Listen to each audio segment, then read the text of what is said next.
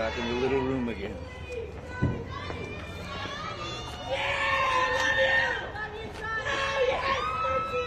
Thank you so much. Thank you.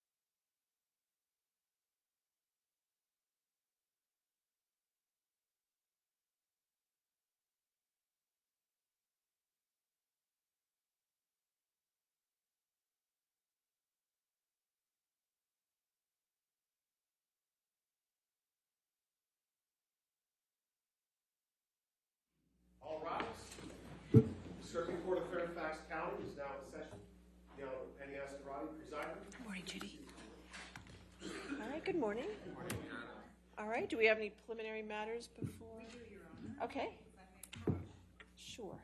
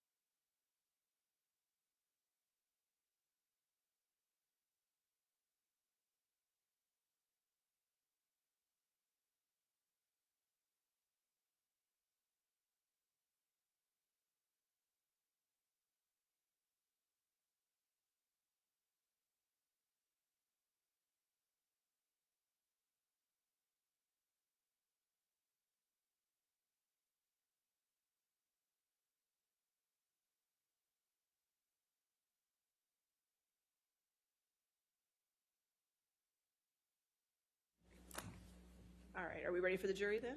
Yes. Okay.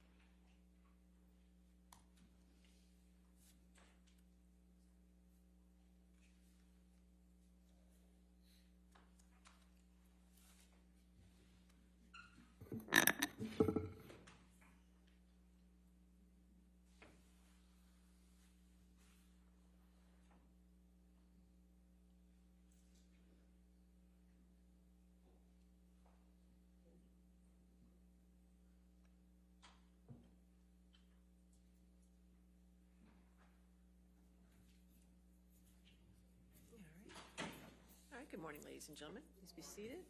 All right, your next witness. Yes, good morning, Your Honor. Mr. Depp calls Officer Tyler Haddon. And ladies and gentlemen of the jury, the first part of the testimony you will hear is questioning by Ms. Heard's counsel, and then we'll let you know when Mr. Depp's counsel takes over the question. All right, thank you. By deposition. Thank you.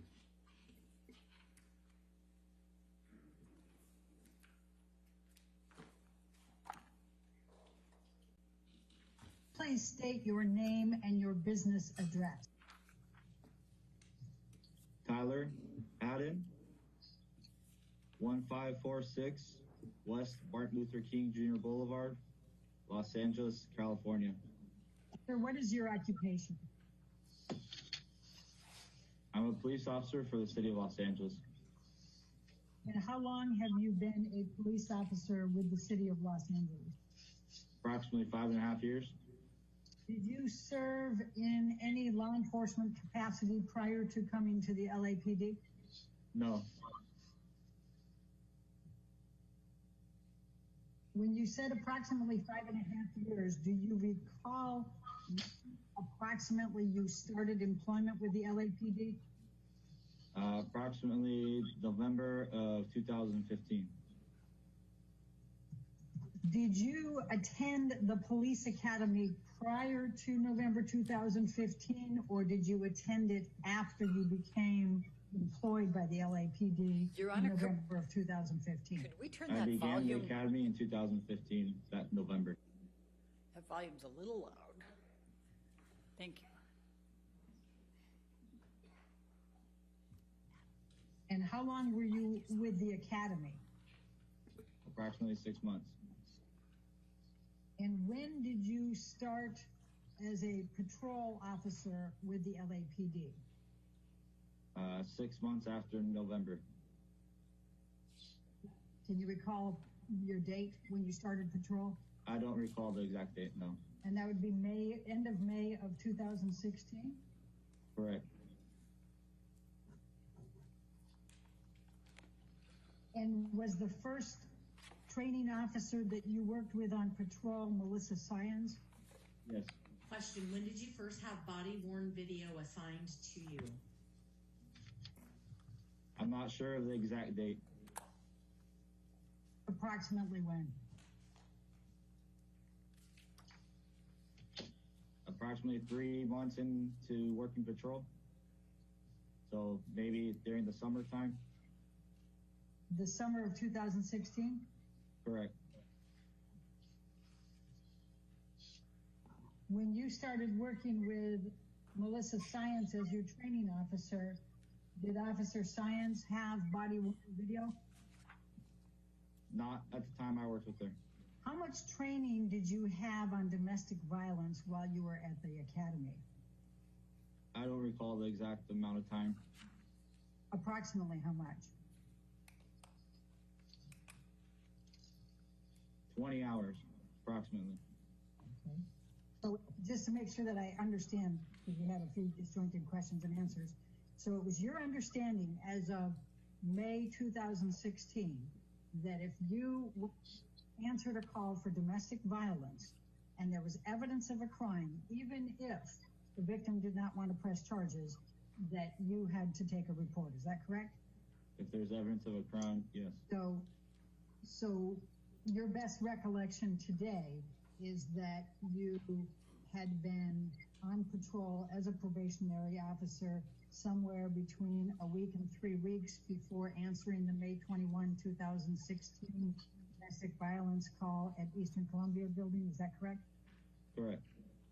Do you recall any of the other incidents that you reported to that evening of May 21st, 2016? No. At all? Any part of them? Nope. So this was new for you working with Officer Syons, is that correct? Correct. And as the probationary officer, then you would defer to Officer Syons, is that fair? Correct. And if you could just describe to me what your understanding of Officer Syons' role was to you as your training officer in May 2016. to teach me and guide me in how to become complete the duties of being a law enforcement officer. Officer Haddon, under your understanding of the LAPD rules in 2016, if a victim of domestic violence said that the altercation was only verbal, would that require you to write a report? No. Okay. Now, I'm going to ask you to take a look at the first page of what has been marked as deposition exhibit number 1. It's actually number 3, my apologies. And this is an incident recall. What is your understanding of what this document is, Officer Haddon? It's essentially what is given to us on our computer. And what do you mean is given to us on our computer? In our car. Right, so what happens? So when we're assigned a radio call, the radio call comes to our computer in our car, and this is what we see on our screen, but in a different format. Now, how was this particular call characterized by the dispatch, at least initially? Initially, it was dispatched as a domestic radio call. Okay. And what does domestic radio call mean to you? That there's some type of, whether it's disagreement all the way up to a violent crime that's occurred between two people that are in some type of relationship or have some children in common. So, Officer Haddon, this comes out into the system and it's accessible by all of the LAPD black and whites that are on patrol that night, correct? Yes, whoever is logged in and working that night, I could look up any division's radio calls if I wanted to. And then it has a DS and then ER after stat. What does that mean? DS means dispatched. ER means we're en route.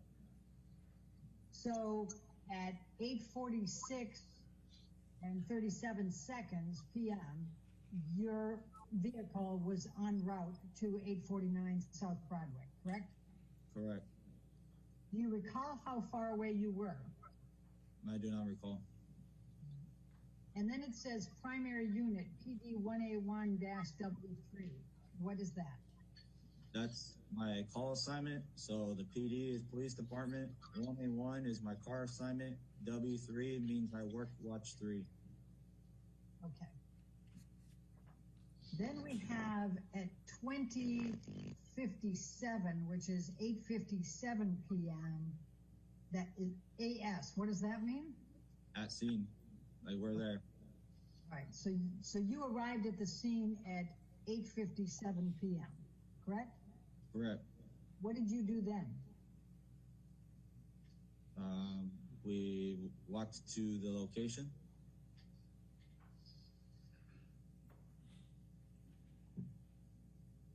Do you recall anything that you did before you went up to the penthouse? We walked in and met with security who showed us where the elevator was.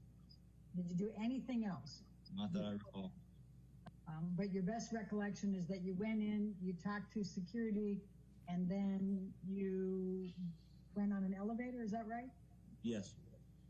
Do you recall what time you arrived at the apartment, the penthouse? No, I don't recall. All right. Then your next entry here is 21:22. So that would be 9:22 p.m. and 57 seconds? Yeah. Okay. Met with victim, check lock, verified husband left location, victim advised verbal. Do you see that? Mm-hmm. Who wrote that? That's what we write when we put the comments of the call of what happened in the radio call. That's what we wrote. So do you recall whether that was you that wrote that or Officer Science? I don't recall who wrote it. All right. And so you were back in your vehicle by 9:22, is that correct? Approximately, yeah. Well, if you wrote this at 9:22, would it be fair to say you were back in your vehicle writing this? Yes. Okay. Now, did you take a report? We issued a business card. I asked, did you take a report? No, Why not? because the victim didn't request a report, and during our investigation, we didn't reveal that we needed to take a report. So who decided to use the words victim advised verbal dispute? Whoever created the comments of the call used the word victim. Whoever gave the comments of the call used the word victim. So I don't know who that was. And I'm even more specifically asking who chose the language advised verbal dispute. It was either my partner or I. I don't recall who. Now, what is the significance of writing down verbal dispute? We're writing what happened, what we believe is happening, and what our investigation revealed. But you were not present at any time when Ms. Heard discussed whether there was any type of verbal argument. Is that correct? Was I there? Yes. Was I speaking to her? No. Was there any discussion of verbal argument in your presence when you were up in the penthouse investigating? Not that I recall. And you did not hear Ms. Heard say that it was only a verbal dispute, correct? I did not. Now, I asked you a little earlier if it's a verbal dispute, whether that triggers having to write a report.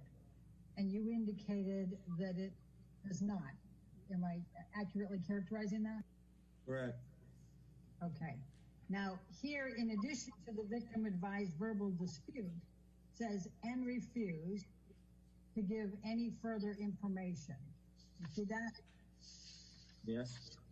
Question, okay, so if the victim does not want to press charges and advises that it's a verbal dispute, then that would not trigger you writing a report. Is that your understanding of LAPD?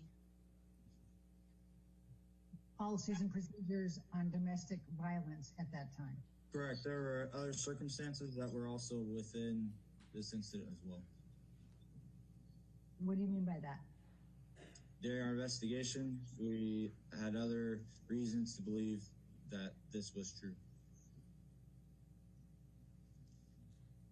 I'm sorry, during your investigation, you had other reasons to believe what was true? That it was a verbal dispute. And what did you have during your investigation that created in your mind evidence that it was only a verbal dispute? After discussing the investigation with my partner at the scene, the Ms. Heard refused any medical treatment and had no visible injuries. There was no sign of struggle, and the victim, the witness that was there that I spoke with was uncooperative as well.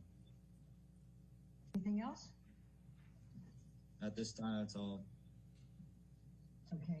Now, you recall seeing that Ms. Heard was in tears and was crying and red-faced. Would you agree? Correct. From a distance. Well, from a distance, Ms. Heard was in tears, crying, and had a red face, correct? Correct. Why did you issue a business card? It's part of our policy. We're supposed to issue a business card, and it shows that we are there and completed an investigation. And if she would like us to come back, we offered that assistance that we can come back at another time if she feels like she needs us to come back. Did you take any notes at all? Note of what? No, during the time that you were investigating this call. No. Did you take any notes after you got back down to your car about the call? No. Did you take any pictures? No. Did you record anything? No. Would it be fair to say that on 5/21/2016 at 9:22 p.m., you and your training officer, Science, considered this incident closed? I said, yes, that is correct. At that time, we pressed enter and the call went off my screen, meaning it was completed. Did you ever have anything come up on your screen again relating to this incident that evening? Not that I recall. All right. At the time that you closed out this incident on your screen at 9:22 on 5/21/2016, did you know that this call involved Johnny Depp? No. Did you, at the time that you closed this out on your screen, did you recognize Amber Heard? No, I had no idea who she was. And is it fair to say that you considered these people to be, quote, just citizens, end of quote? That's correct. Did you have any communications at all with Officer Gatlin or his patrol partner the night of May 21st, 2016? No, not that I recall. So the next thing we're going to go to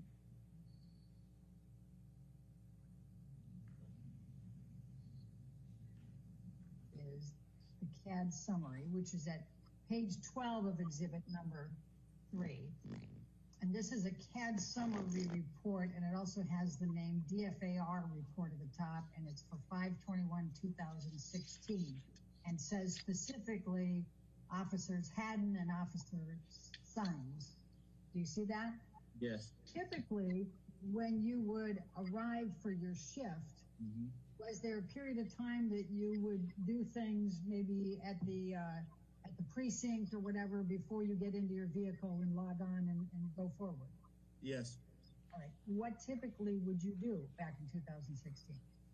I would change, put on my uniform, and then I would have a roll call where we'd be given our assignments, and then we would stand in line and check out our equipment and check out our car, and then we have to go put our equipment in the car, and then wash the car, vacuum the car, gas the car, and then go and find out if there's any radio calls pending.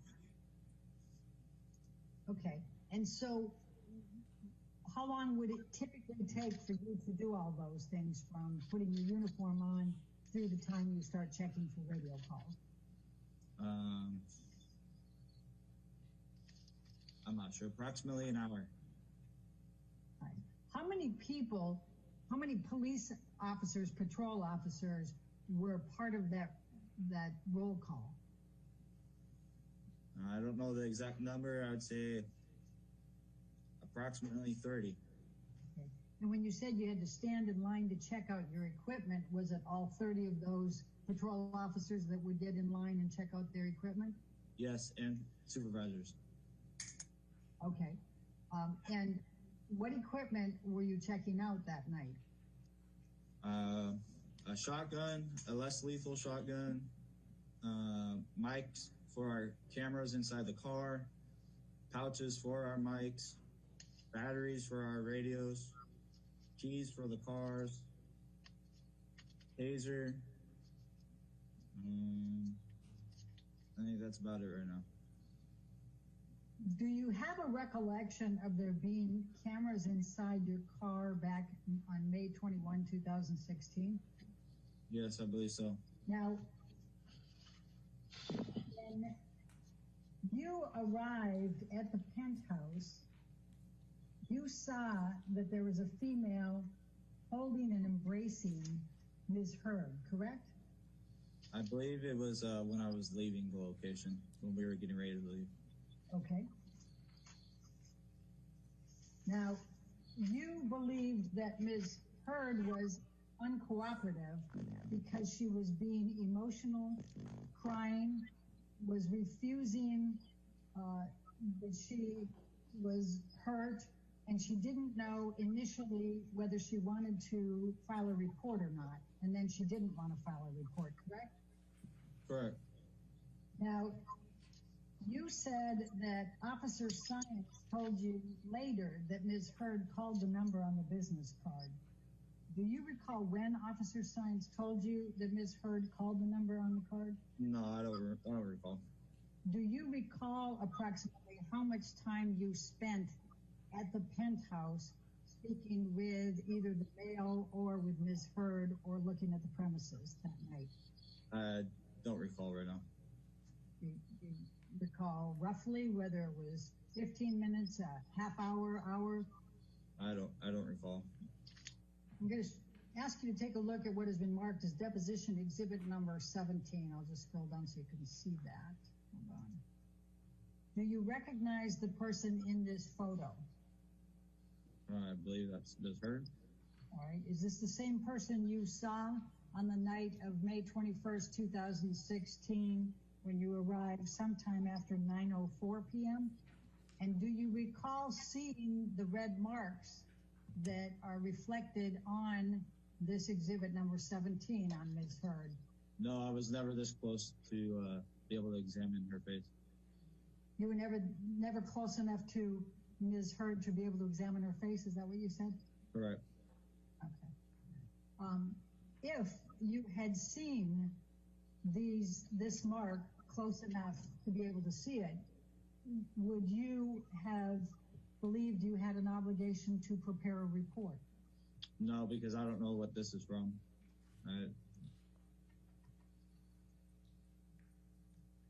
Would you agree it's a red mark on her face? Yeah, I'll ask it. from what I saw was red from her crying. There was no red marks from any other thing. It was consistent with her crying. Does this look like a red mark that's from crying? Officer Haddon, in reviewing this picture, does it appear that there's an injury on Ms. Heard's face in this picture? No. You would say that doesn't evidence an injury? No.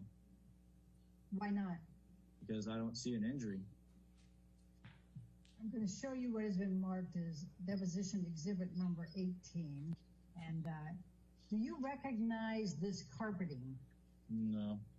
Officer Haddon, what do you see in this picture? I see stripes with some type of stains on to be a possible flooring. Okay.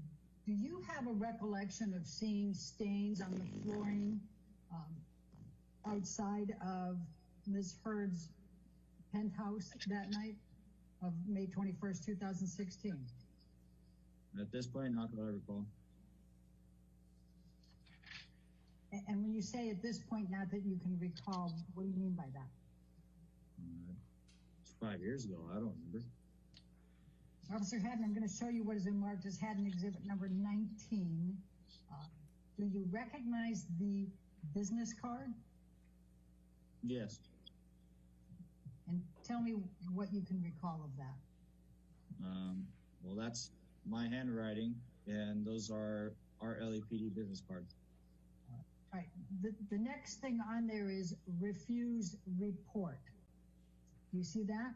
Yes. Okay.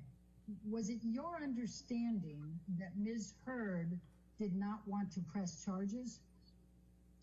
She spoke with my partner, and that's what my partner advised me. Okay. Were you ever in the room when Ms. Heard either, quote, refused report or refused to press charges?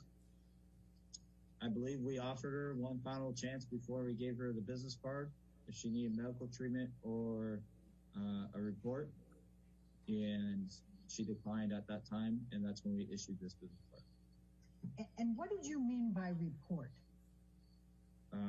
An official investigative report. Is that the victim's choice to write, whether you write an official investigative report? Yeah.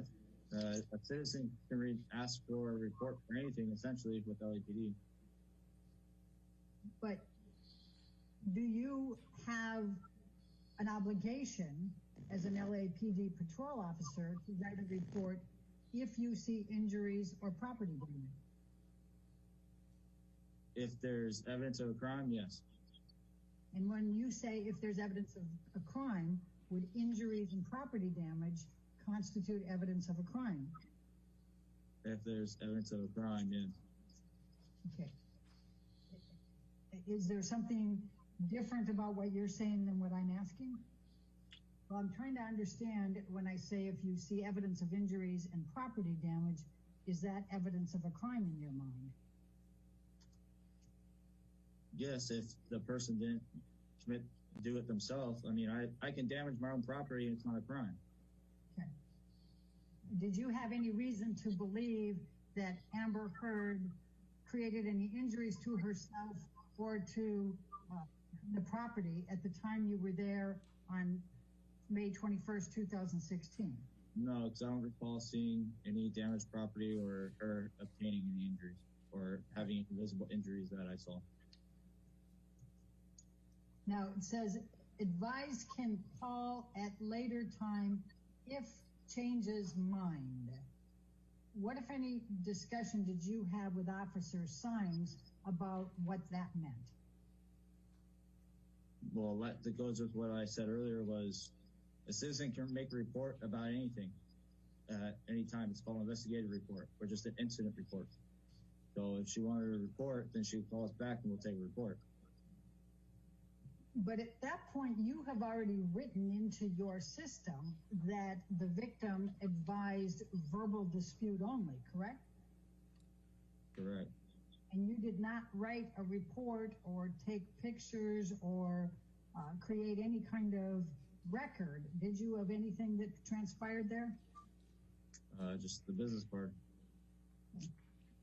I'm going to ask you, Officer Haddon, to take a look at what has been marked as deposition exhibit number 24. Do you recognize the person in this picture? Miss Heard? Well, do you recognize her as Ms. Heard? No, I had no idea who she was. Do you recognize the person in this picture on Haddon exhibit number 24 as the person who was the subject of your and Officer Symes reporting to the Eastern Columbia building that evening? Correct. All right, so let's go to exhibit number 24. And what do you see in this picture with respect to whether there is any injury depicted on Ms. Heard? I see a female white, fair skin with pink cheek. I'm sorry, with a what? Pink cheek and pink eyes. All right. Do you recognize that as a potential injury on her face? Knowing what our investigation revealed, no, that pink's consistent with Brian.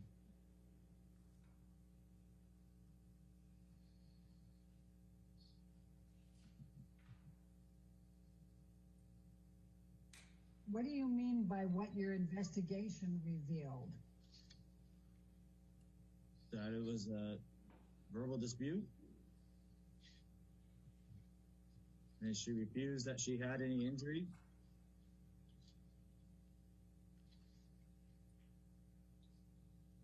And just so we're clear again, you were never in the presence of Ms. Heard when she at any time said it was only a verbal dispute, correct? Correct. Now, would you as a police officer investigating, if you saw this, what's depicted in this picture, would you believe that you need to investigate further? Yeah, I would need additional information. Just because I see a female with pink cheeks and pink eyes doesn't mean that something happened. They should be sad and crying that their dog died. Did you engage in any further investigation? No, the only investigation I did was part of speaking with my partner, and then Speaking with the witness. With the witness, the next door neighbor. And what did you discuss with the witness, the next door neighbor? I tried to obtain information of what occurred. What did you ask? Who, what, when, where, why. And what did he say? I don't remember his exact words, but he wasn't very coming with the information. I had very vague information as far as what he was telling me. What do you specifically recall the witness telling you? I don't recall. You don't recall at all? I don't recall specific words or sentences. Do you recall the witness taking you around and showing you property damage in the penthouse? No, I recall my partner and I doing a protective sweep, and that's it. You don't recall Josh Drew being with you and taking you through? I don't recall if someone else was with us or not. Do you recall one way or the other? I don't recall. All right.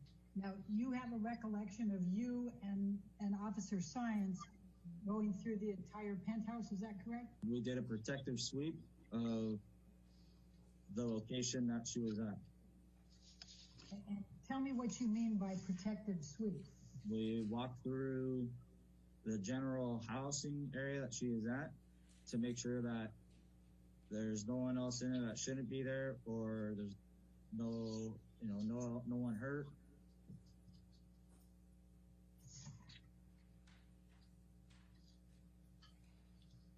Do you recall how many rooms you went through?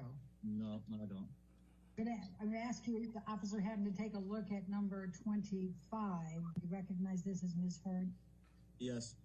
All right. And do you see any injuries depicted on this picture? No. I'm going to show you what has been marked as exhibit number 26.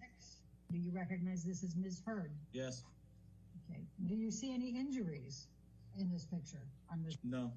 I'm going to ask you the same question. Exhibit number 27, do you recognize this as Ms. Heard? Yes. And do you see any injuries in this picture on Ms. Heard? No. I'm going to ask the same questions. Officer Haddon, I'm going to ask you to look at Haddon exhibit number 28. Do you recognize this as Ms. Heard? Yes. And do you see any injuries depicted on Ms. Heard's face in this picture? No. I show you exhibit number 29. Do you recognize this as Ms. Heard? Yes. Do you see any injuries on Ms. Heard in this picture? No. Now, you indicated that you and Officer Sines went through the apartment, correct? Correct. We did a protective sweep. Protective sweep. And in doing the protective sweep, you did go in the room, correct? I mean, I don't know exactly where we went, but we walked around what she claimed was her living quarters. Would you agree that if Ms. Heard displayed injuries at the time that you reported to her residence after the domestic violence call, that you would have had an obligation to prepare a report? If there was injuries or a complaint of pain, yes. I'm sorry, injuries or what? Complaint of pain? Would you agree that if Ms. Heard displayed injuries that you perceived to be injuries at the time you reported to Ms. Heard's residence after the domestic violence call on May 21st, 2016, you had an obligation to prepare a report?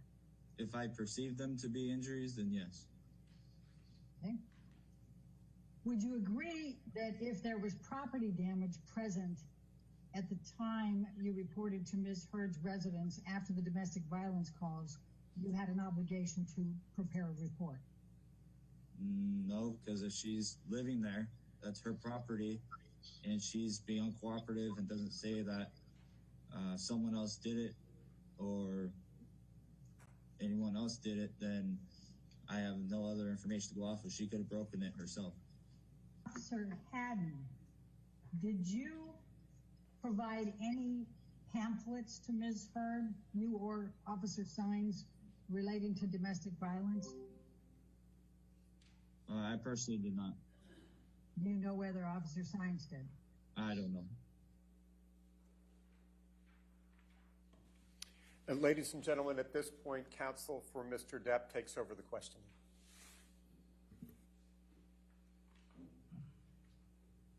Did you see Ms. Heard's face on the evening of May 21, 2016? Yes, On how many occasions did you see her face? I believe 2. And the first time you saw her face, how close to her were you? I don't recall exactly. I think it was approximately 10 feet. Did you perceive any, did you have any problems with your eyesight at that time? Objection. No. Did you have 20/20 vision as of May 21, 2016? No, I wear contacts though, so I can see perfectly fine. Were you wearing your contacts that evening? Yes, Did you have any trouble seeing the contours of her face the first time you saw her that evening? no, Did you perceive any signs of injury on her face or anywhere else on her body that was visible to you? no.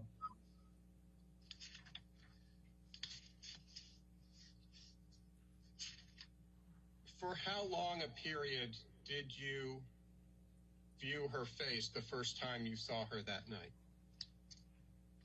A few seconds, not very long. And how much later was the second time you saw Miss Heard? Right before we left, And how close to her were you when you observed her face? approximately 10 feet. Did you have a clear view of her face? Yes, Did you still have your contacts in at the time? yes, Was there sufficient light that enabled you to actually see her face? I believe so. I believe it was the light was a little dimmer, but it was still lit. Did you perceive any signs of injury to her face on that second occasion? No, Did you see any swelling of any kind on her face, either during the first time you saw her or the second time you saw her that night? no, Did you see any marks on her face either the first time you observed her that night or the second time you observed her? just the redness which was consistent with her crying. Did you see any time that night any indication of any bruising on her face? No, Did you see at any time that evening any indication or any sign whatsoever of any injury to her face? no, And going to your, was it the security, what was the term you used? The security sweep, is that correct? the protective sweep. Protective sweep.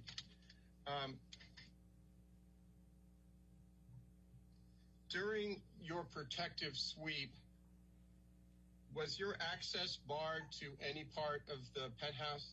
My access what? Sorry. Did you have free access to the penthouse? The witness that was there, he kind of, I believe he guided us kind of through the place. I don't know, wherever he guided us through. Did you see any broken glass anywhere in the penthouse where you did the protective sweep? Not that I remember. Were you looking for any signs of a disturbance? Yes. Why were you looking for signs of a possible disturbance? Signs of or any evidence that a crime has occurred. Is that standard procedure, a police procedure? Yes. And why do you look for potential signs of vandalism or disturbance to property in the course of a domestic violence allegation or possibility? Just because that tends to happen when some type of domestic altercation occurs between two people. Did you see any sign of any kind of property damage or vandalism that evening? Not that I recall. Did you see any signs of spilled wine on the Objection. floor? Not that I recall. If they were visible or a complaint of pain. Do you recall some questioning from Ms. Heard's counsel, Ms. Bredehoft, about a man who led you through the penthouses on the evening of May 21, 2016? Yes. Did you describe him as uncooperative? Yes. Let me ask another question. Was he cooperative with your inquiries that evening? No. What do you mean by that?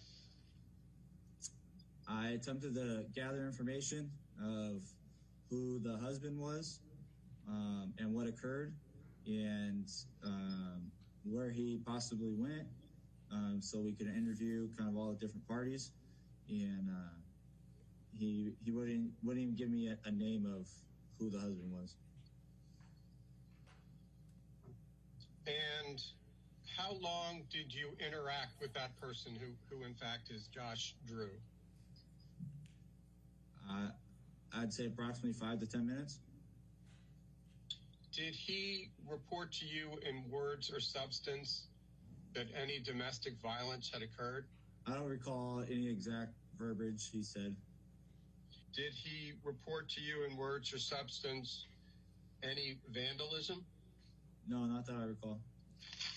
On the evening that you and your partner got a call to the penthouse on May 21, 2016, were you and your partner in a particular hurry to close out this incident? No. Were you willing to stay as long as was necessary to resolve the matter? Yes. Would you generally take notes for a verbal dispute only? When we disable the call and we get rid of the call, we leave our comments of what occurred and what we did in that call. Would you generally write a report for a verbal dispute only? No, unless it's at the request of one of the parties.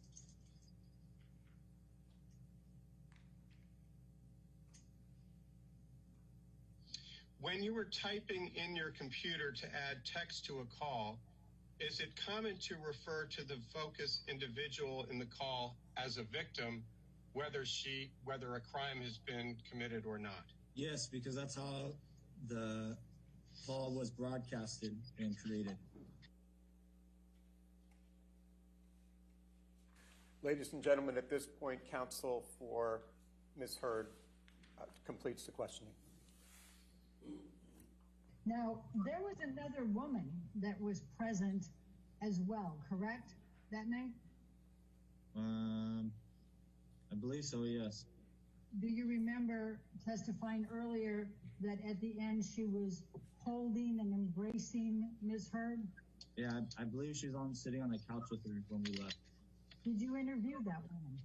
No, she was with Ms. Heard when my partner was speaking with her, I believe. I never spoke to her. Did you ever attempt to interview that woman that was on the couch who was embracing Ms. Heard? No, because I was speaking with the gentleman outside. Do you know whether Officer Science ever attempted to interview that woman who was sitting on the couch? I am unaware. Okay.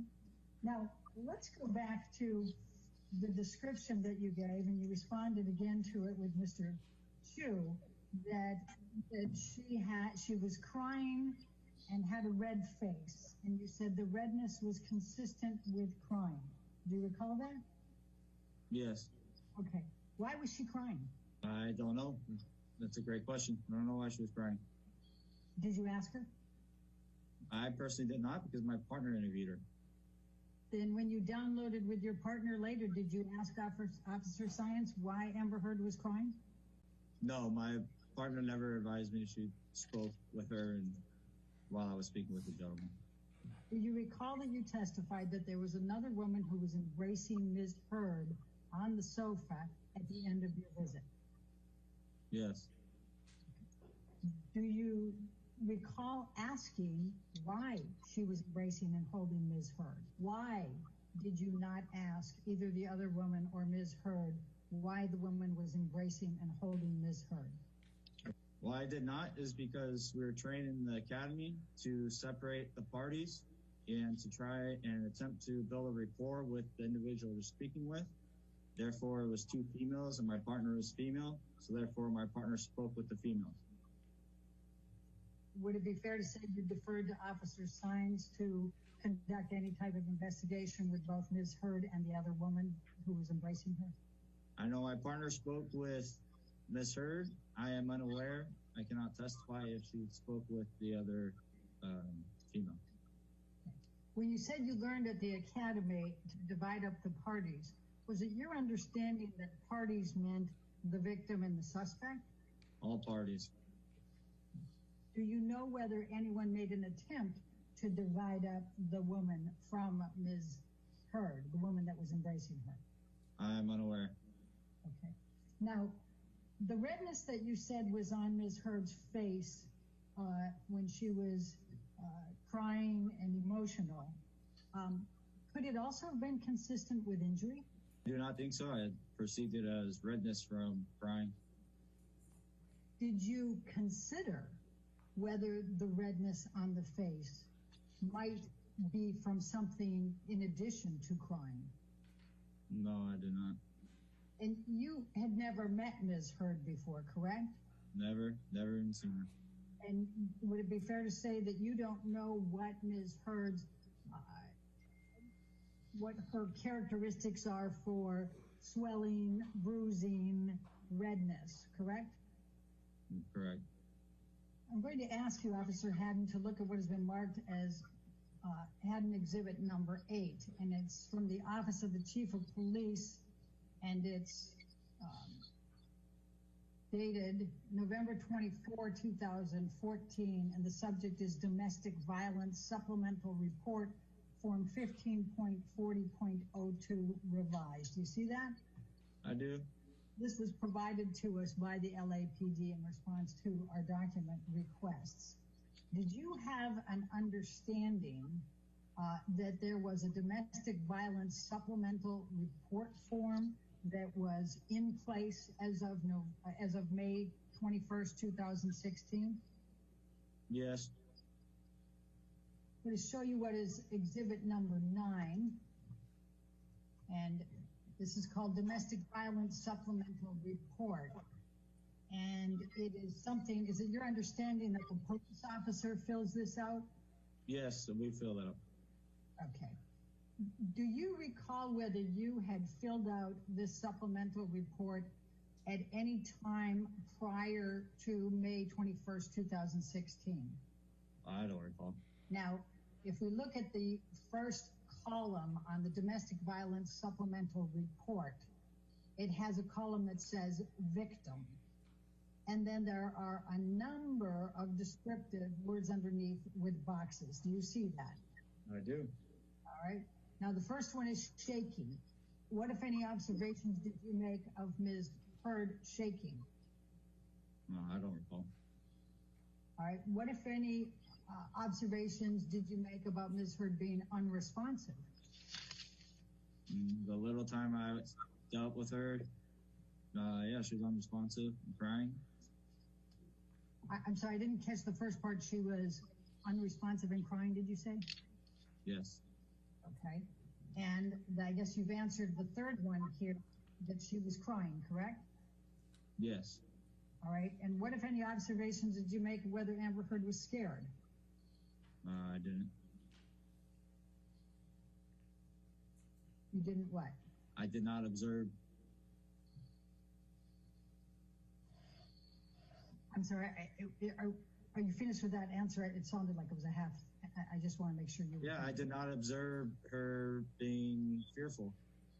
Okay, but Ms. Heard did not want to file a report, correct? Correct.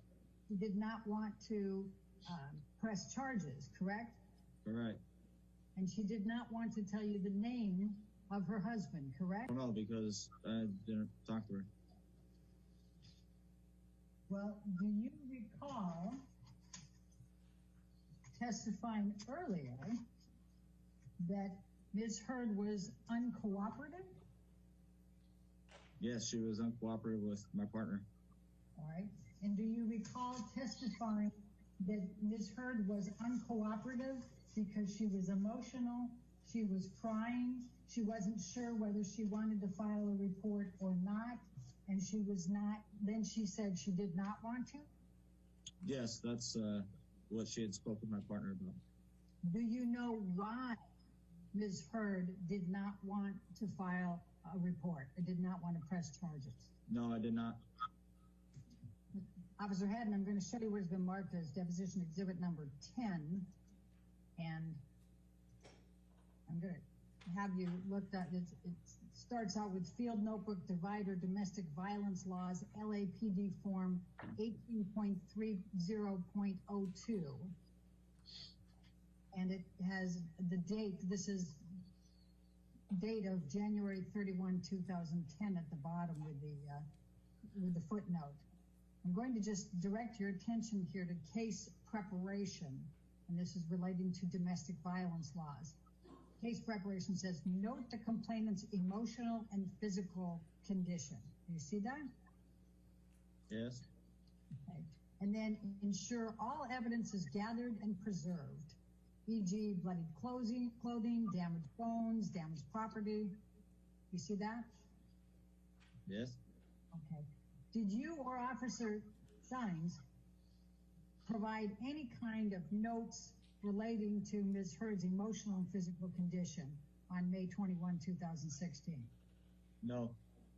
Did you or Officer Sines ensure all the evidence was gathered and preserved, including the damaged property? I said no, and all these things would have been documented if there was a report. All right, let's go to the next bullet point. It says, ensure photographs are taken of injuries or lack of injury to complainant and accused, both the day of and day after. Did you take any photographs to show a lack of injury? No. Did you take any photos to show a lack of damage? No. All right. And then this next one is ensure photographs are taken of the scene and damaged property, etc. So I've already asked you that one, so let's go to the next one. Canvass location and interview all witnesses, including children, neighbors, law enforcement. Did you do that in this instance? Yes. Who did you interview? I spoke with the gentleman. All right, anyone else? No, that's it. Now, there were 2 females present in addition to Ms. Heard, were there not? Yes. Including her, I believe there was 2. You don't recall the 3rd woman there? No, I don't recall a 3rd woman being there. All right. Did you ask if there was anybody else that was present who had witnessed any aspect of this? I don't recall exactly, but Let's go to exhibit number 11. So what did you determine this call was after your investigation? Dispute, a verbal dispute. It's not against the law to argue. I argue with my wife. So you decided that there was only a verbal dispute, therefore it didn't constitute domestic violence? From the information or lack of information I was able to receive from the witness and the information my partner gathered, yes. Is it your understanding that a police officer can be brought up on charges of misconduct if they engage in neglect of duty? Yes. All right. Is it also your understanding that a police officer can be brought up on misconduct charges at the LAPD if they violate department policies, rules, or procedures? Yes. And is it your understanding that a police officer can be brought up on charges of misconduct if they engage in conduct which may tend to reflect unfavorably upon the employee or the department? Yes. All right. Thank you. Your next witness is by deposition also. I assume you need a few minutes to switch that out, or are you ready to? We're ready. Well, actually, I think we still have Oh, I think that's right. Okay, why don't we go ahead and, it's early, but let's go ahead and take a morning recess for 15 minutes so we can take care of that and get it set up for the next deposition, okay? So don't talk to anybody and don't do any outside research, all right?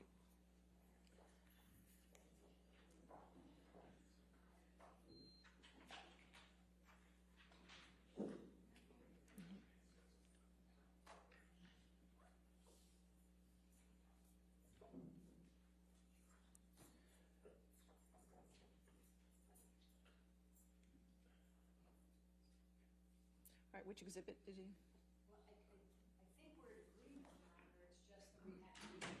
Okay, who's the next, which deposition is next? Officer William Gatlin, Your Honor. Officer Gatlin? With him, so Okay. we did the redactions that we discussed. I don't know how to. I haven't seen it yet, so I All just right, need why to don't I go ahead confirm. and take the 15 minutes, and when I come back, we can figure it out. So, Because I don't think we were in disagreement on anything else. okay, and how long is this deposition? I believe it's around 35 minutes, Your Honor. Okay, so we'll be able to start the next one right after that. We should be able to, yes. So why don't you go ahead and get the exhibits for the next one after that as well, and I'll come back at 11:20 and we can do both of them, okay? Thank you. All right. Thank you, Your Honor.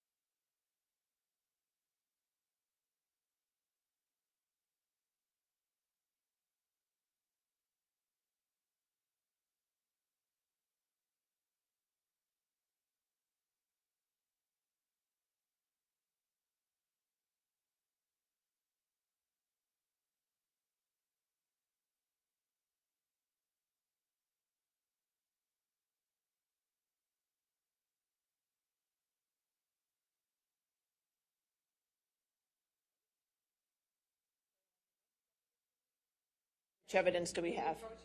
Yeah, okay.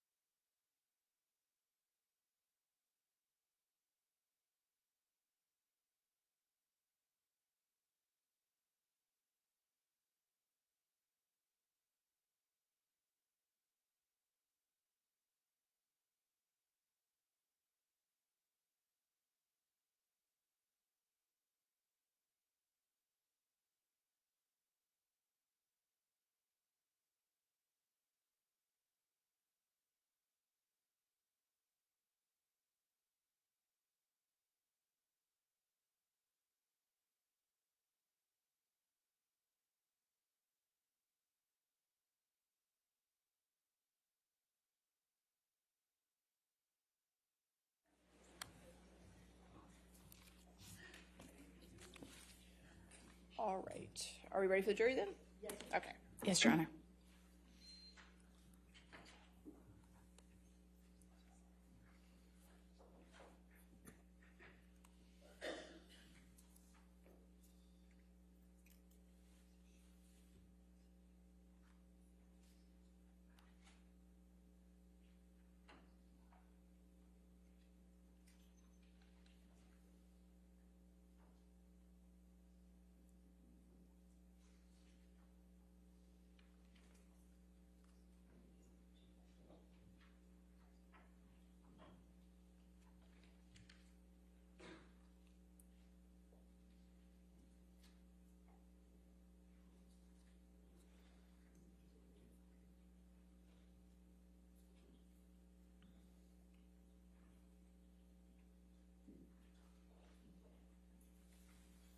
All right, thank you. All right, your next witness.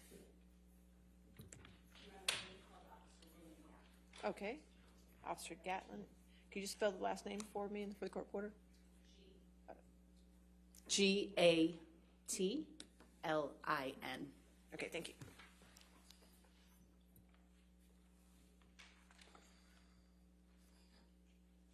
Name and business address for the record.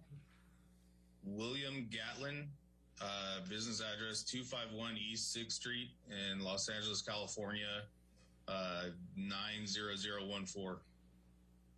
How long have you been an officer with the LAPD? 8 years. And what is your rank? Police officer 2. Now, your partner on May 21, 2016 was Officer Diener, is that correct? Yes. You were wearing your body cam on Yeah. May 21, 2016? Yes. When were you first assigned body cams? Sometime in 2015, I think. I don't remember. Officer Gatlin, I'm going to show you what has been marked as Defendant's Exhibit number 6. And I'm going to go ahead and go down to the second page.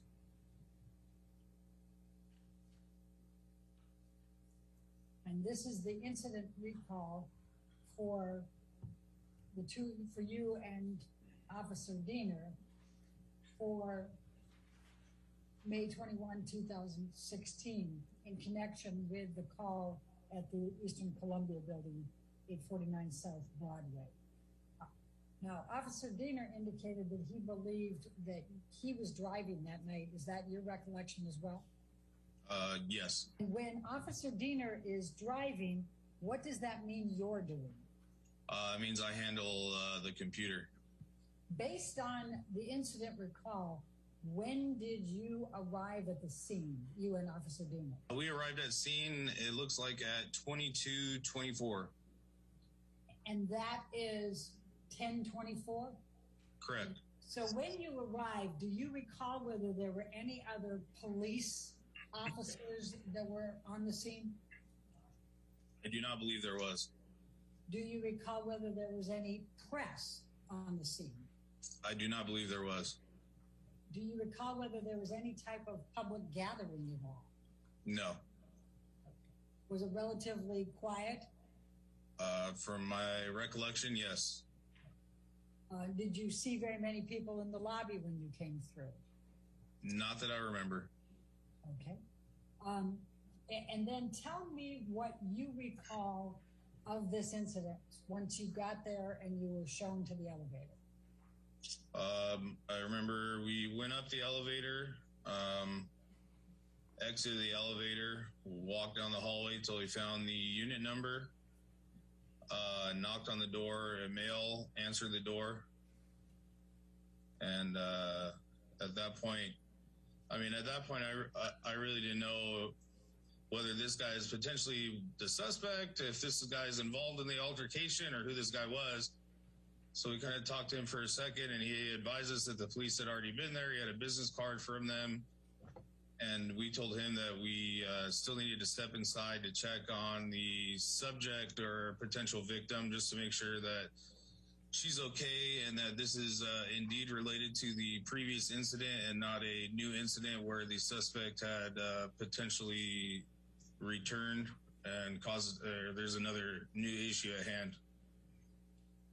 So do you recall that you already knew that this place that another officer had answered the call, or other officers had answered the call before you got there? Yes, I already knew there was a previous caller. And how did you know that? Just kind of keeping track. When you're on the computer, you kind of are able to keep track of the calls throughout the night and where they're at and what's going on. And did you know that Officer Sines and Haddon had been the ones who had answered the call earlier? I believe so. Okay. Did you speak with Officer Sines or Officer Haddon before you went to the Eastern Columbia building? No. I'm going to take you down to the same exhibit. The page that's Bates stamp numbered LAPD 11. And I'm going to ask you, this is a TOMSG data log. Do you recognize this document? I've never seen this before. I've never seen one of these documents before. All right. Do you have a recollection of receiving an administrative message at 22:22:30, which would be 10:22:30, saying incident 4756 is the same incident as yours, 1A1 handled earlier? Doubt she called back, probably just delayed response? I do not recall getting that message. Right below it, at 22:23:22, which is 10:23 and change, it shows that your unit responded with ROG, in other words, Roger, to that message. Do you see that? Yes. Would that have been you that did that, or would that have been Officer Diener? Probably me. Okay. And is that because you weren't driving and Officer Diener was? Yes. Okay. So does this refresh your recollection of what had been communicated to you and why you knew that someone had already answered this call earlier? Yes. Are you familiar with the term cycle of violence? Yes. Well, typically, do you make arrests on domestic abuse calls? Sometimes we do, and sometimes the other party is no longer at scene, and we would just take a report. Okay. Are there times where they just refuse to cooperate and you just left?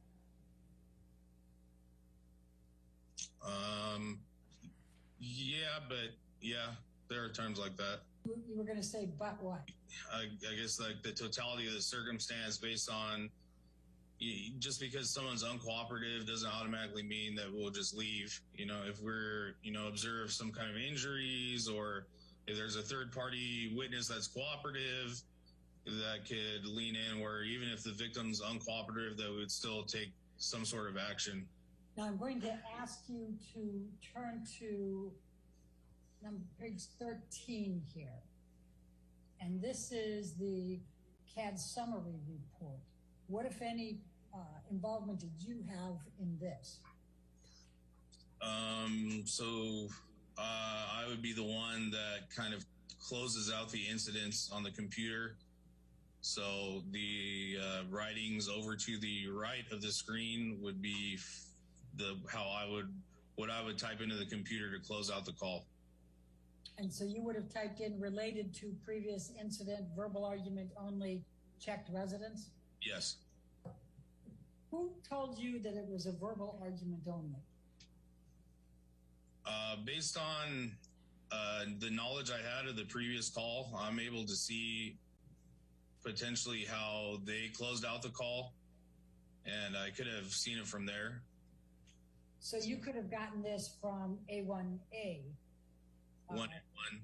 1A1, yeah, their report, Officer Sines and Officer Haddon, and then just repeated it here. Yes. Okay. Do you have any recollection of anyone in the apartment up in Penthouse 3 saying that there had been a verbal argument only? Not to my recollection. Well, let me just jump back to the events of May 21 for a moment. Were you aware that that was the apartment of Johnny Depp and Amber Heard? No. When did you first become aware of that? I don't remember. Are we talking months, days, hours? It was a couple days. And do you remember how you learned of it? No, I don't. And did you know who Johnny Depp was at that time? Yeah. And were you a fan of Johnny Depp's as of May 21, 2016? I guess I liked a couple of his movies. I don't know. I'm not like rushing out to go see him or anything. I don't know. Are you a fan of Johnny Depp's today? I can remember the last movie I saw of his. Did you know who Amber Heard was as of May 21, 2016? I was aware that there was an actress by the name of Amber Heard, but I was not totally familiar with her or any of her work. When you saw the name Amber Heard on the incident recalls, did it register with you that she was an actress? No. Did you recognize Amber Heard when you came to the apartment on May 21, 2016? No. How close did you come to Amber Heard while you were in the apartment?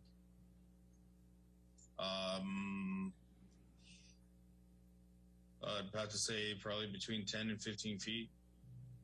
And what was the lighting like where Amber Heard was sitting?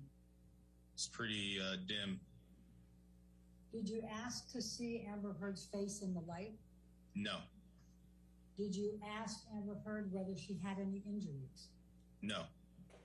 Did you interview any of the persons present about what had taken place earlier that night? No. Why not? Because I was aware that there's a previous call regarding the incident, and the male that answered the door kind of made it clear to us that this is still left over from that same incident, and a new incident had not occurred. So I didn't feel the need to at that time. Did you go through and search the entire apartment, including bedrooms, offices, and other areas? No. Again, why not? Same as I explained earlier, and they were all adamant that her husband was no longer at scene. Did you go into any of the other adjoining apartments? No.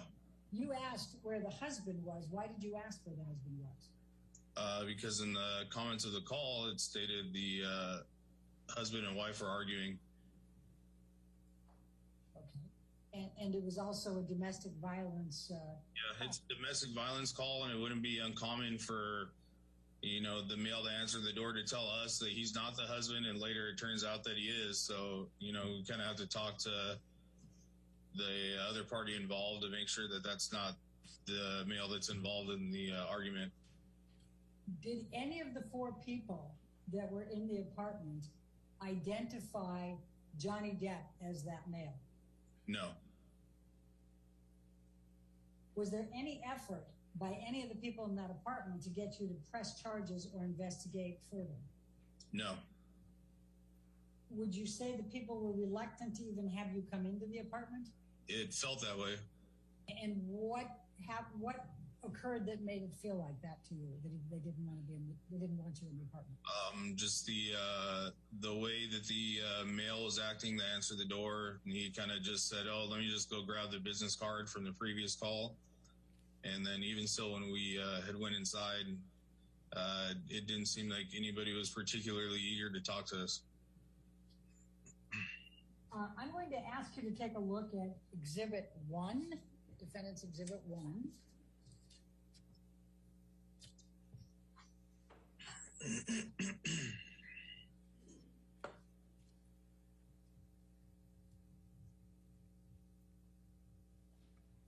And this is the Daily Mail, Mail Online, July 3rd, 2020. And I'm going to go down to the 10th page.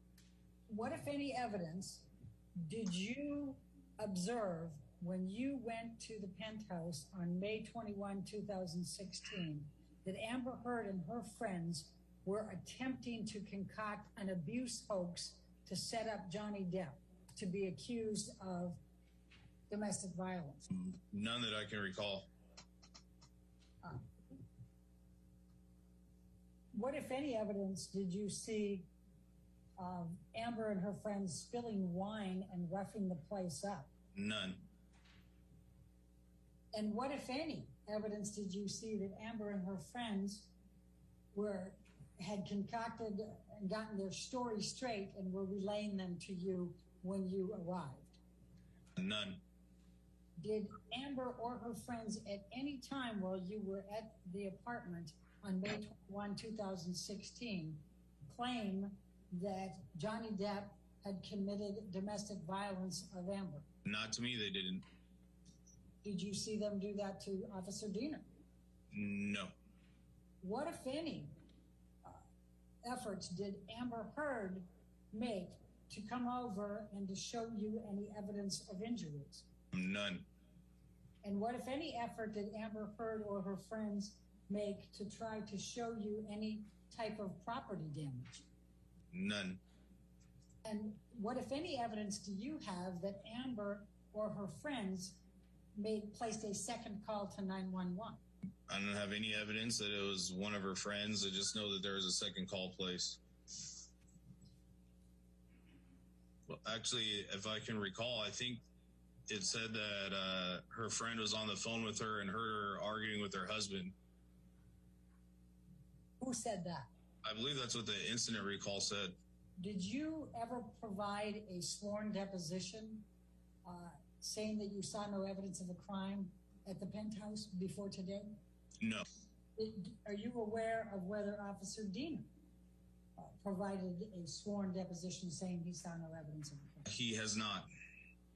Now, this call came in at 20:30, which is approximately 8:30 regular time, PM, right? Yes. Okay.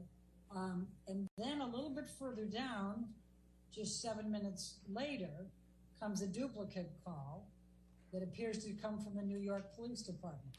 So yes. there were roughly 7 minutes of each other, correct? Yes. Did you see that when you were looking back at trying to look at the history? I believe I saw all of this. Did you see in any of the incident recalls or any of the documentation that you reviewed that the officers, Officer Science and Haddon, reported to the scene, left the scene, closed out, and then another call was made to come to 849 South Broadway? Yes. What did you see? The second call created was the one that we had received. And it says, this is 2209, which would be 1009, right, roughly? Yes. It says, teletype from NYPD ICAP. Female stated she was on the phone with her friend. She began screaming at her husband. Subject, Amber Heard. Husband, Johnny Heard. Male, 53 years old, 5'11", NFD, NFI. Do you see that? Yes. Okay. But that's New York Police Department, and back here it says New York Police Department, correct? Correct. Okay. But after you communicated down here,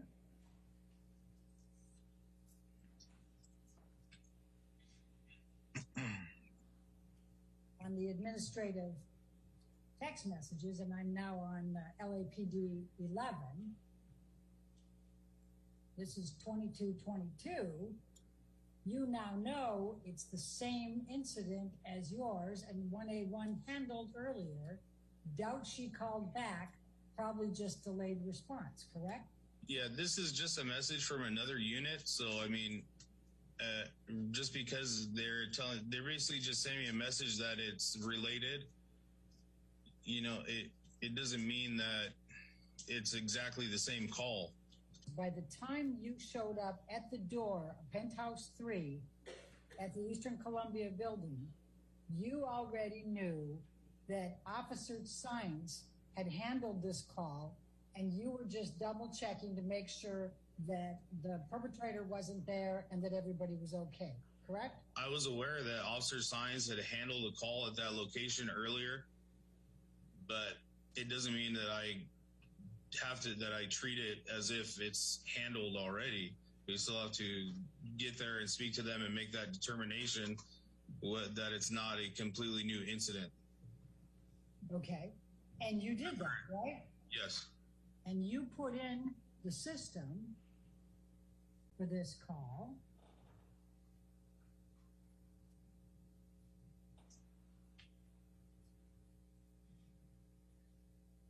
Twenty-one 2046 to 2122.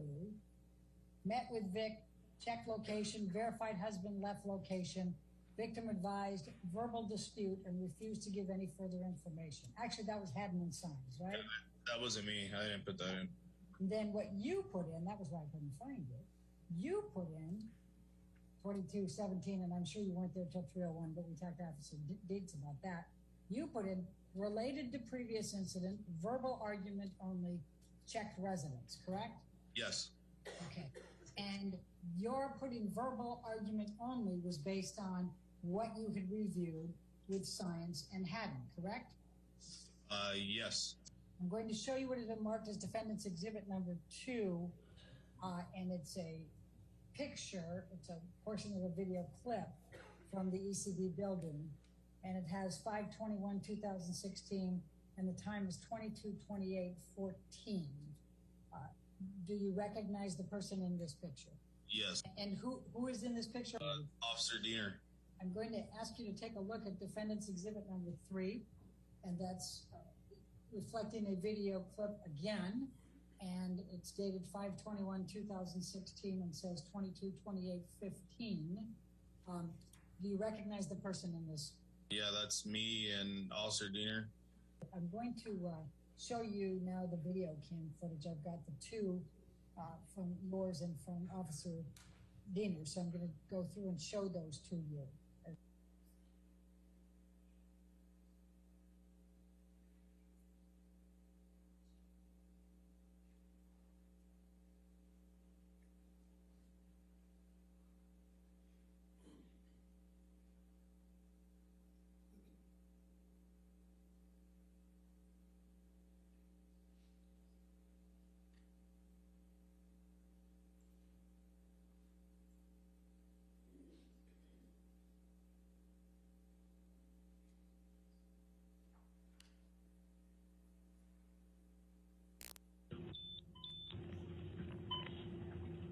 Coffee's hot. Burning up. Word around penthouse 3. Penthouse. Be advised, we're stepping on onto the penthouse floor.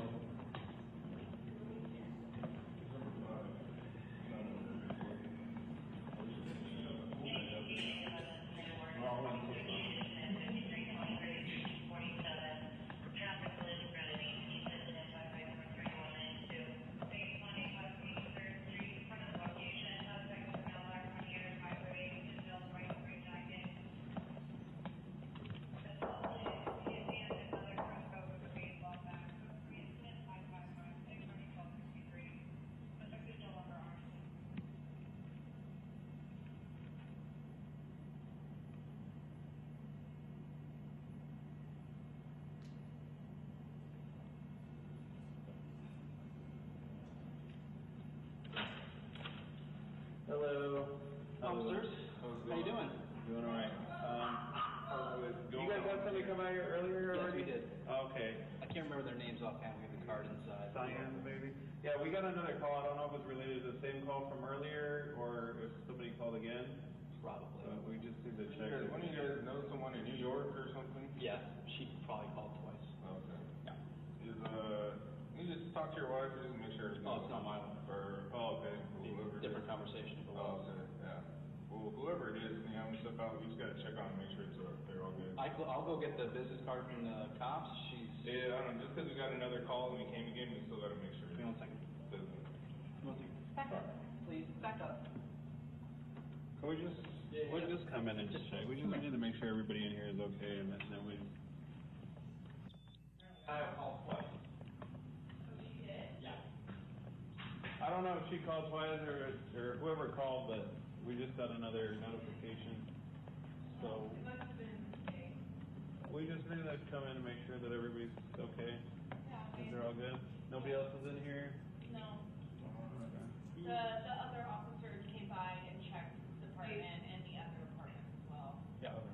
It must have been like a double call. Okay. Who's Amber? You? Okay. And Johnny? Is definitely not here. He's not here? Okay.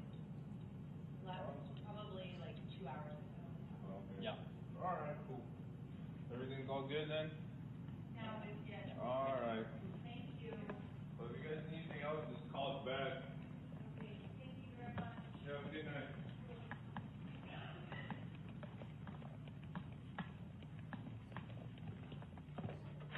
Thank you, officers. Yep, thank you. Have a good night.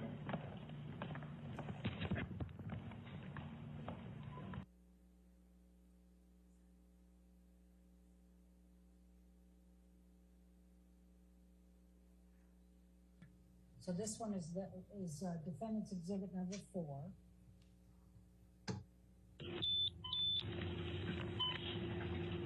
Coffee's hot. Burning up. Word around penthouse 3.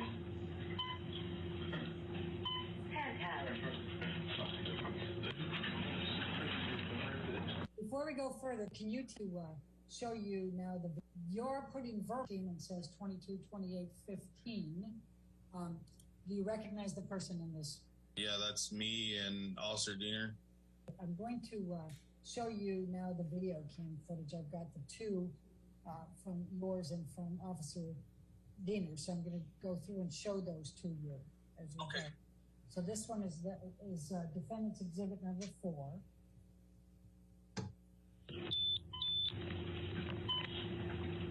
Coffee's hot. Burning up. Word around penthouse 3.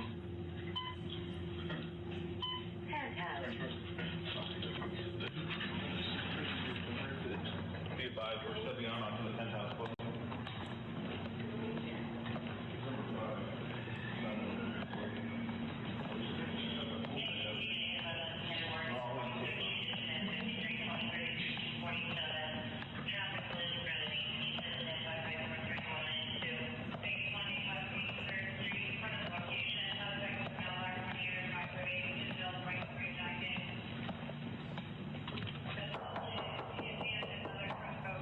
Before we go further, can you tell whether this one is your video cam footage or it is Officer Diener's?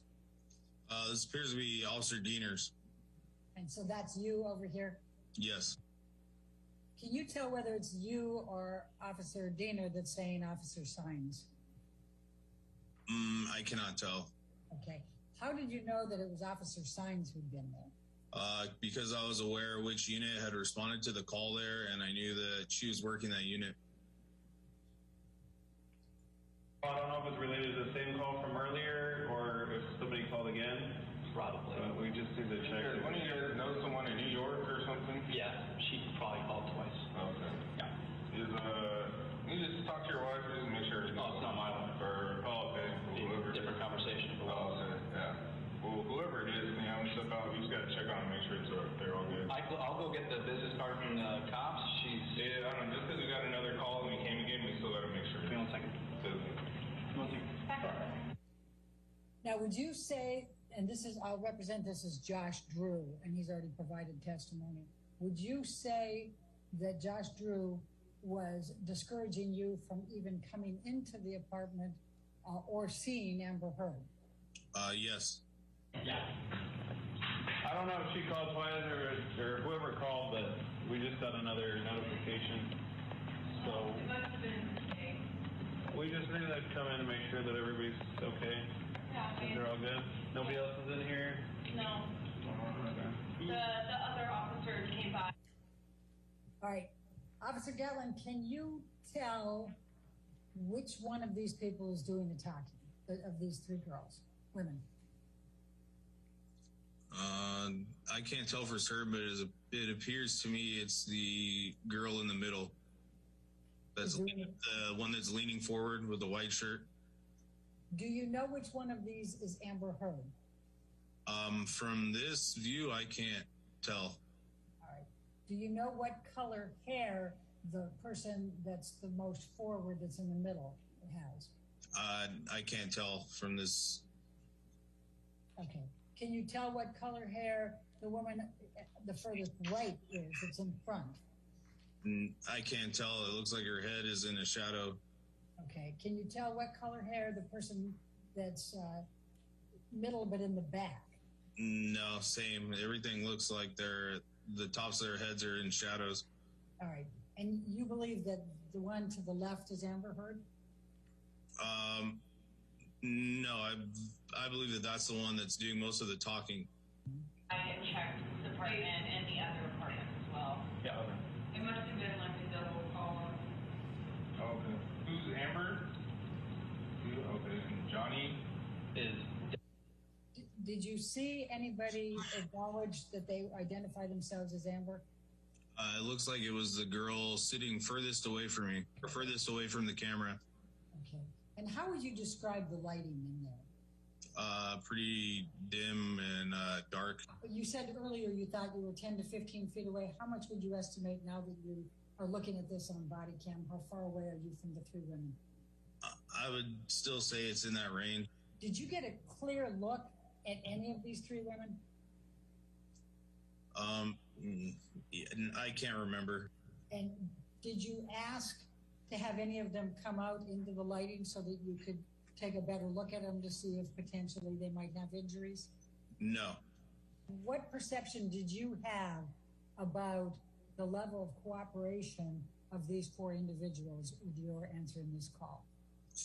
Pretty low level of cooperation. Okay. Now can we bring up exhibit number 5? It's the other video. I just want to run through both of them because there's a little bit of a different angle in the two.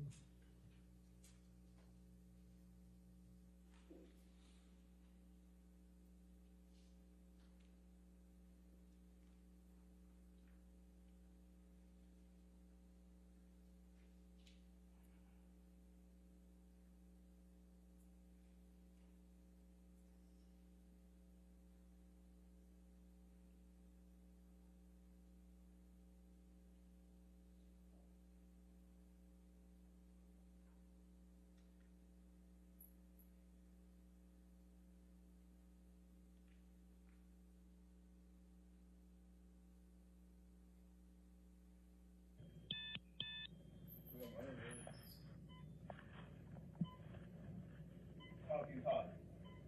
Burning up. We're in round penthouse 3.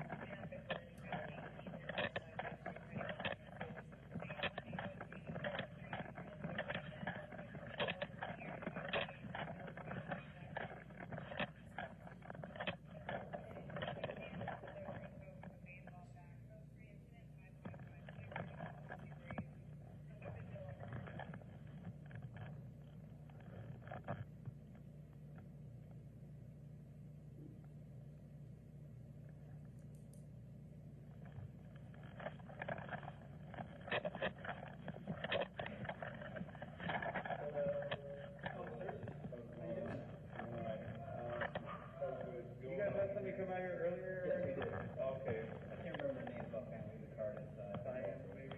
Yeah, we got another call. I don't know if it's related to the same call from earlier or if somebody called again. probably. We just need to check. Don't you guys know someone in New York or something? Yeah, she probably called twice. Okay. Yeah. Is, can you just talk to your wife so you can make sure it's Oh, it's not mine. okay. Whoever. Different conversation. Oh, okay, yeah. Well, whoever it is, step out. You guys check on it. You're all good. I'll go get the business card from the cops. Yeah, I don't know. Just because we got another call and we came again, we still gotta make sure. We don't think Back up. Please, back up. We'll just come in and just check. We just make sure everything in here is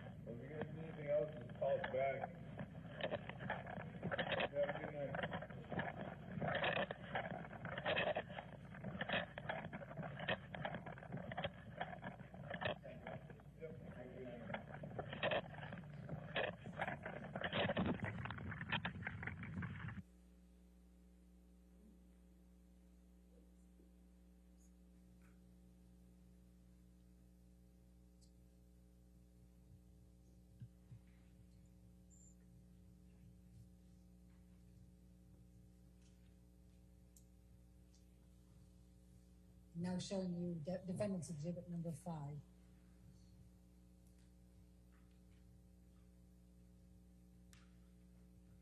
And let me just stop you for a minute. Does this appear to be the video cam from your video cam? Yes.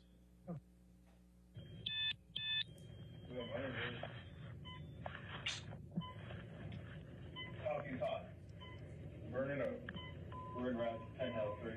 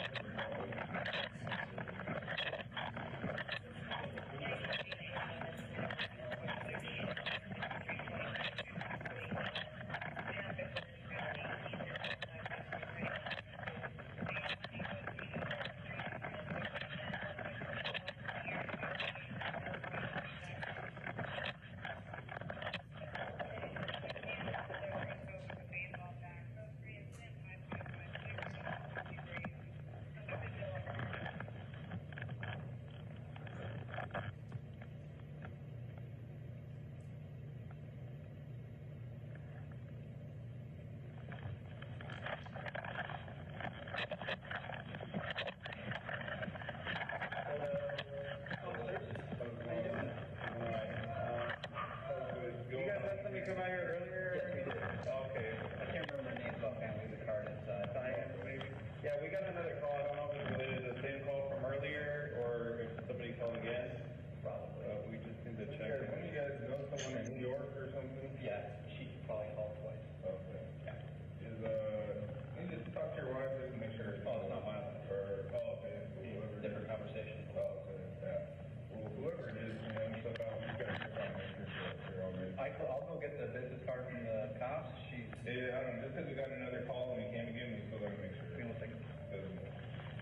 Back up. Please, back up. We just come in and just check. We didn't make sure everything here is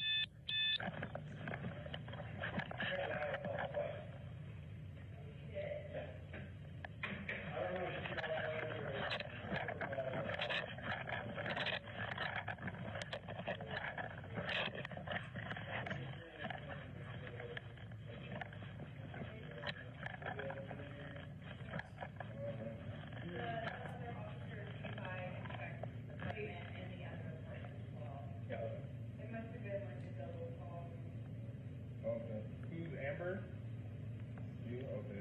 So I'm just stopping here again on these 3 women. You had indicated before the woman that's leaning forward here that she's in the middle. Is that correct? It appears that way. And you think she's the one who did most of the talking, correct? Yeah, right now she was the one talking. Okay. And you believe that Amber is the one in the back behind her?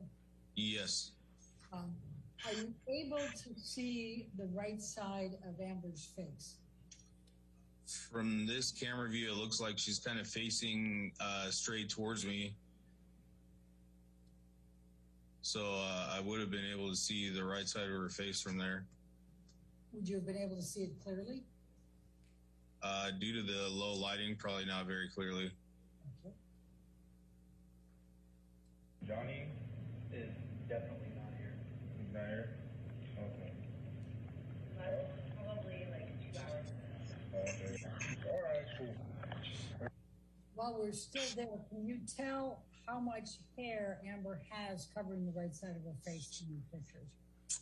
No, it looks like from this camera view, most of the time, like half of her head is blocked from the woman in front of her. Can you tell whether she's wearing any makeup? No. Everything's all good then? All right. Well, if you guys need anything else, just call us back.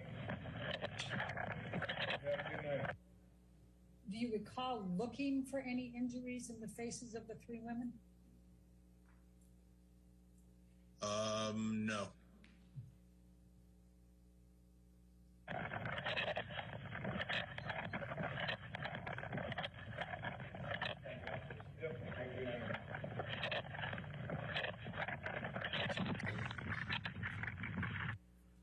Now, Gatlin, do you recall seeing 2 dogs in the house? Yes. They were running around pretty freely. Yes. And when you say that, would you be able to, sitting here today, say that the person in these 3 photos, defendants 7, 8, and 9, is the same person that was sitting on that sofa in the back? Are you able to draw that connection? No, I don't recall. Do you disagree with my description of what's in this picture? No, I was stating that I didn't observe that when I was inside the apartment. Are you able to testify whether Amber Heard was the victim of domestic violence by Mr. Depp on May 21, 2016? Based on our investigation, it appeared as if she was not. Your investigation of what? Based on her refusing to give any statement on what had occurred. And at the time, we did not observe any any visible or verifiable injuries to her.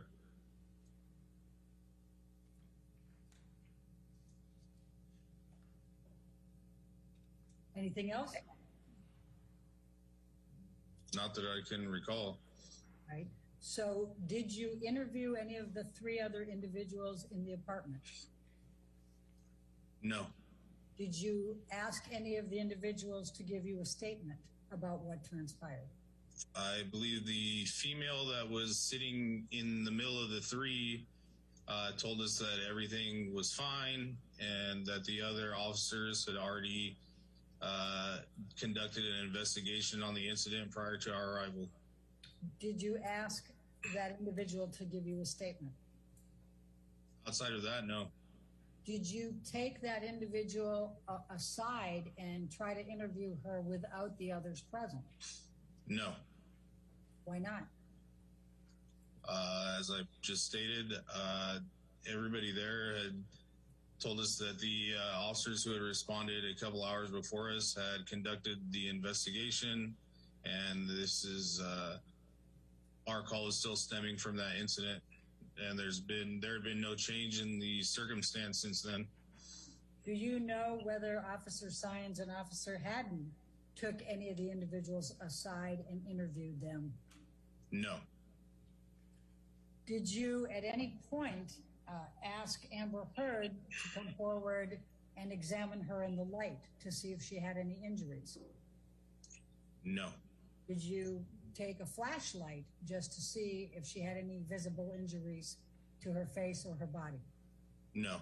Did you ask Amber Heard if she had any injuries? No. I'm asking whether you're in a position as a police officer to testify under oath that Johnny Depp did not commit any abuse of Amber Heard on May 21, 2016. I don't believe I'm in the position to testify whether he did or did not, because I was not there when the incident potentially occurred. Okay. And you didn't conduct your own independent investigation, correct? Outside of the female telling us that everything was fine, and the male that answered the door that told us that the other officers had already came and talked to everybody, and she told us they checked both the 2 apartments. So I felt at that time sufficient that, as I stated, there's no change in the circumstance from the previous call. So we did not go further into investigation. And that's the extent of your investigation, correct? Correct. Did you do that night on May 21, 2016? Did you do anything other than what we have looked at on the video camera in connection with investigating whether Johnny Depp committed domestic violence with Amber Heard on May 21, 2016? No. Do you know whether Johnny Depp committed domestic violence of Amber Heard on May 21, 2016? No.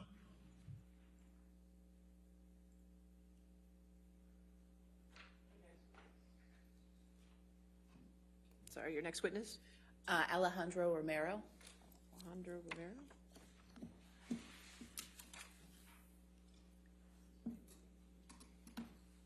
And if I might, Your Honor, this is another one that begins with questioning by counsel for Ms. Hurd and later on switches to questioning by counsel for Mr. Depp.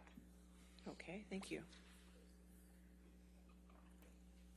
Romero, will you please state your name and address for the record? My name is Alejandro Romero. I go by Alex. What is your current occupation? I work at the front desk of the Eastern Columbia building. And is that for the Action Property Management Company? That's correct. How long have you been employed at the Eastern Columbia building? Approximately 13 years. And could you please describe what kind of work you do for the Eastern Columbia building? Most of it is just access control, and I deal with a lot of residents regarding their packages and food deliveries. Okay. And have you done that pretty much the whole 10 years? That's correct. I'm going to take you back to 2015 and 2016 for a moment. How many people would you say would go through the building on any particular day in that time? I'm talking tenants and visitors. I cannot say a number because there's 147 units in the building, and there are visitors, guests, friends. Actually, we used to send delivery people up. We don't send it anymore because of the COVID. But I cannot tell you a number. There's thousands of people probably. Have you ever met Johnny Depp? I saw him a couple of times. Okay. Do you remember what Mr. Depp was wearing on any of those occasions?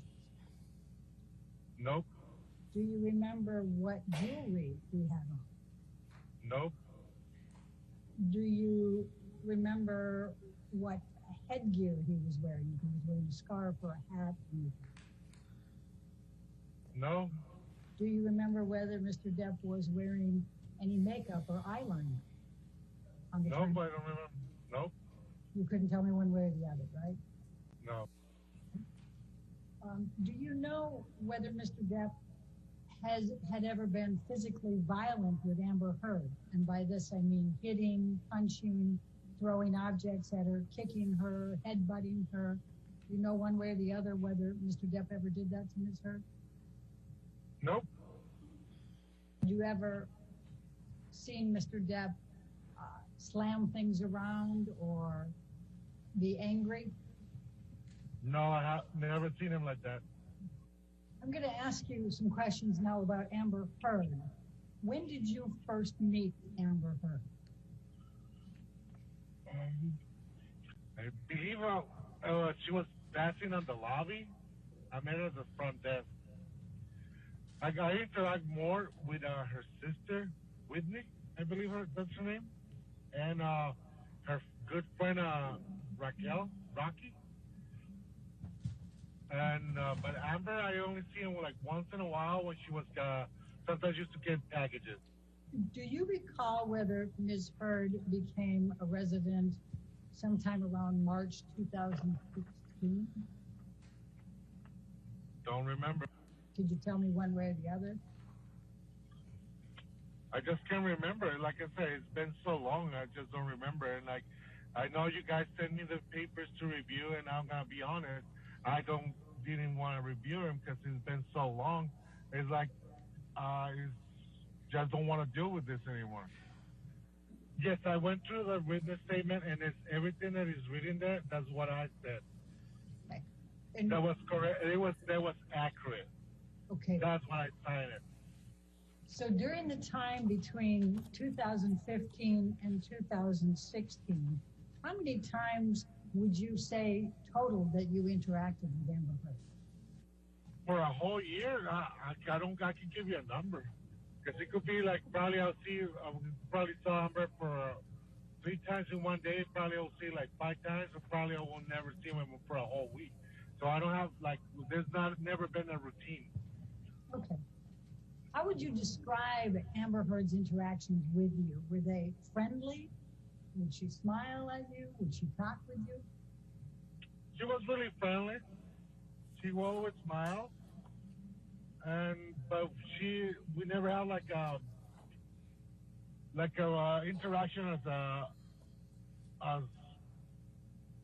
as really close relationship, like I do with some of the other residents.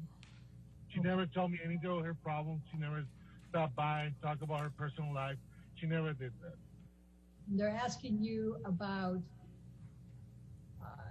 a date that you recall seeing Amber Heard on May 25th, 2016. Do you see that? Yes, I do. And you said, probably, I just can't remember the days. I've got a really bad memory for dates. Did you see that? Yep. So, Mr. Romero, would you at any time be able to remember what type of clothing Amber Heard was wearing from one of her events? Nope, I don't remember. Would you remember on any daily basis what type of hairstyle she was wearing? Nope. Would you remember on any type of basis what type of bag Amber Heard was carrying? No. Would you be able to say whether Amber Heard was dressed up or casual on any given day? No. Would you be able to say whether what type of makeup Amber Heard was wearing on any given day? No. Would you be able to say, for example, whether Amber Heard had on concealer or foundation on any given day? No. Would you be able to say whether Amber Heard had on blush or powder on any given day? No. Would you be able to say whether Amber Heard had any mascara or eyeliner on any given day? No. How about eyebrow pencil or lip pencil? No. Do you have any memories of Amber Heard wearing a particular type of makeup with a type of outfit?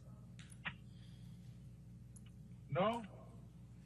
If you were asked to describe any characteristics of Amber Heard from 2 days earlier without knowing you were going to be asked, would you be able to testify to any of those? What she was wearing, what her makeup was, what her hairstyle was? No, I probably won't remember.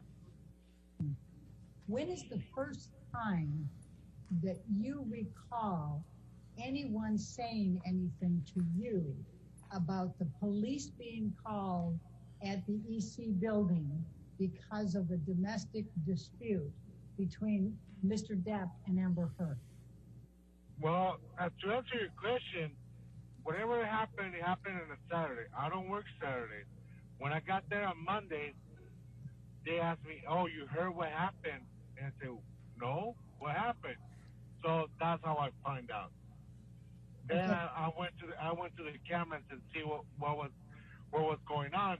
Then as soon as I saw Johnny Depp on the camera on the elevator, just walking back and forward on the camera in the elevator, and I said, "Okay, I know that was Tim," and that's all I knew.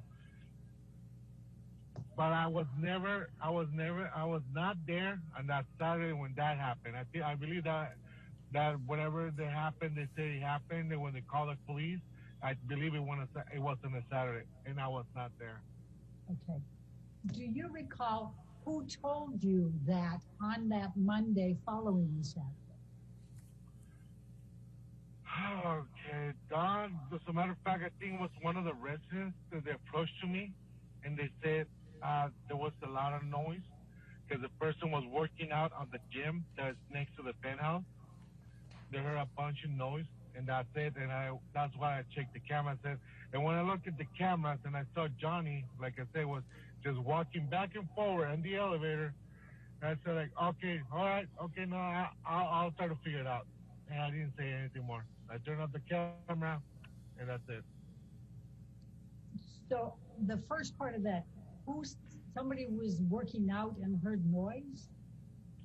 Someone was working out on the gym and heard the noise. They heard a lot of noise on the hallway. Because it's really rare to hear anything because most of the time the penthouse level is really quiet. Okay. Do you remember who the person was in the gym that heard a lot of noise in the penthouse that night? That's correct. I do remember the person. Who is it? I remember the person. It has been a resident in the building for a long time. I just don't remember it. I don't remember her name.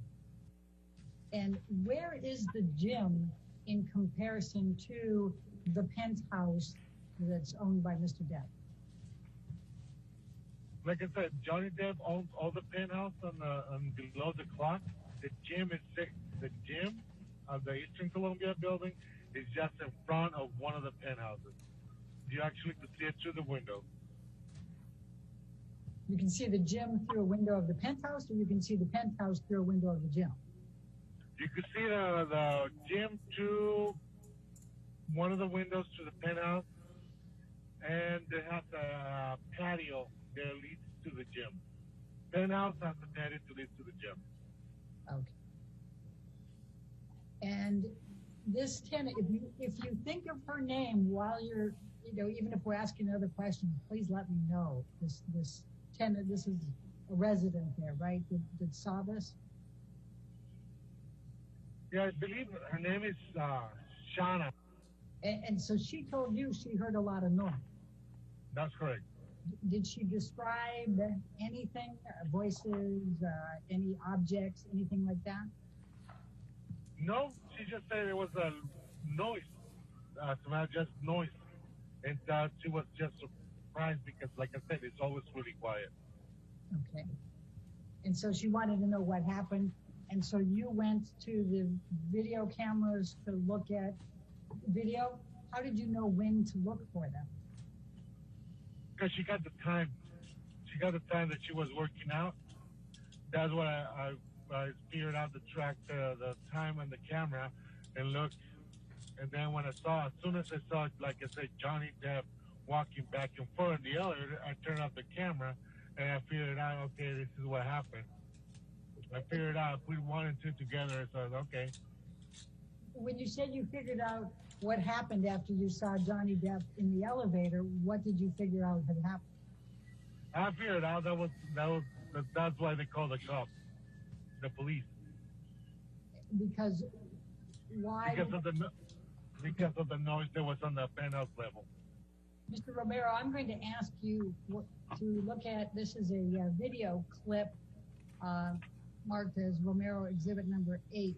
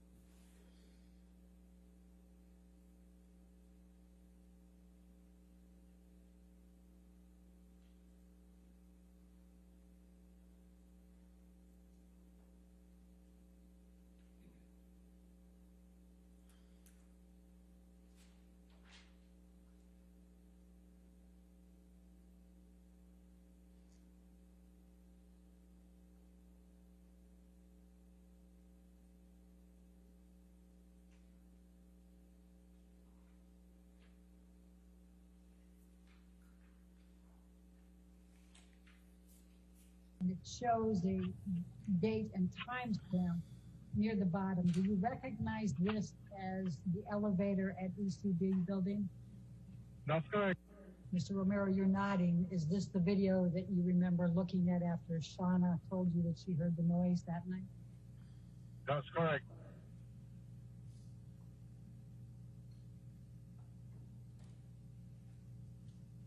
And that's Mr. Depp? Correct. Do you recognize the other two men in the elevator? I recognize the guy in front of the elevator button That's his personal bodyguard. The other guy, I've seen him before, but I never interact with him. If I did, I don't remember. You said he looked agitated. Yeah, he looked agitated. Like he was walking back and forward. He took his jacket. His body language was different than before. Most of the time, he's really calm. He's just like really happy person. Yeah, like this is the first time I saw him like that. And then you go to the next, so then you say Wednesday, May 25th. At approximately 10:30, Ms. Heard walked into the lobby accompanied by Ms. Raquel Pennington. That's the person you called Rocky earlier. Do you remember her? Yes, that's correct. Okay. And you said that Ms. Heard approached you to ask you for the key to her unit, which you gave her. And you said we did not discuss anything else at that time. Correct. And Ms. Heard stood approximately 3 feet away from you. I did not notice any bruises, cuts, swelling, red marks, or any other injuries of any kind on Ms. Heard's face. Do you see that? Correct. Okay.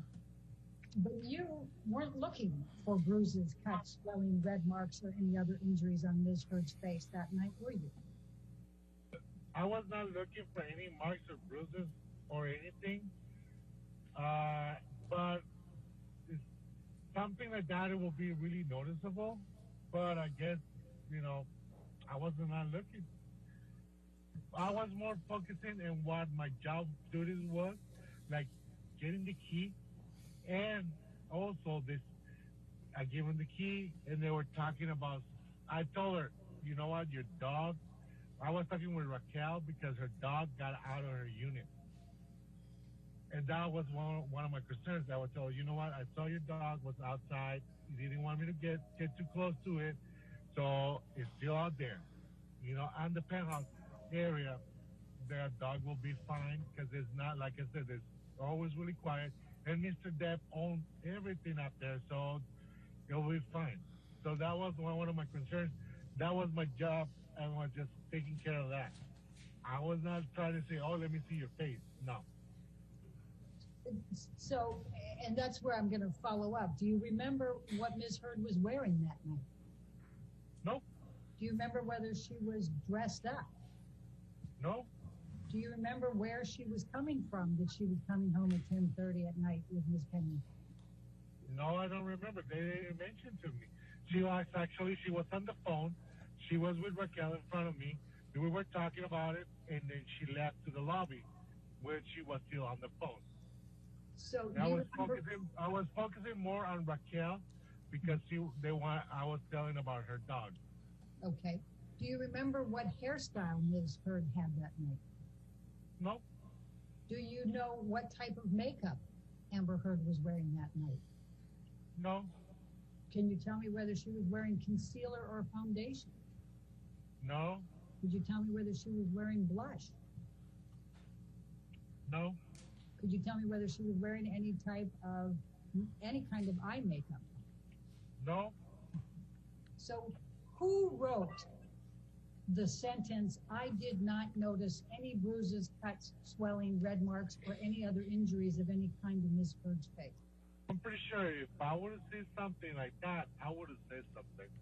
Mr. Romero, I didn't saw any marks or bruises on her face. I don't recall. Just don't saw anything. She was just standing in front of me. I'm asking specifically, I did not notice any bruises, cuts, swelling, red marks, or any other injuries of any kind to Ms. Heard's face. Who wrote that? That's what I said. I didn't saw any marks or bruises on her face. That's what I said. But because they asked me if I remember seeing anything, and so I just don't recall seeing any marks or bruises because she was just sitting in front of me. I just don't remember seeing anything. Just don't remember.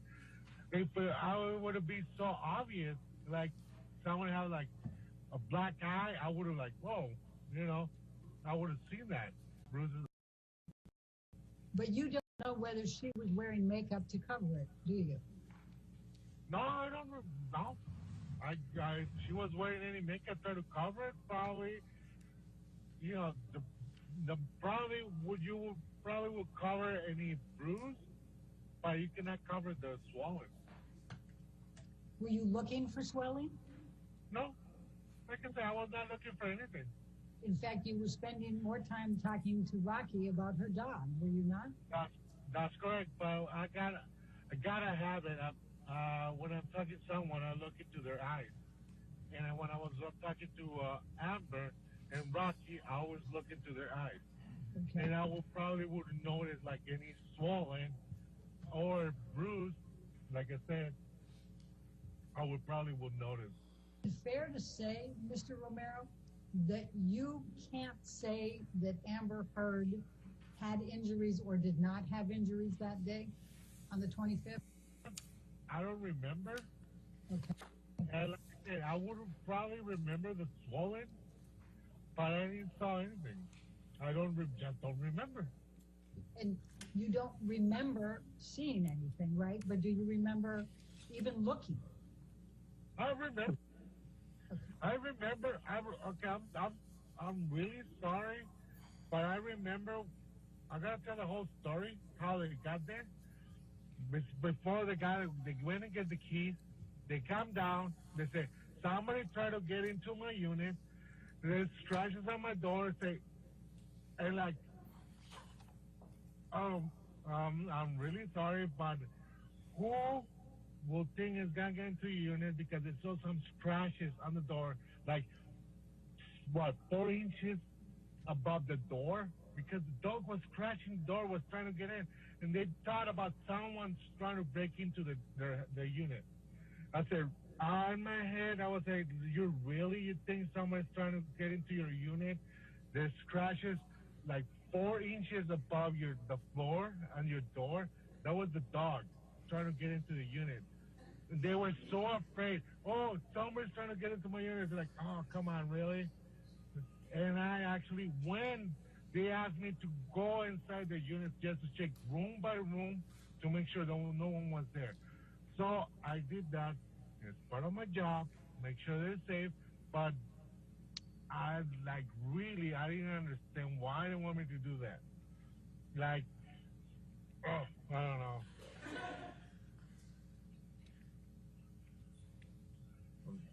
I just so stressed out because of this. I just don't want to deal with this anymore. I'm tired.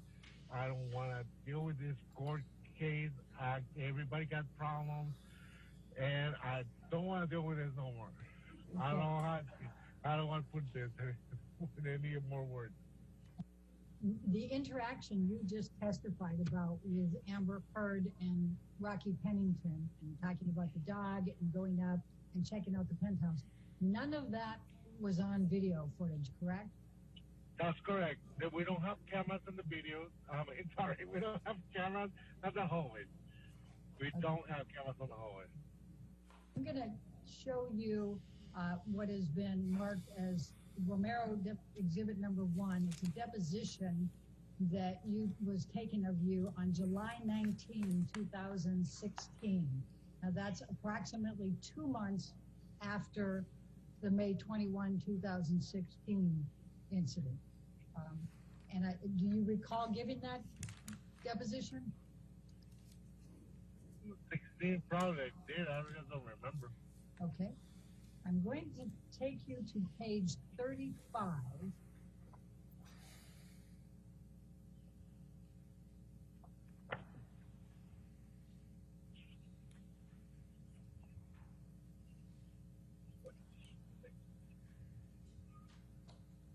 I've got a little bit more. And you were asked, this is the same incident that you're talking about now, okay? And it's talking about, okay, you spoke with Amber at the front desk, later saw her in the lobby, later went upstairs with her. It says the question at line 6. I just want to go back for a second here.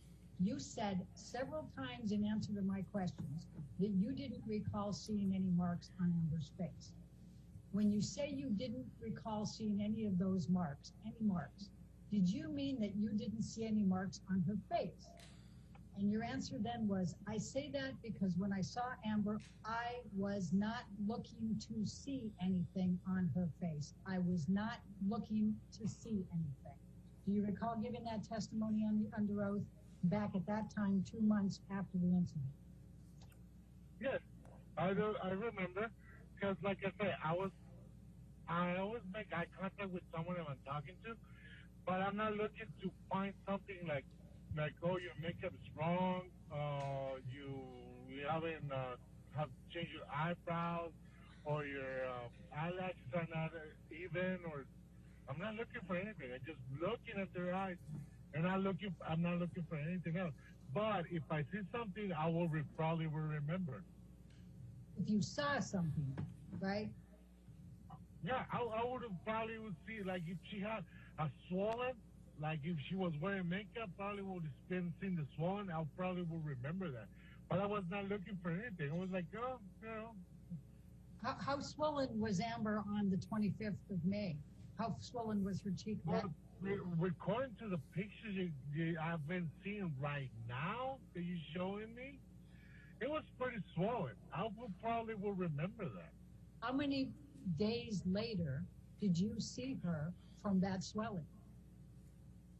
That was on a Wednesday. That was from Saturday to Wednesday. Right. How many days would it be fair to say that you cannot testify one way or the other whether Amber Heard was domestically abused by Johnny Depp on May 21, 2016? I cannot say that. I would not agree to testify against anyone of domestic violence because I was not there. I didn't see anything. I didn't hear anything. I was not there. I was never there. I was probably hundreds of miles away and got no idea what happened that day. And do you remember that there was pictures of wine, a glass of wine and bottle of wine, wine stains on the floor outside of the, in the hallway of the penthouse from May 21st, 2016? I remember telling to Mark, I'm not going to say it was wine. All right. Well, I'm not an expert. Ladies and gentlemen, the next portion of this deposition contains questions asked by counsel for Mr. Depp. You sit here today, when you saw her at the front desk on March 25th, you didn't see any bruising, correct? Correct. And you didn't see that correct? That's correct. I didn't see any marks or bruises. You didn't see any swelling either, did you, Mr. Romero? That's correct. No swelling and she was only 3 or 4 feet away from you, correct? Correct. And you were looking right into her face squarely, correct? Correct. And the lighting was good at the front desk, correct? Objection. Correct. It was so good that had she had any bruises, swelling, or marks on her face, you would have noticed that, correct? That's correct. And then later that same day, and you've testified to this already today, later that same day, you went up the elevator with Ms. Heard and Ms. Pennington in connection with their request for you to check the penthouse, correct? That's correct. And during that entire period of time, taking them up to the penthouse, walking through the penthouse, and then finally you leaving and going back to your desk, you looked at Ms. Heard during that time period, correct? That's correct. And you looked her in the face, squarely in the face, correct? Correct. And you didn't notice any swelling, correct? Correct. I'm sorry? Correct. I didn't saw anything. Did you see any swelling? Objection. No. Did you see any bruises? Nope. Did you see any marks on her face of any kind? No marks at all. And again, just to repeat, when you were fronted looking her in the face, did you see any swelling on her face? Nope.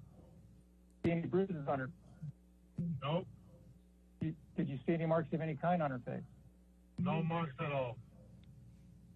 And how was the light down when you were at the reception and you were looking at her and didn't see any of this? How was the lighting? The lighting is actually pretty good. It's not far dark at all. She was how 6 far feet away? apart. Approximately like 3 to 4 feet apart. Were you looking her square in the face? Correct. Okay.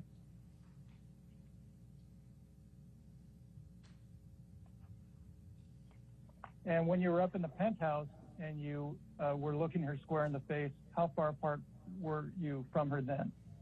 We actually were pretty close to each other. She was probably just next to me. She was telling me, like, go into this room, so I need to pass right in front of her. And do you recall seeing any bruises, swelling, redness, or any marks on Miss Heard's face on May 24th, 2016? I don't see anything. Ladies and gentlemen, at this point, the remainder of this deposition of this witness contains questions by counsel for Ms. Heard. I'm going to talk a little bit about the video clips that Mr. Depp's attorney showed you. I'm going to ask you, first of all, Mr. Presidio showed you a number of video clips from May 24th. Do you recall that? May 24th? Yes. Yep, that's Tuesday. But in fact, you don't recall seeing Amber Heard on May 24th, correct? I don't remember. I don't even remember what I got for breakfast. Okay. Well, let's pull up exhibit number 1. Let's stay on page 17. That's a good place. This is your deposition from July 19, 2016. Do you recall that? 19? Yeah. Okay. And that's... That was 3 in the morning. Okay. And it said here, did you work, so Saturday was the 21st. Did you work that day? No. Did you work Sunday, May 22nd? No. Did you work May 23rd? Yes. On May 23rd, while you were working, did you see Amber at any time? I don't recall seeing her. Question, did you work on Tuesday, May 24th? Yes, I did. And on Tuesday, May 24th, at any time did you see Amber? I don't recall seeing her. Do you remember that being your testimony 2 months after the events? Yeah. Okay. I just don't recall. I just don't remember. Okay. And then while we're here, now, Mr. Presidio had you go through a number of video clips and ask you a bunch of questions about whether you saw swelling, whether you saw red marks, whether you saw all kinds of other things. But in fact, I'm going to ask you, and tell me if you need me to bring up the videos and replay them. Can you tell me what type of makeup Amber Heard was wearing in any of those videos? No, I can't tell you. I didn't even know she was wearing any lipstick. Can you tell me? Know. Can you tell me whether Amber Heard was wearing concealer in any of those videos? No. Can you tell me whether Amber Heard was wearing any foundation in any of those videos? No, I can't tell you. Can you tell me whether Amber Heard was wearing any blush in any of those videos? No. Can you tell me whether Amber Heard was wearing any powder in any of those videos? No, but she looks really pale. Well, do you know what shade of concealer or foundation or powder Ms. Heard uses or used at that time? No. Okay. So you don't know whether Ms. Heard was wearing makeup in every one of those video clips, correct? Correct. I'm going to try to move along. So the incident was May 21st, 2016. You saw her the night of May 25th, correct? Correct. You said that you saw Amber Heard hundreds of times while she was there. Did Amber Heard treat you well, and was she friendly to you in each of these hundreds of times? Yes. I'm not going to say no because she was really always nice. All right, this is my last. Be nice. All right, this is my last question. You testified in response to Mr. Presidio's questions that you testified truthfully in all of these occasions. Did you testify truthfully to everything that you testified in response to my questions today? That's correct. All right. I did.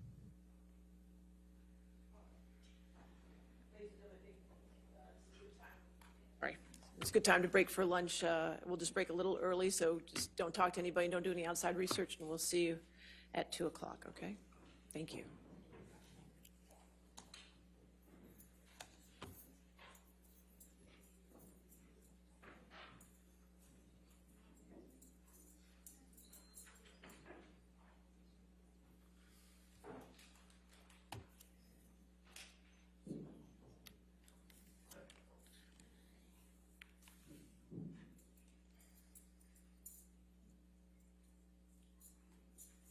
All right.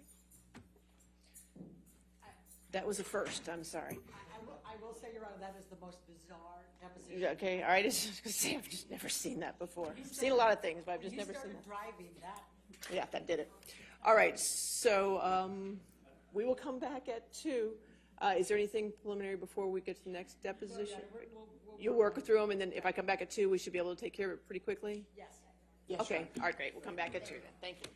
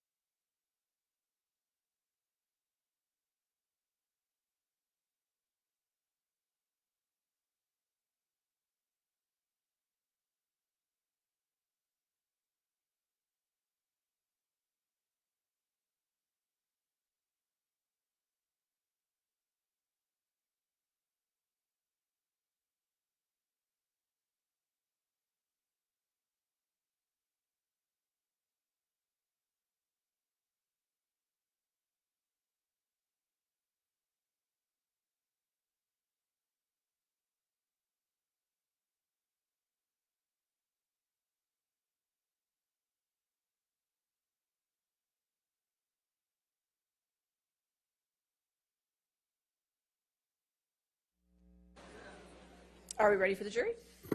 Okay, We are, Your Honor. thank you.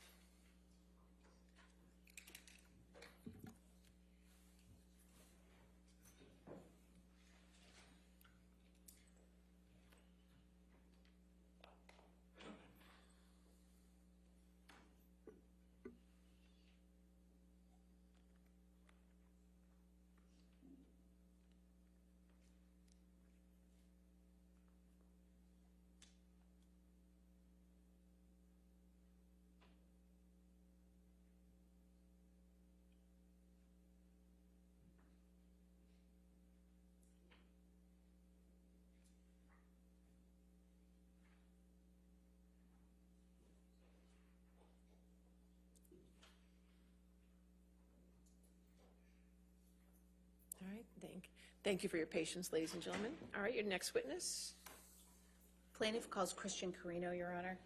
Christian Carino. And as with a number of the other depositions, this one will start with questioning by Ms. Heard's counsel, and at some point switch over to questioning by counsel for Mr. Depp. All right, and how do you spell the last name just for me, just in case? C-A-R-I-N-O.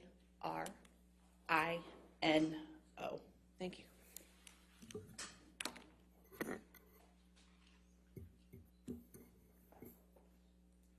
An address for the record, and you may use your business address if you feel more comfortable. Christian Carino, and the work address is 2000 Avenue of the Stars in Century City. And that is in California? Correct.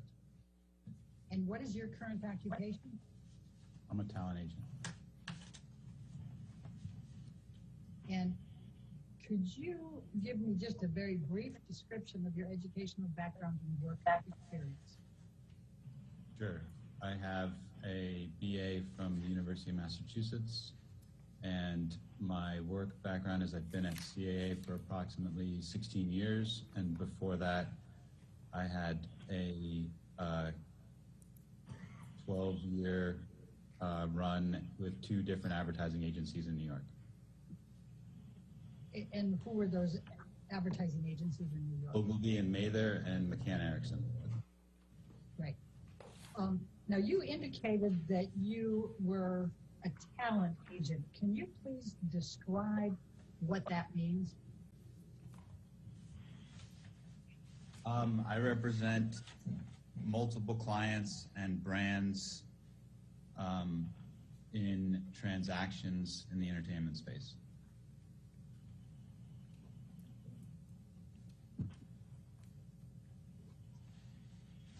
And when you say in the entertainment space, what are you including? Just the different genres of entertainment, everything from motion picture to television to books to licensing to modeling, all the different areas that the agency operates in. As a talent agent representing multiple clients, what types of services do you perform for them, and what is the objective? Okay. Yep. I conduct business transactions on behalf of clients and brands in the entertainment space. And what does that mean? It means I organize, pitch, transact in contractual agreements between talent and studios, talent and brands, entertainment platforms and individuals, brands and individuals. Do you represent any actors?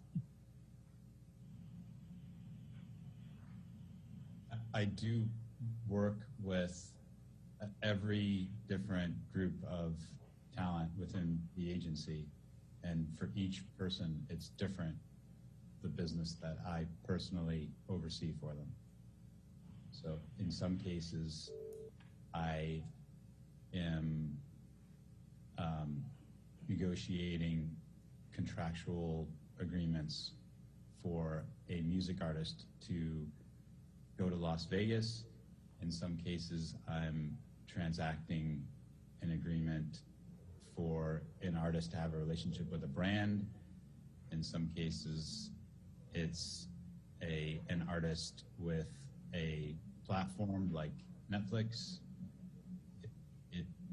It spans the general platform capabilities that the agency has overall. Is one of the objectives of your representation to build the careers of the individuals you represent? Yes. Did you have any conversations with Mr. Waldman in which you expressed any thoughts or opinions on how you believed any litigation was having an effect on Mr. Depp's reputation or career? Yes. How many times? One that I can recall. And when was that? I have no idea. Years ago. If you expressed to Mr. Waldman that the sooner the litigation was over, the better for Mr. Depp, what were you thinking when you said that? Why did you think that? I think anytime somebody is in litigation publicly, it is at a minimum a distraction to that person's career. And in a lot of cases, it negatively impacts that person because there's attention drawn to them that it is outside of what people want to know about that person. And what do you mean by it distracts from the career?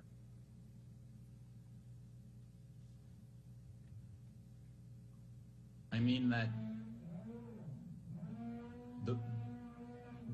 with somebody who is well known, people don't want to hear they're in a lawsuit with anybody about anything.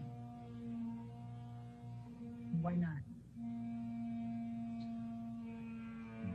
Because that's just not what they want to know or hear news about people.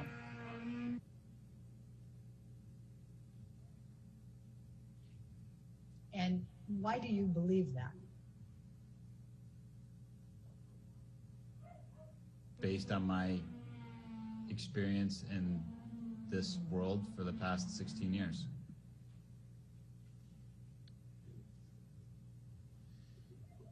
And when you say it negatively impacts, what do you mean by that?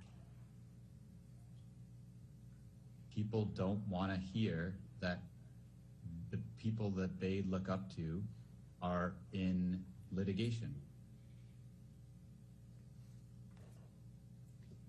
Do you also believe that that impacts career decisions by producers, directors, companies with brands, things of that nature? Yes. And in what way? Because the general public doesn't want to hear that people that they look up to are in litigation.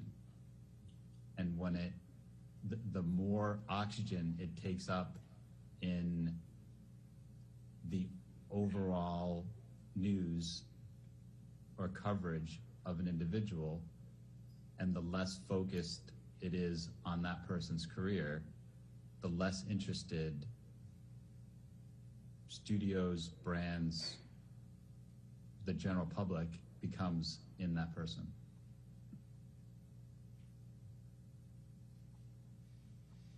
And therefore less opportunities?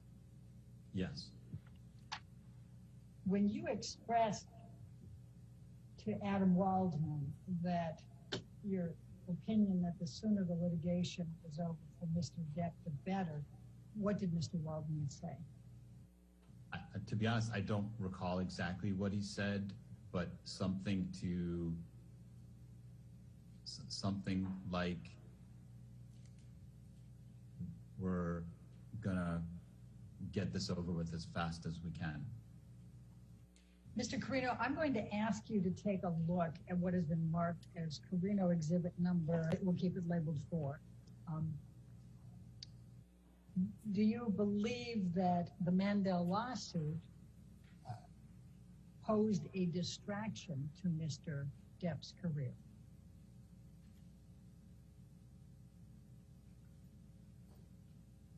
I don't know. I'm going to show you what has been marked as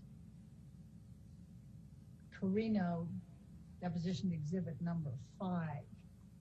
And as you can see here, it's an article June 21st, 2017, the Hollywood Gossip. Do you recall that coming up during that time frame, that issue? No. Have you read or heard of the Rolling Stones? Yes. Have you read or heard of GQ? Yes. Mr. Carino, I'm going to ask you to take a look at what has been marked as Carino deposition exhibit number 2, and it's Rolling Stone publication on June 21, 2018. Do you see that? Yes. Did you ever read this article? Parts of it. Are you aware of whether this article in the Rolling Stone, June 2018, that's reflected in Carino exhibit number 2, impacted in a negative way Mr. Depp's reputation or career? Elena, I don't think it's possible to ask anybody that question without having done research among the people who read a specific article. If you're asking my opinion about whether an article like this or this particular article, in my opinion, would have a positive or negative effect on somebody's, career, I could potentially answer that. But as to definitively whether an article has or has not had an impact on somebody's career, nobody can answer that question without research. Specifically. Mr. Carino, I think we were just going to start looking at the Carino exhibit number 3. This is an article that was published in November of 2018. Do you recall reading this at some point? What publication is that? This is GQ. I probably read part of it, but I don't remember. Have you had any direct contact with Ed White or his company? Yes. What is the nature of your contact with Ed White and his company? Payment on deals where Johnny was owed money. Bill collecting. When you say bill collecting, was it collecting on your behalf, or was it trying to collect from studios or companies? The latter. And so what would your involvement be in those circumstances? Ed, on occasion, reached out to me to ask about the timing of a payment that was owed to Johnny. All right. And were you able to answer those questions? I think in all cases, I just referred him to somebody who worked for me to find out what the payment schedule was.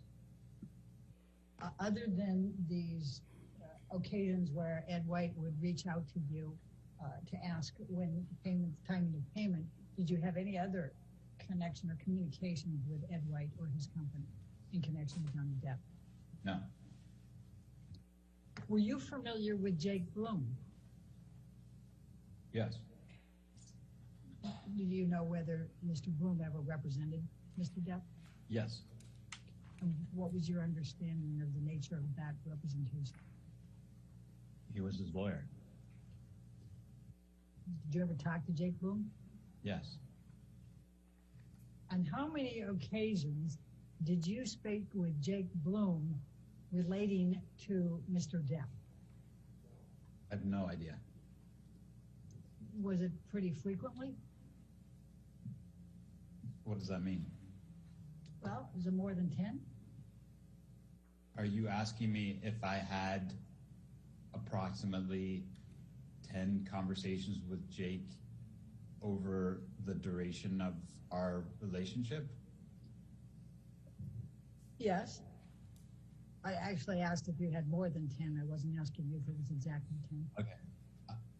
I mean, I'm guessing that it was probably less than 10 in total.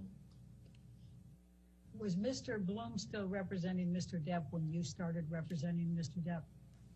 I believe so, but I'm not sure. And when did you start representing Mr. Depp? I believe it was in late 2016.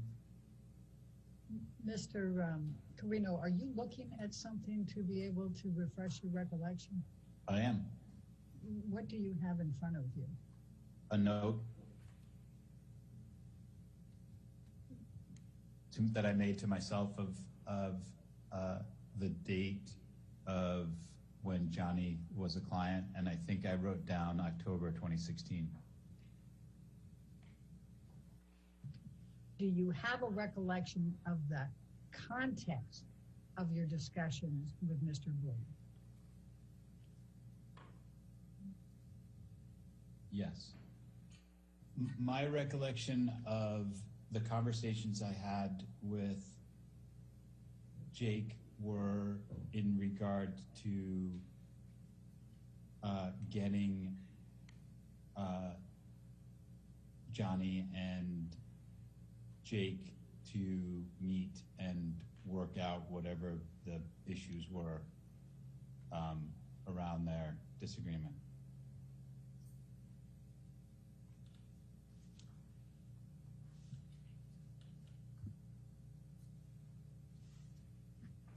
So you were trying to broker, if you will, a discussion between them to try to resolve their issues? Correct. Were you successful in that? I don't remember whether they ever got together and met about it, to be honest. Now I'm going to show you what has been marked as deposition, Carino deposition exhibit number 7. And this is a lawsuit that was filed on October 17, 2017. Were you aware of this litigation being filed by Mr. Depp on his behalf against Bloom, Hergott, Demer, etc.? Yes. And were you involved in any way in this litigation? No. Do you know one way or the other whether the filing of and the ongoing litigation associated with this lawsuit had any negative impact on Mr. Depp's reputation and career? I said no, Elaine. Do you recall whether there was any publicity surrounding this litigation that's reflected in the complaint that's Carino number 7? Are you asking me if I'm aware if the Jake Bloom litigation was made public? Yes. Yes. And in addition to being made public, do you recall whether there was publicity surrounding the Jake Bloom litigation? Yes. And do you recall whether there was publicity surrounding the Mandel litigation? Yes. Mr. Carino, I'm going to ask you what has been marked as deposition exhibit number 10. And in this particular one, we have, this is the article that was written in the Sun Times that beginning, if you will, of the UK lawsuit. Do you have a recollection of seeing that? No, Did you ever read it? I don't know. I'd have to. I don't know. I'm sure I read at least part of it. If it's the original document that caused the Sun legal issues. Now, the date on this one is April 27, 2018. Do you see that on there? Yep. Mr. Crater, I'm going to ask you what has been marked as Carino deposition exhibit number 11. And it's dated June 13, 2018. It's hard to see that little stamp there, but it was filed on June 13, 2018. And it's Mr. Depp filing the news group, Newspapers Limited, who owns The Sun, and then Dan Wooten. Were you aware that Mr. Depp brought this lawsuit in the UK against The Sun and Mr. Wooten? Yeah. Mr. Carino, I'm going to ask you to take a look at what has been marked now as Carino exhibit number 12. This is published in the Washington Post on December 18, 2018. Were you aware of this article? Yes. Op-ed. Yes. Mr. Carino, when I asked you whether you were aware one way or the other, whether this lawsuit that's reflected in exhibit number 11 had a negative impact on Mr. Depp's reputation and career, you answered no. What did you mean by that? I meant that there isn't a way for any individual to know whether the filing of a document had an impact on somebody's career, positive or negative, without specific research conducted in exactly that case.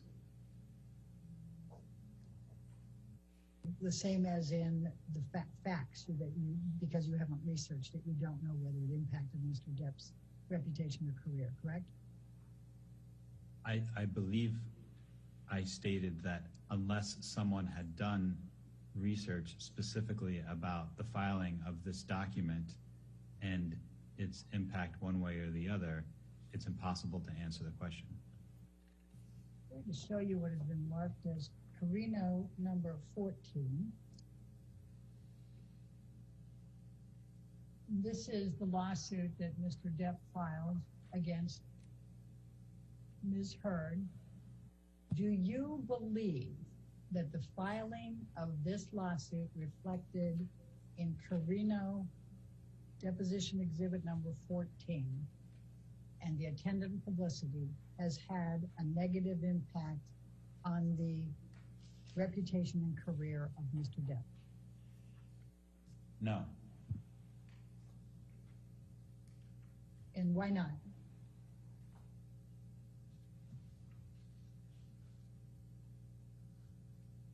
Because I've stated previously, it's not about the filing of a lawsuit, it's about the coverage.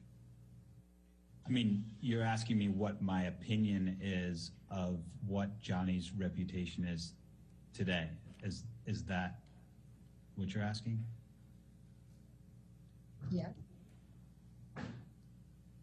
My opinion of what Johnny's reputation today is one of the finest actors of his generation. In your opinion, has Mr. Depp's reputation changed at any point from October 2016 to the present? If you're asking me if what I defined as his reputation has changed in terms of his being viewed as one of the best actors of his generation, I would say no.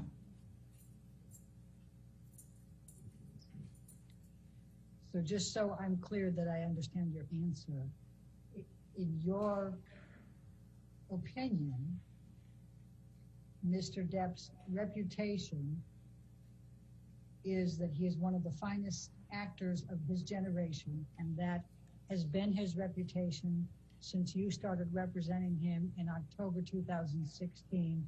It still is today, and it hasn't changed during that time frame. Is that correct? The view on his acting ability has not changed. Well, I'm taking your definition of reputation. You said what they are known for. So I'm taking that specific definition, and I'm asking, is there anything other than that Mr. Depp is one of the finest actors of his generation that he is known for that has changed between October 2016 and the present?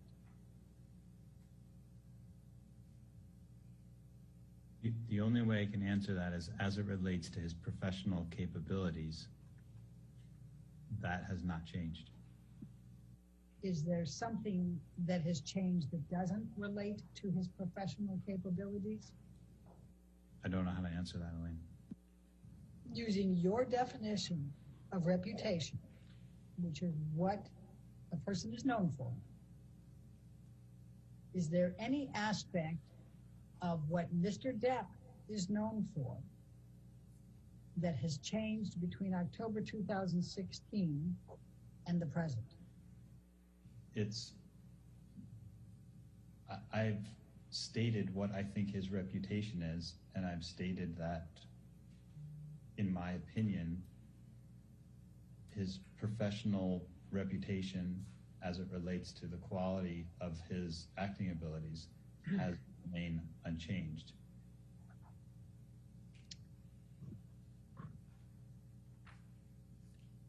Do you make any distinction between personal and professional reputation?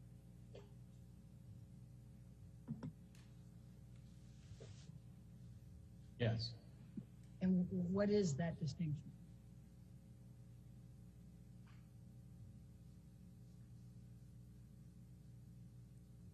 The difference between what somebody does on screen and off screen.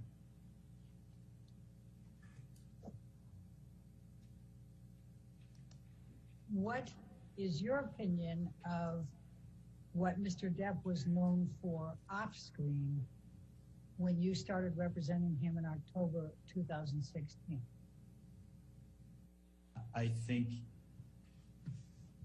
what he was known for off screen was a shroud of mystery of who he was, because he was not visible to the public.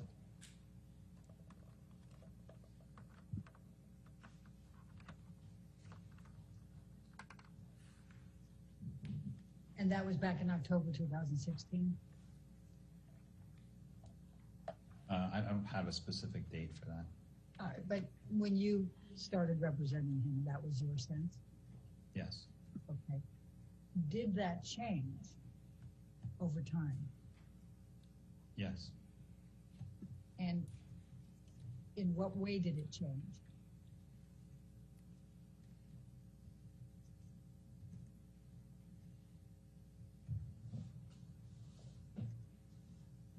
It changed with the exposure of that came with the lawsuits.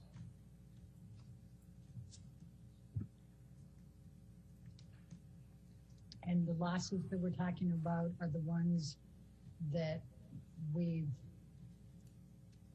already taken a look at: Exhibit 4, 7, 8, 9, 11, and 15? No, I mean 14? I mean, I'm not talking about any one or two specifically, in general. Do you believe that Mr. Depp is still a shroud of mystery, not visible to the public? No. And when did that change? I don't know exactly when. Would you say it was cumulative over the period of time as a result of all of the litigation and the publicity ensuing? Probably. Agree with that? Is there any one specific litigation that you believe most significantly impacted on Mr. Depp's personal reputation no longer being a shroud of mystery and not visible to the public? My opinion is that Amber's accusations would have had the most dramatic impact on his off-screen reputation. I'm not talking about any one specific accusation. When you say Amber's accusations, what do you mean by that?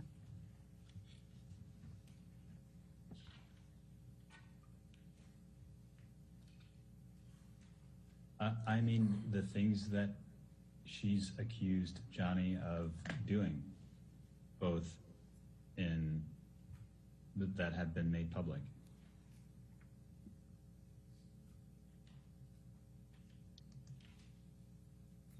Now, those accusations were made public in the divorce back in 2016, correct? I don't know exactly how or when they were made public.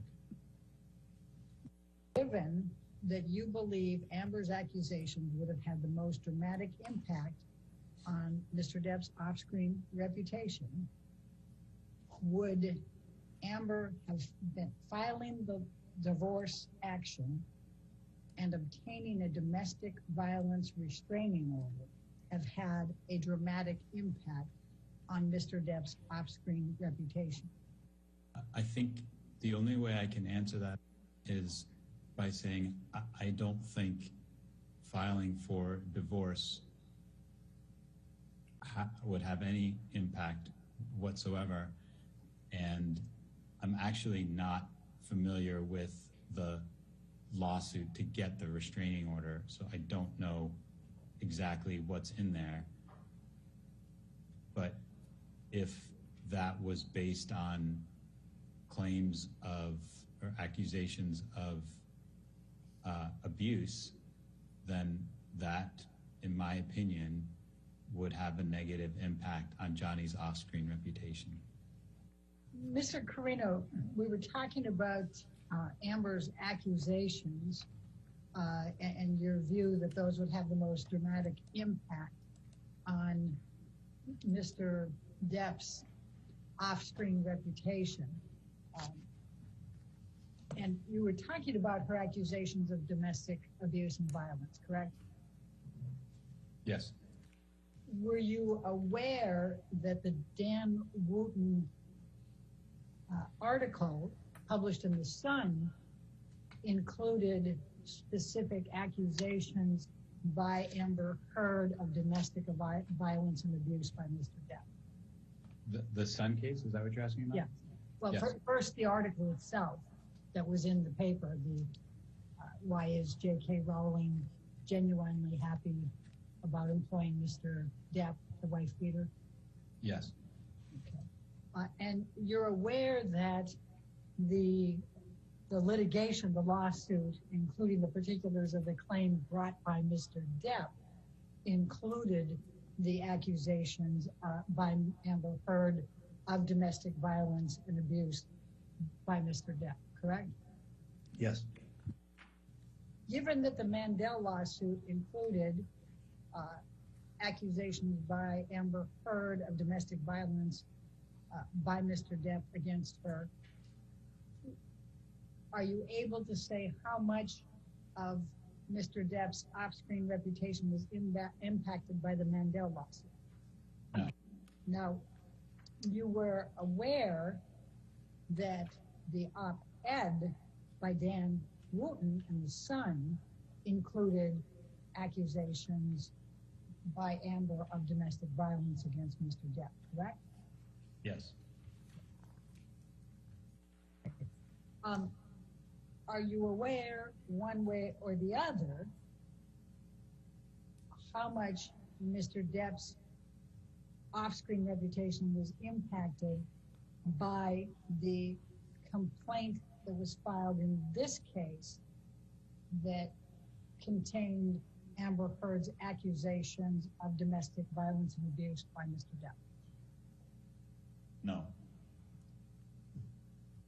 Are you aware of how much Mr. Depp's off-screen reputation was impacted as a result of the op-ed in the Washington Post from Amber Heard?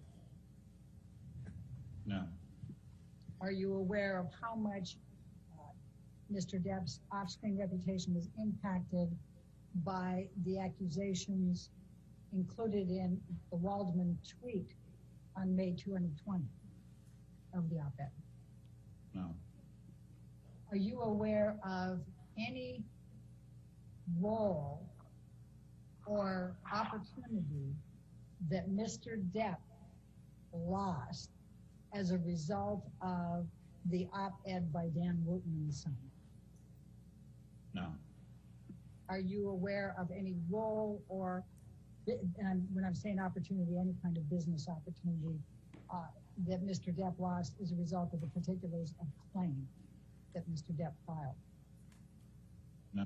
Are you aware of any role or business opportunities that Mr. Depp lost as a result of the op-ed by Amber Heard in the Washington Post?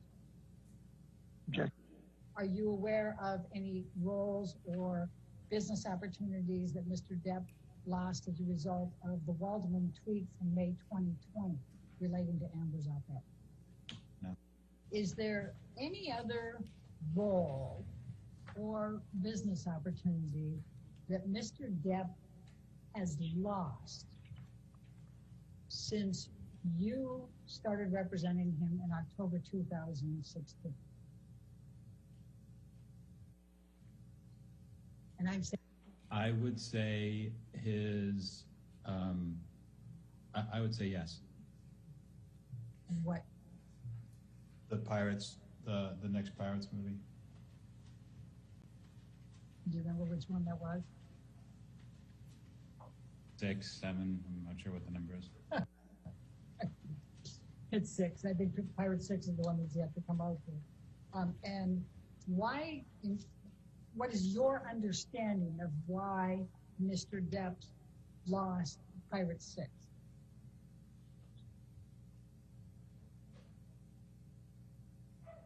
My opinion is that it was related to the accusations that Amber has made. And what is your opinion based on? Excuse me? What is your opinion based on? Conversations with colleagues and studio execs. I'm sorry, I didn't quite hear you.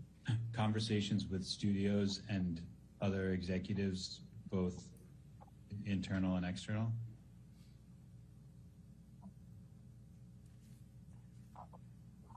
When you say related to the accusations that were made by Amber Heard against Mr. Depp, are you talking about accusations of domestic violence and abuse by Mr. Depp? Yes. How many conversations have you had with studio and other executives? I have no idea.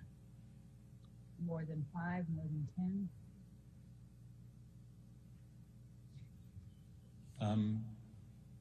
I don't know about more than 10, probably between 5 and 10.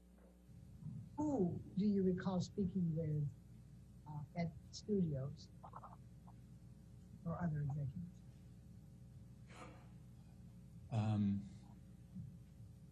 Jerry Bruckheimer, probably mostly Jerry, and then colleagues at CAA.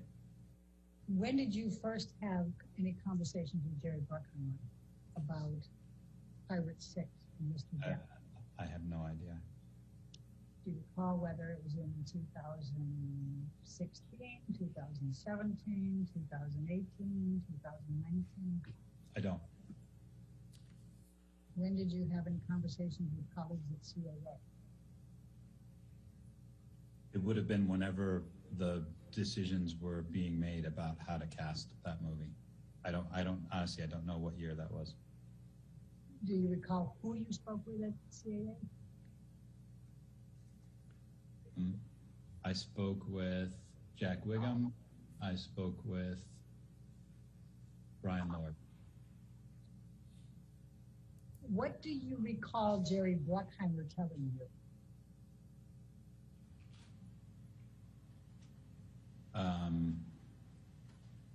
I don't recall the specific conversations, but the nature of it was that the studio was having difficulty employing him.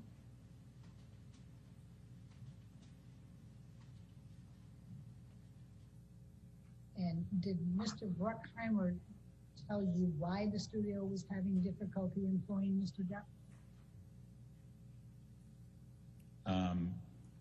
No, not specifically, but it was understood. Did you ask? I didn't need to. Why did you think you didn't need to? Because everyone was aware of what was garnering the attention of the studios and determining whether or not he could be employed. When you say everyone was aware, how do you know that? I don't know, I just knew. Can you tell me who everyone is? Can you tell me who anyone is? The people who would have been involved in making that decision. Well, if I'm understanding you correctly, and please correct me if I'm wrong, the only person at Disney that you spoke with about pirates and employing Mr. Depp was Jerry Bruckheimer, correct? Yes. Right, and you spoke between 5 and 10 times with Mr. Bruckheimer, and he did not say in any of those conversations the reason we're not employing Mr. Depp is because of Amber Heard's accusations of domestic violence and abuse by Mr. Depp, correct? That's correct.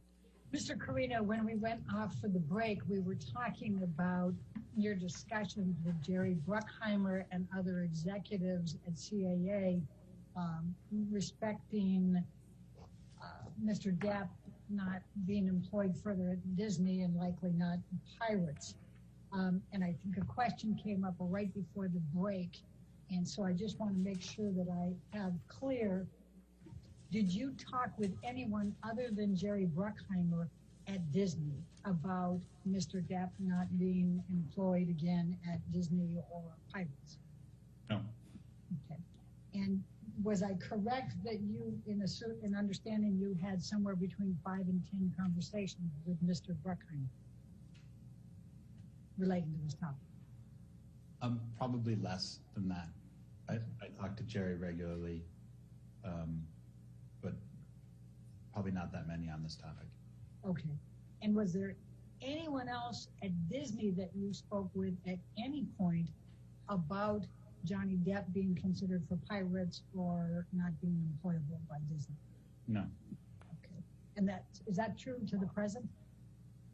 Yes. Okay. And the other discussions that you had, those were all with executives at CAA? Yes. That was Brian Lord and Jack Wiggum, correct? Yes. Anyone else? Not that I can recall, no. Okay. You had indicated that you believe that everyone was aware that the impact of Amber's allegations were at the heart of this. I just want to make sure that we're clear, since we were just talking about this before the break. Jerry Bruckheimer did not say specifically what it was that caused Disney to decide not to continue with Johnny Depp and Pirates 6 or in other matters, correct? Correct. Well, and I'm trying to reach that it was understood. I'm trying to discover any facts that would have led you to believe it was understood. And if I'm understanding, use the same word, Mr. Bruckheimer didn't tell you that, correct? Again, it was understood. So I don't recall whether either of us ever said anything specific about why, but it is something within the industry that is understood. Can you tell me whether any other actors did not receive roles or were unemployable because of the Me Too movement allegations? Other than Mr. Depp, I'm asking. Not that I work with directly, no. In any of your discussions with Mr. Bruckheimer, did you ask him what Mr. Depp could do to become employable by Disney again, or to be able to get any part of any Pirates franchise going forward? No. Why not? Because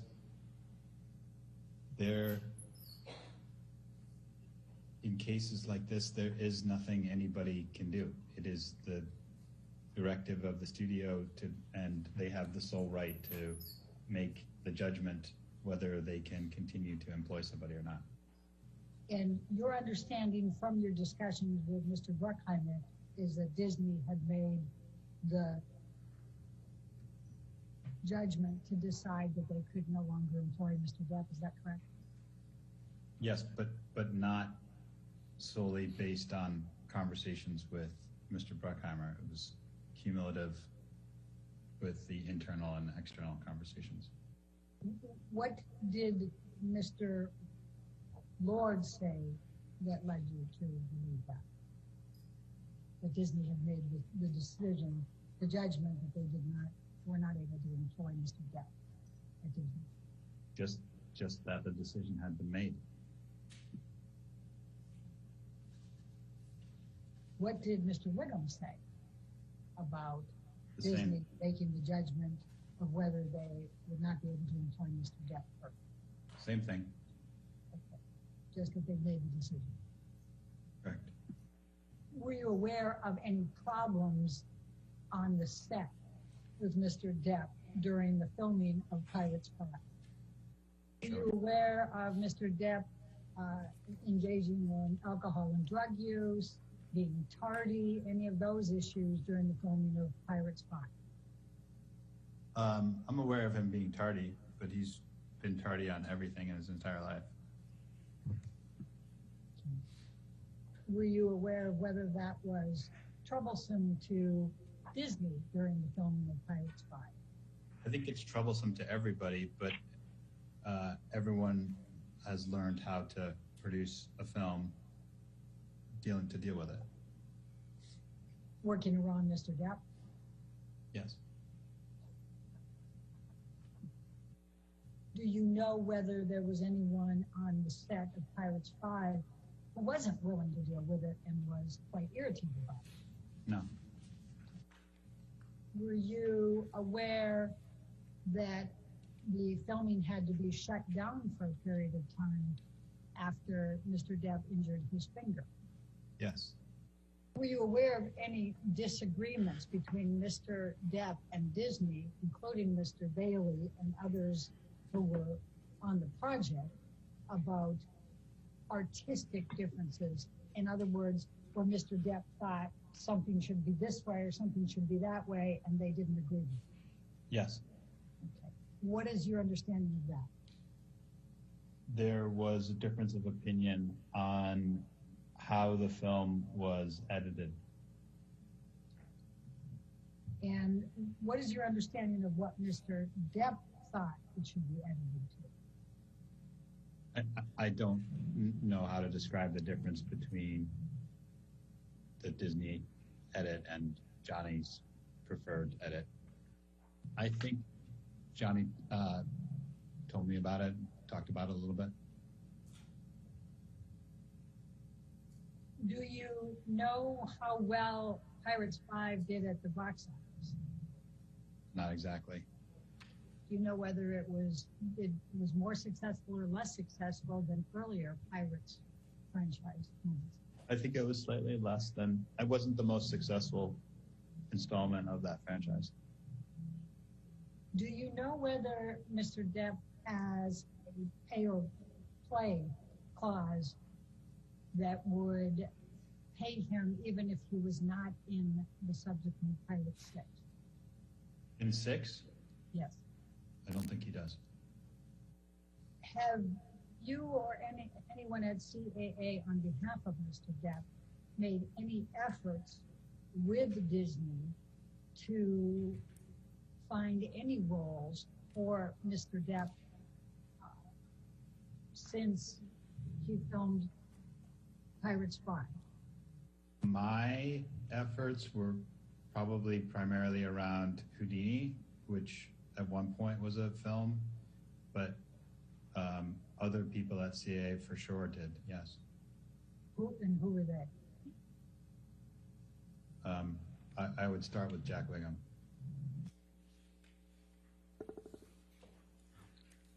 We'll now play volume 2 of Mr. Carino's deposition, at which.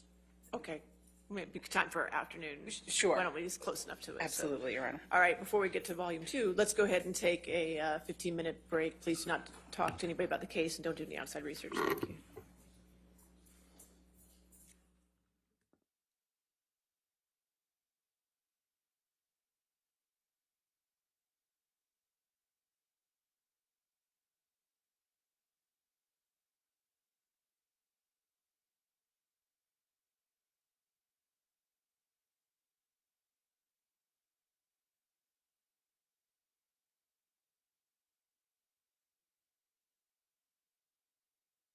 All right.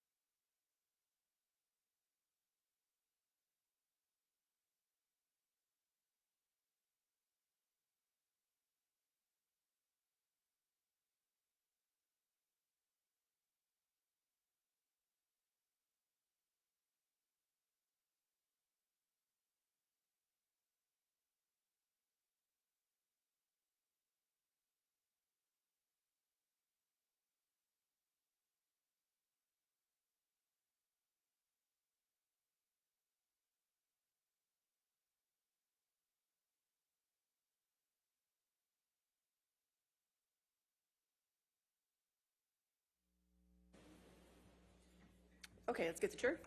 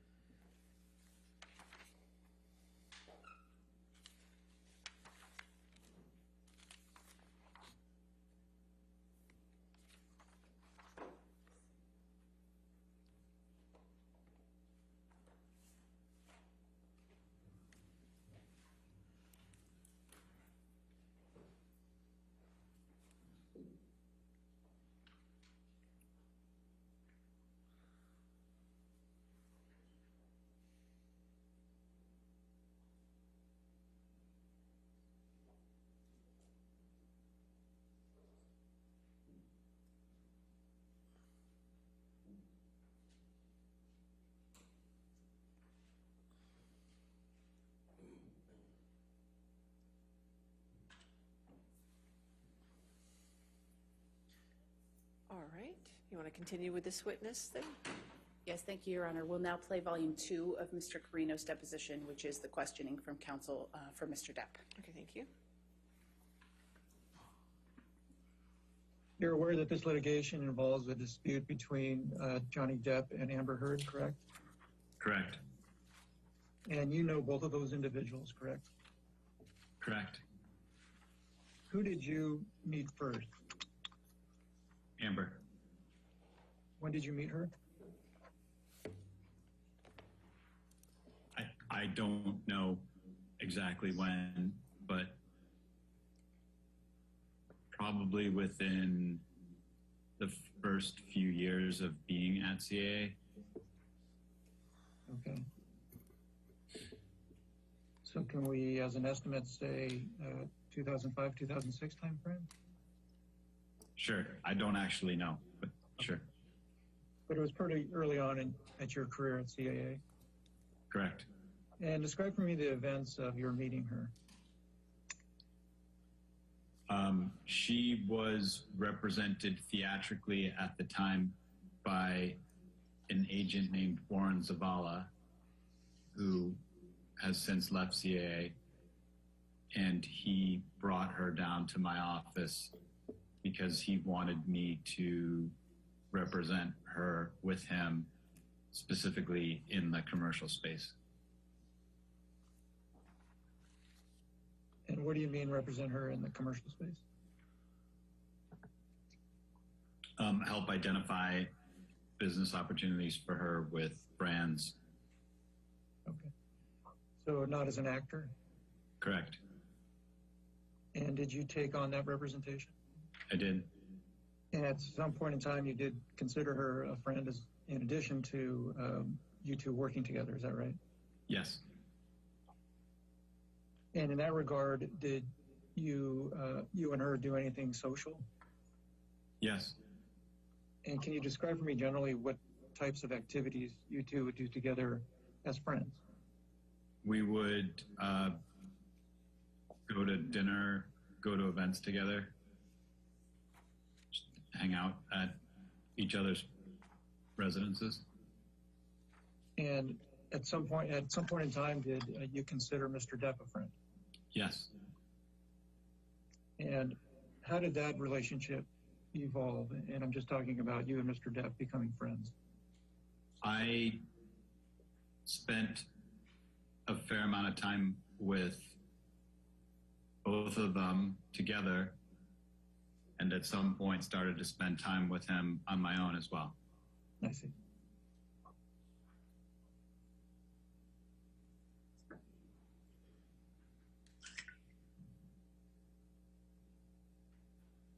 And at some point in time, did Mr. Depp become a good a friend to you as Ms. Heard? I'm Yeah. sorry. Let me re-ask that also. Did you consider, at some point in time, did you consider Mr. Depp a friend to the same degree you considered Ms. Heard a friend? Yes.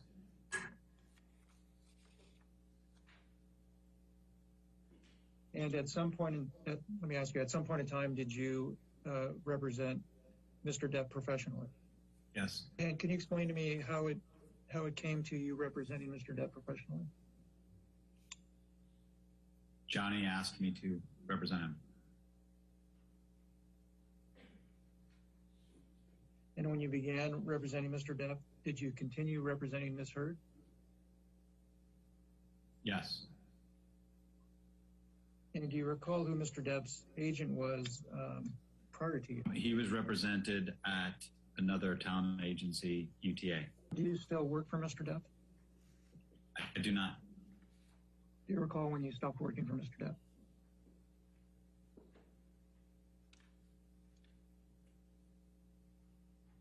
Within the past 2 years. And can you describe the circumstances of you no longer working for Mr. Depp? He left CAA to follow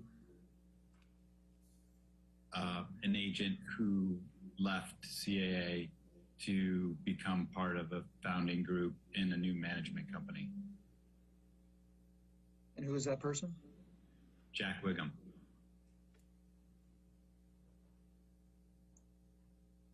Was Mr. Wiggum ever affiliated with CAA?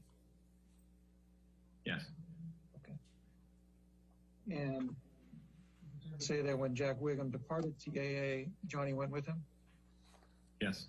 Okay. And when Mr. Depp left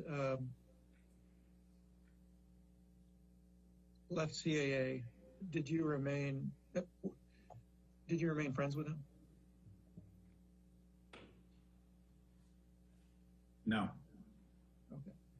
Well, I should probably first ask, at some point in time,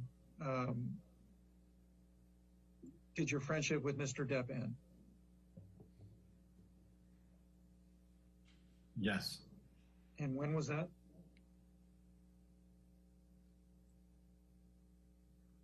I would say at the time he left CAA. And did him leaving CAA have something to do with the end of the friendship? I don't know. Are you still friends with Miss Heard? No. And when did that friendship end?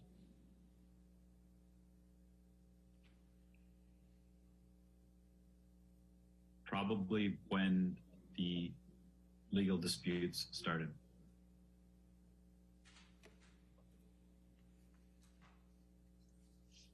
And what legal dispute are you referring to? This one?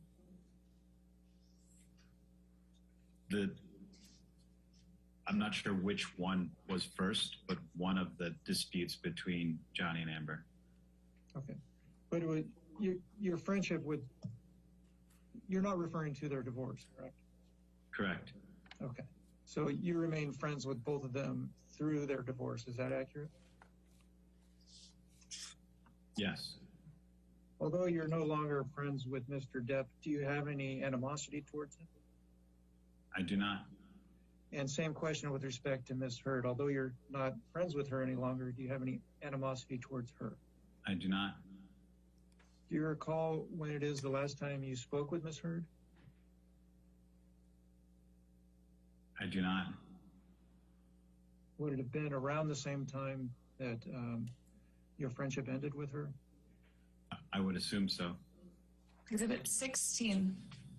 No, Mr. Carino, you'll see at the bottom here, and tell me if you can see it. Do you see at the bottom, it has a bait stamp number under the yellow tag, CC00070.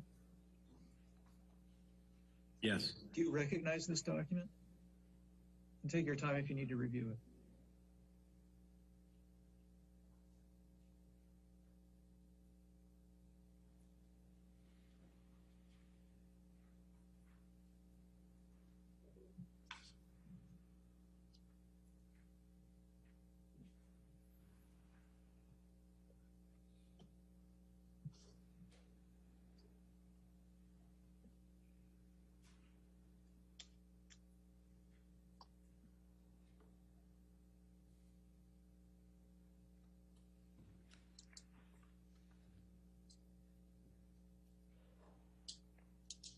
Yes.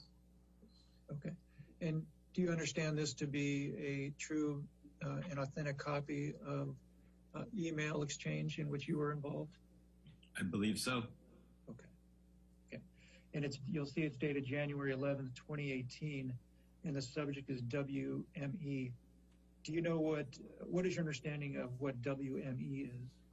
William Morris Endeavor. And what is that? It's another talent agency. Okay.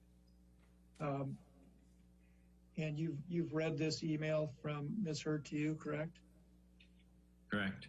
So at this point in time, was she a close friend of yours? Yes. And ultimately, did she leave CAA? Yes. And it was at this time? Yes. During the entire time you represented Ms. Hurd, did Mr. Depp ever interfere with your representation of Ms. Hurd? No.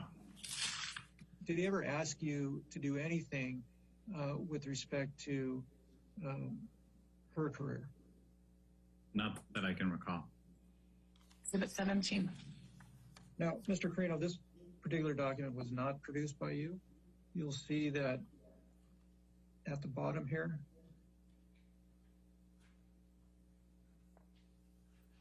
The date stamp indicates ALH. That means it was produced by Ms. Hurd. And this appears to be a text exchange between you and her. It's about a page and a half. If you could take the time to read it, and then I will ask you questions about it. I read it. And you'll see at the top, Mr. Carino, that it's dated July 14th, 2016.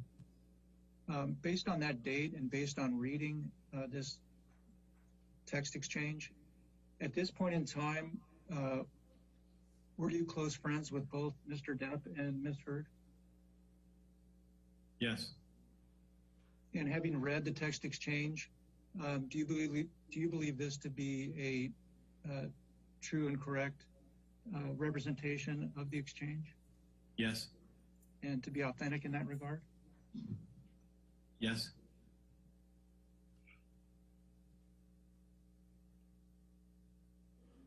Now, you start the text exchange by indicating JD just surfaced. What is the JD reference? Johnny Depp. And she says, I saw Laurel yesterday. Who is Laurel? Laurel's a therapist. Do you know her full name? Laurel Anderson. Did you independently know Laurel? Yes.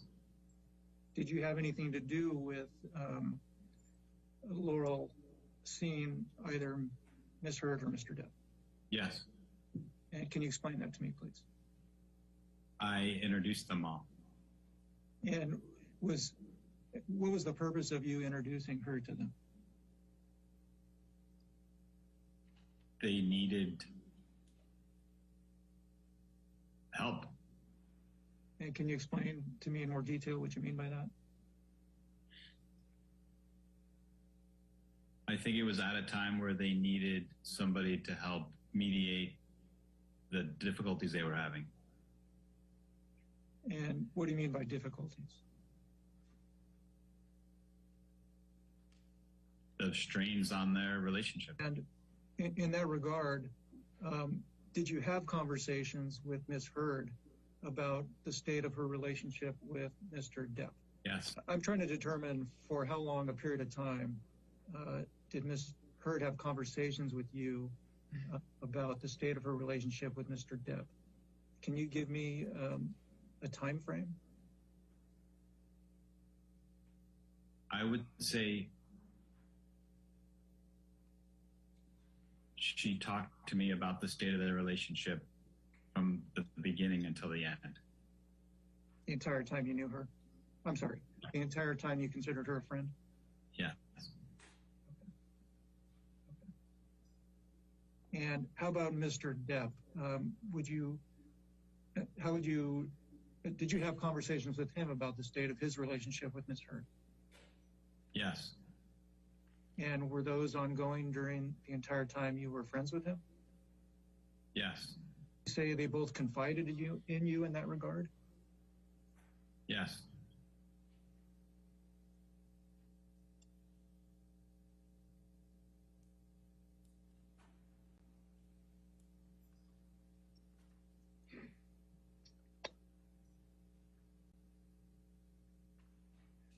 So back to this text exchange.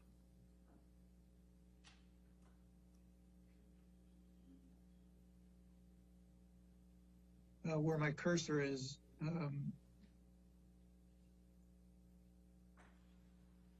Ms. Hurd says to you, yeah, she said that Johnny and I need to talk directly. Do you know who do you know who Ms. Hurd's referring to there? Laurel. That was your understanding after reading this? Yes. And then you ask her, do you want to do something tomorrow? She says, yeah. She says, IDP, I do.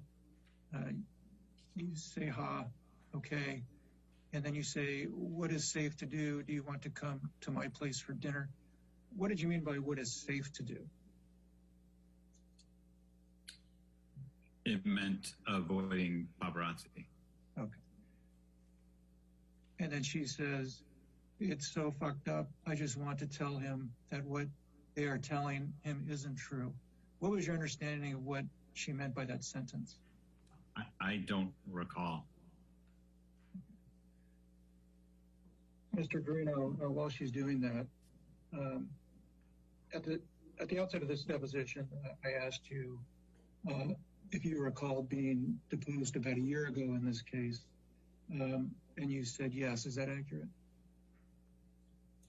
Yes. Okay. What I'm going to show you now is the transcript, a portion of the transcript from that deposition. And who is Mr. Bruckheimer? Jerry Bruckheimer is the producer of the Pirates franchise. And who is Mr. Wiggum? Jack Wiggum was an agent at CA who worked with Johnny. Okay. And who is Mr. Lord? Brian is one of the managing partners of CAA and also worked on Johnny Depp. And what was your understanding of why the Pirate 6 job was not offered to Mr. Depp? Leo, you're asking my opinion? Yes. Because of the accusations that Amber had made. And what I'm about to show you, Mr. Carino, is an article in the Washington Post authored by Ms. Hurd. You're going to notice that the article will be presented sideways. So you'll have to tilt your head a bit to review it. So at 19. Do you, first, Mr. Carino, why don't you take control and just scroll through the document? It's just a couple pages.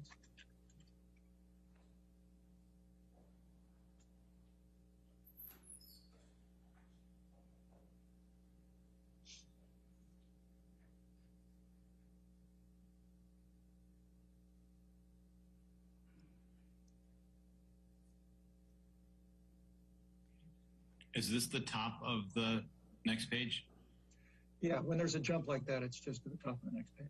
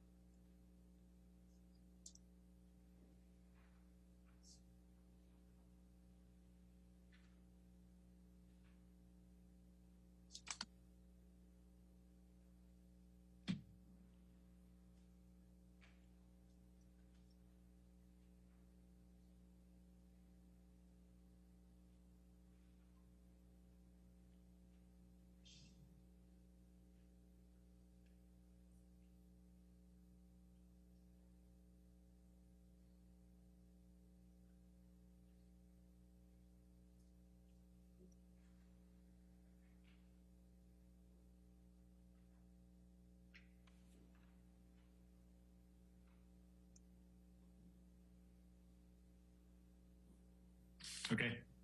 Mr. Carino, have you seen this document before? Yes. Do you know who wrote this document? Yes. Who wrote this document? Amber. Amber Heard? Yes. And do you see there on this first page of the document, it actually indicates that it's written by Amber Heard on December 18th, 2018? Yes. And you understand that this document was authored by Ms. Heard and published on December 18th, 2018? Yes. And do you recall reading it at the time it was published?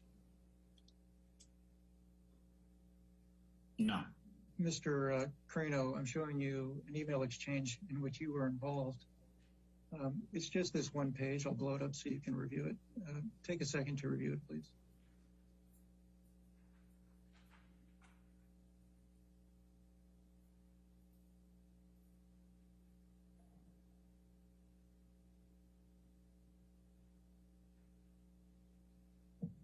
Okay. And let's start at the bottom of this. Well, do you see at the top that the email gray line is entitled Johnny Depp's Jack Sparrow won't return in new Pirates of the Caribbean movie? Yes. And this email exchange was on December 20th, 2018, correct? Correct. And do you recall that the article you just read published by Ms. Heard was published on December 18th, 2018, 2 days before this? Yes. Now, if you go to the bottom of this email, do you see there is this link to an article? Yes. And it says URL defense, it says movieweb.com. Yes. Mr. Carino, what I put up next to the email exchange that we've been discussing is an article dated December 20th, 2018. Okay. So this article is dated December 20th, 2018. The email sent to you by Robin Baum is that same day, December 20th, 2018, correct? Yes. Who is Ms. Baum? Johnny's publicist. Okay. And she's sending this article to you, is that right? Yes. And then in response, you say, were we told this officially from Disney? And she responds, Jack Wiggum responds, no. Is that accurate? Yes. Sure. So you testified just a few minutes ago that it was your opinion that Mr. Depp lost the Pirates 6 movie because of Ms. Heard's allegations. Is that accurate? Yes. Allegations of abuse, correct? Yes. And is this a demonstration of when Disney made that decision to not hire Mr. Depp for Pirates 6? Yes. Exhibit 22. Did you ever see Mr. Depp physically abuse Miss Heard? No. Did Miss Heard ever tell you that she had been physically abused by Mr. Depp? No. Did Mr. Depp ever tell you that he had physically abused Miss Heard? No. Did you ever witness any injuries on Miss Heard that would indicate that she was physically abused? No. Now, again, this is a few months after the filing of the divorce papers and the TRO, and Miss Heard states to you, "I'll call you right back, sorry." And you say, "K." She says, "Is it too late to call?" And you say, "Just finishing dinner, we'll call you as soon as we walk out within 20. And she says, "Please tell him I love him." Is that an accurate reading of the text exchange so far? Yes. Do you know if at this time, based on your relationship with Miss Heard and Mr. Depp, whether Miss Heard wanted to reconcile with Mr. Depp? Yes. It's your understanding that she did? Yes. Did Miss Heard, based on your personal friendship with Miss Heard, close personal friendship with Miss Heard, would you say that she confided in you? Yes.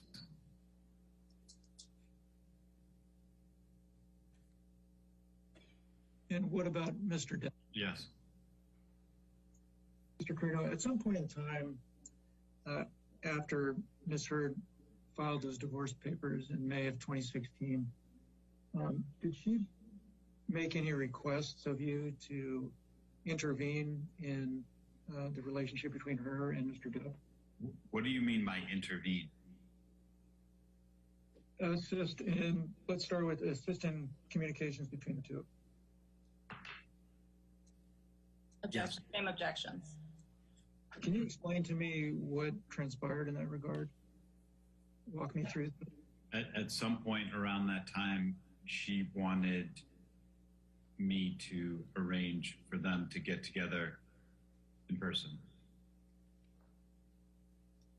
And what did you do after that was requested of you by Ms. Heard? I talked to Johnny about it. What happened after that? He was reluctant at first and then agreed. And then what happened after that? I mean, it's a long time ago, but I remember there was a fair amount of discussion about the TRO and how we would deal with that because nobody wanted Johnny accused of violating the TRO as an outcome of that meeting. And I don't remember exactly what we did, but Amber at some point warranted that she would never accuse him of violating the TRO to do the meeting, and I set the meeting up. So just so I understand, you set the meeting up at the request of Ms. Heard? Objection. Yeah. And as part of you setting up, she told you that it didn't matter. I'm trying to understand what was the issue with respect to the TRO? My understanding of a restraining order, at least at the time, was that he couldn't go within a certain distance of her. Okay. And what was her suggestion with respect to that issue in connection with her wanting to meet with him? She promised me and told me to relay to him that she would never accuse him of violating the restraining order as a result of agreeing to meet her. And I believe, but I don't recall exactly, there were conversations with both sides legally, I believe at the time, to make it transparent to everybody that this was happening. Okay. And then what happened next? I arranged the meeting. Johnny was in San Francisco on tour, and I arranged to borrow a friend's house, and Amber and I flew to San Francisco and drove to the house, and Johnny showed up a few hours later. And did the two of them meet Yes, in the same room? they sat outside. Okay. How close to each other were they? Inches away from each other. And how long were they out there talking? For how long were they out there talking? Several hours.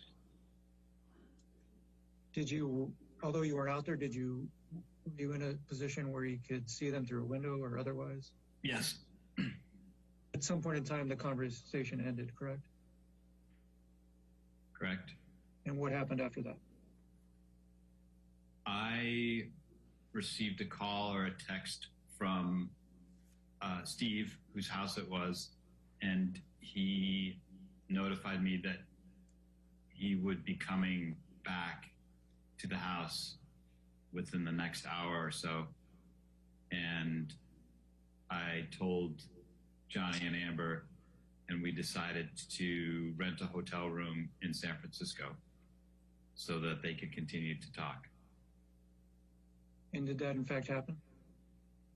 Objection. And at some point in time, you left that house, correct, to go to San Francisco? Yes. And was it the three of you? No. Johnny had security with him, and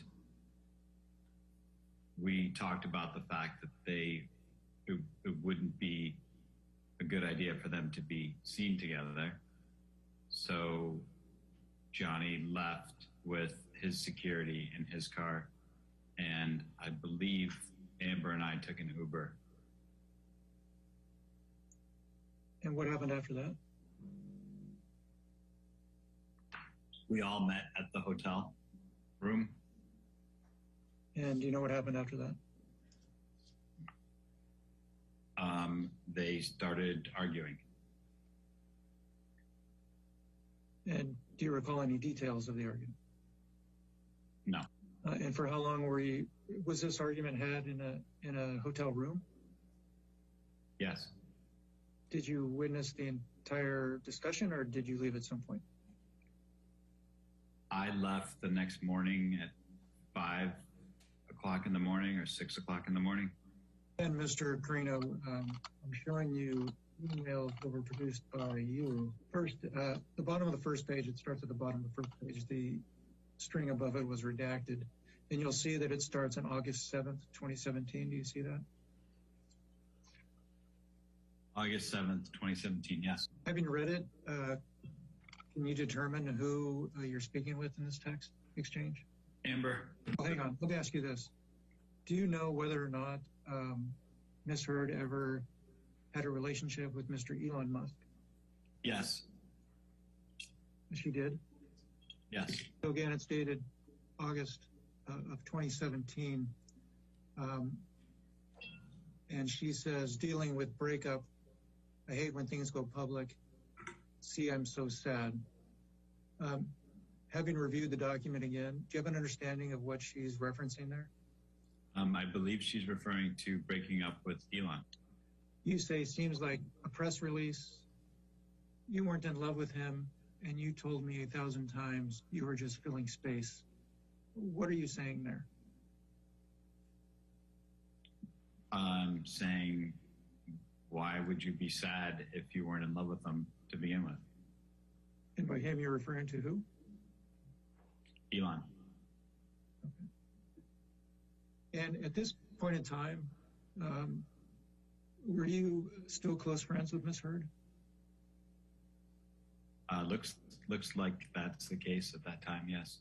And did she still, at this point in time, did she confide in you about her relationships?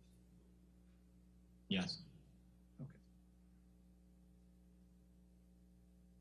And you respond, I'm sorry, she responds, I know, but I wanted time to grieve and recover in my own time. Is she still referring to Mr. Musk there? Do you know? Your understanding. I don't know whether she's referring to Johnny or to Elon in that line. Okay. In this point in time, do you know what her feelings were? What was your understanding? At this point in time, what was your understanding based on your experience with her? What was your understanding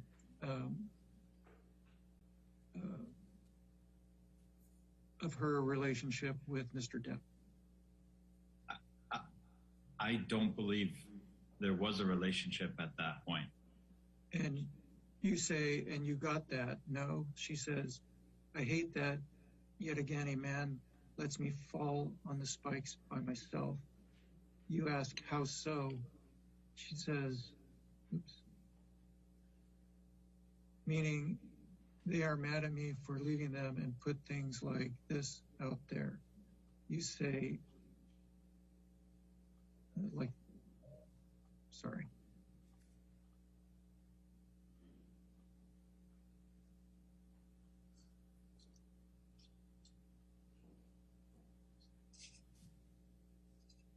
She says like that.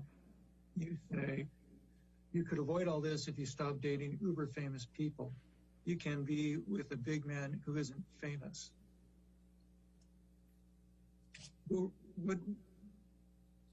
were you relating to her there? I believe what I was saying was, if you don't like being in the press about your personal life, then don't date people that are famous. Sure.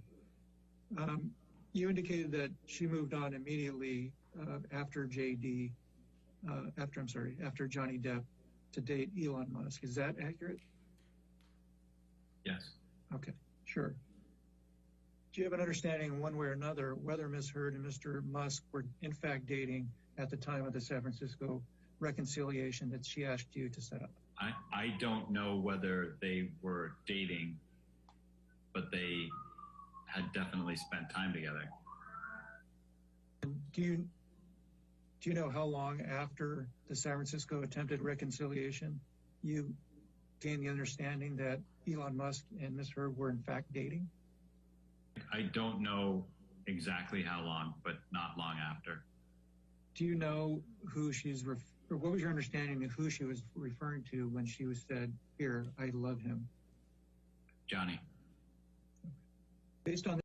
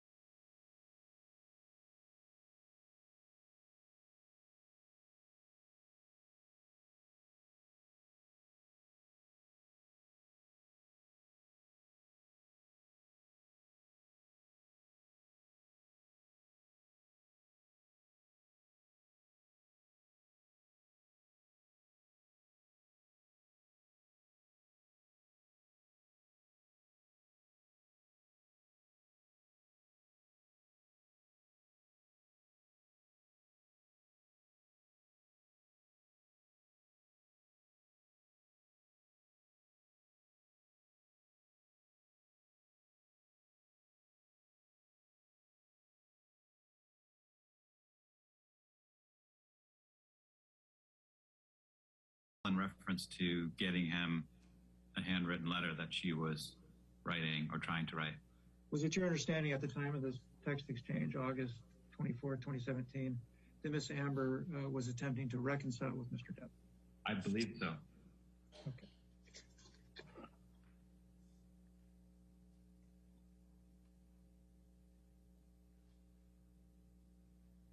And I know this may sound repetitive, but on August 20, at the time of this text, on August 24th, 2017, you and her were still close personal friends, correct? I believe so. There's not much here at all, Mr. Carino, but I did want you to confirm that this was a document produced by you, correct, based on the bait stamp on the bottom? Yes. And do you see it's dated September 27th, 2017? September 23rd. Oh, you're right. My apologies. It's dated September 23rd, 2017. And it's a text to you that says, God, I miss him.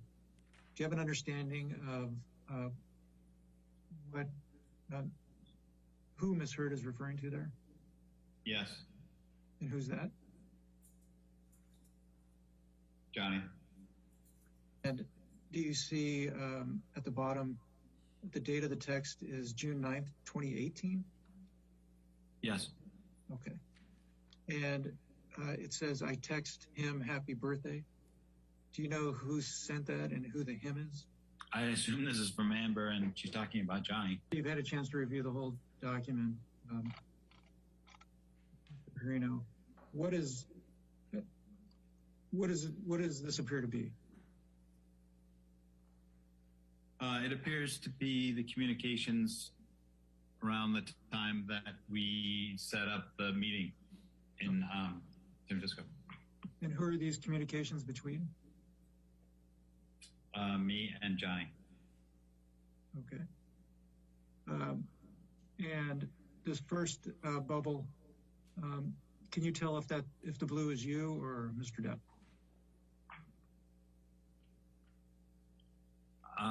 I think the blue is me. Sure. Earlier in your deposition, at the very outset, I was asking you about your representation of individuals at CAA. You indicated that you represent individuals that are both actors and musicians. Would you consider Mr. Depp in that pool? Yes. And you represented, or CAA represented him both in connection with his acting endeavors and his involvement with the vampires? Yes. And was Mr. Depp's participation in Hollywood Vampires lucrative? No.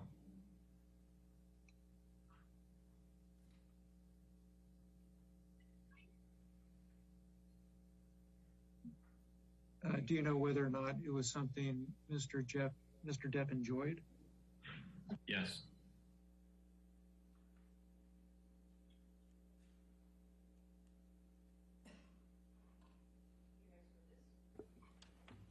Plaintiff calls Laura Wasser by deposition, Your Honor. W-A-S-S-E-R. Thank you.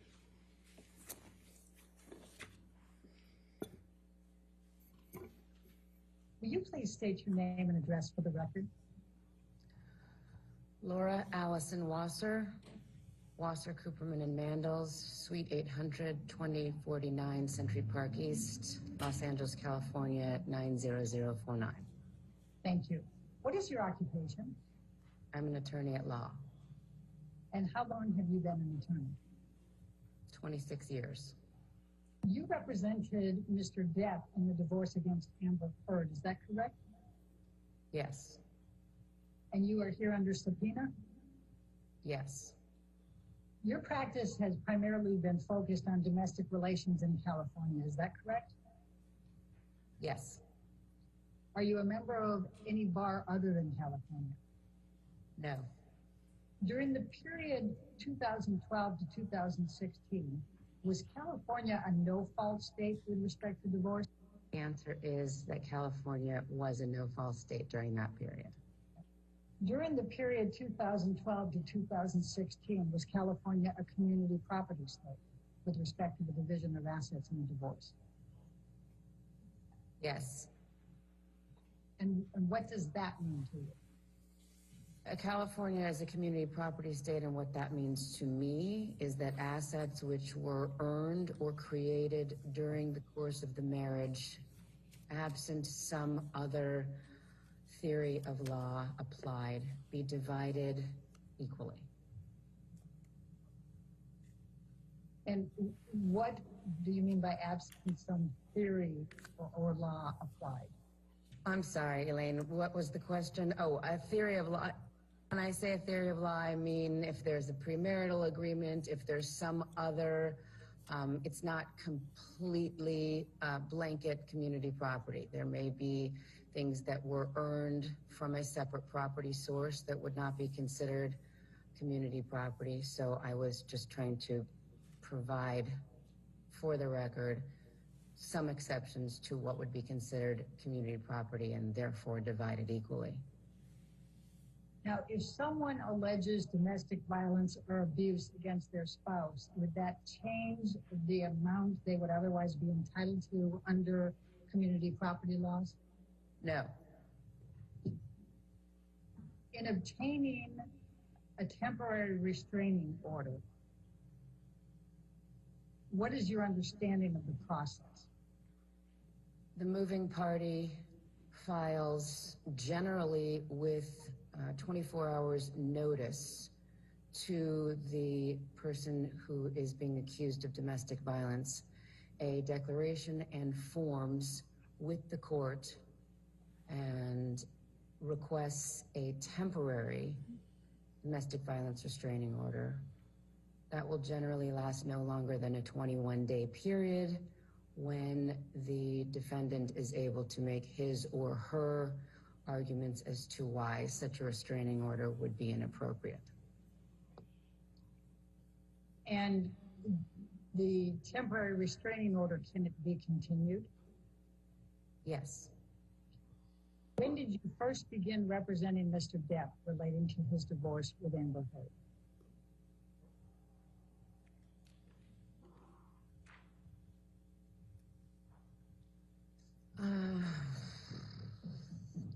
I believe it was in December of 2015. I'm going to ask you to pull up document 1, Wasser document 1, and let's go ahead and label that as Wasser exhibit number 1. Ms. Wasser, I'm going to ask you to take a look at what has been marked as Wasser deposition exhibit number 1. It is a letter dated May 24, 2016. It's addressed to Jacob Bloom, and it says in remarriage of Depp. Do you see that? Yes. Okay, and it's from Samantha Spector, who indicates she's representing Amber Heard. As of the time of this letter, had you made known to Amber Heard or Ms. Spector or anyone else related to them that you represented Mr. Depp? I don't believe so. Did you receive a copy of this letter from someone? I believe so. I think I've seen it before, so yes. Did you receive this letter on or around May 24, 2016? Okay, next page, please. Hang on.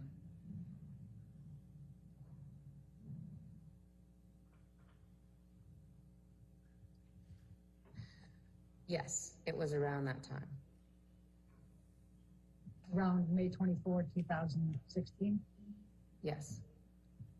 Did you have any communications with Samantha Spector in connection with this letter? Yes. And when you say within days, could it have been the same day, May 24th, the next day, 25th? Possibly.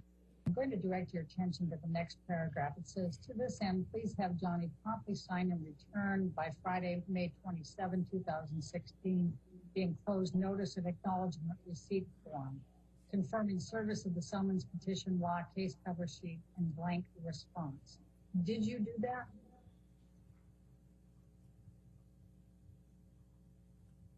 This letter was not directed to me, Elaine. No, I understand it, but it was given to you, correct? I believe so. And you were representing Mr. Depp, correct? Yes. And Mr. Bloom did not represent Mr. Depp in connection with the divorce, correct? Correct.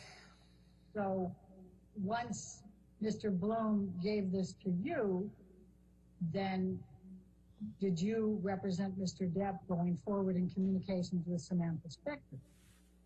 Once we received this letter, our firm took over with representation of Mr. Depp in the dissolution action. I cannot recall whether or not the request made was done by Friday, May 27th, but I believe that it was. Probably have that notice and acknowledgement of receipt somewhere with a date on it. Now, the next section, I think, is something that you referred to earlier. It said, in addition, we are requesting on Amber's behalf the following. And it says appropriate pendente light support. Did you have an understanding of what that amount might be at the time that you saw this letter? I did not have an understanding of what appropriate pendente lite support would be at that time. Did you ask Samantha Spector? I don't recall.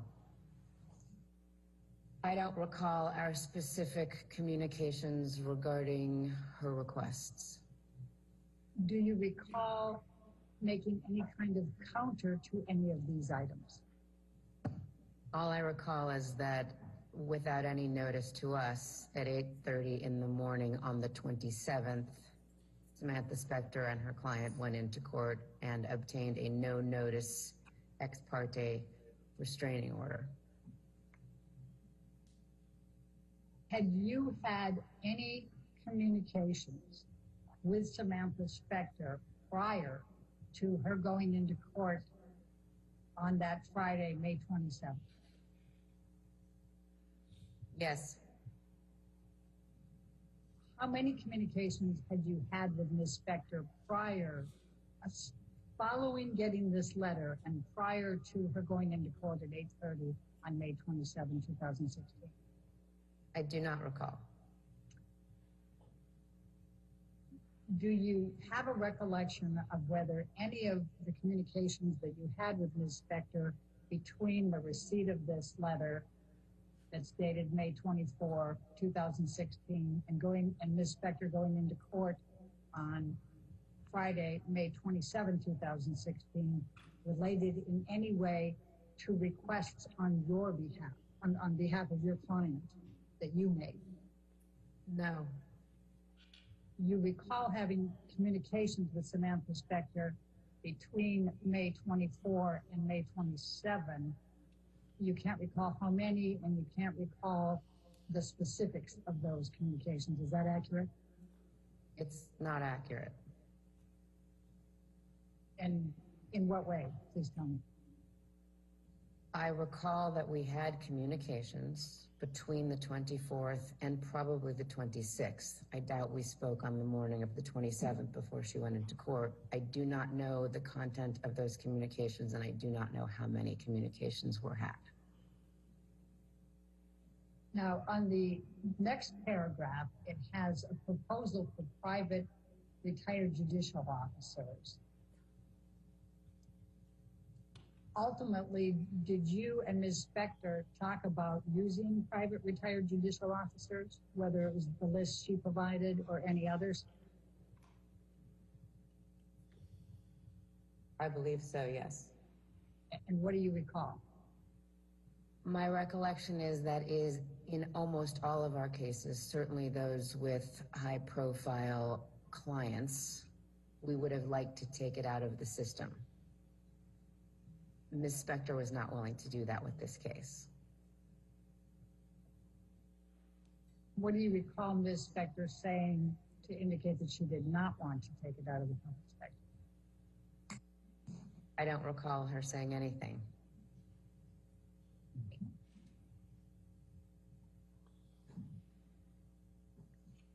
Now,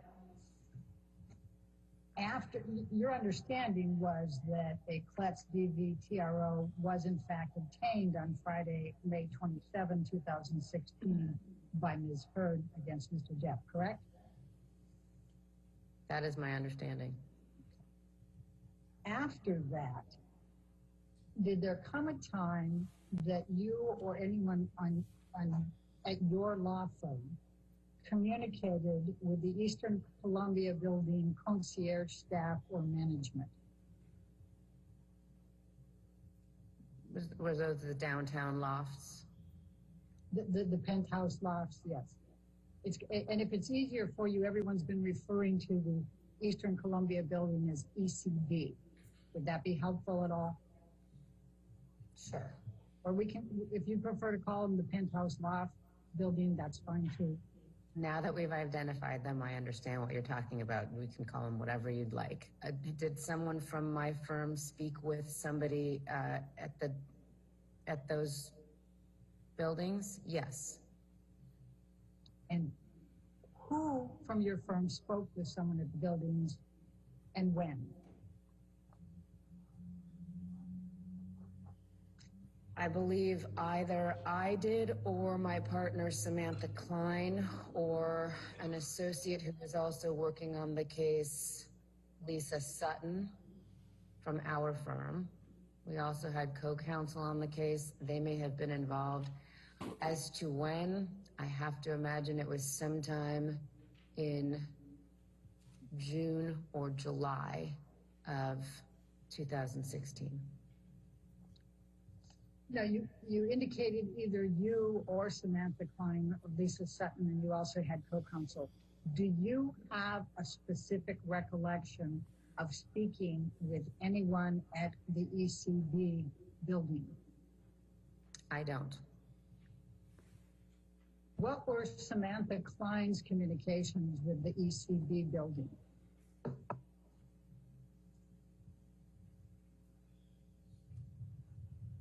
I don't know. What were Samantha Klein's communication with the ECB building?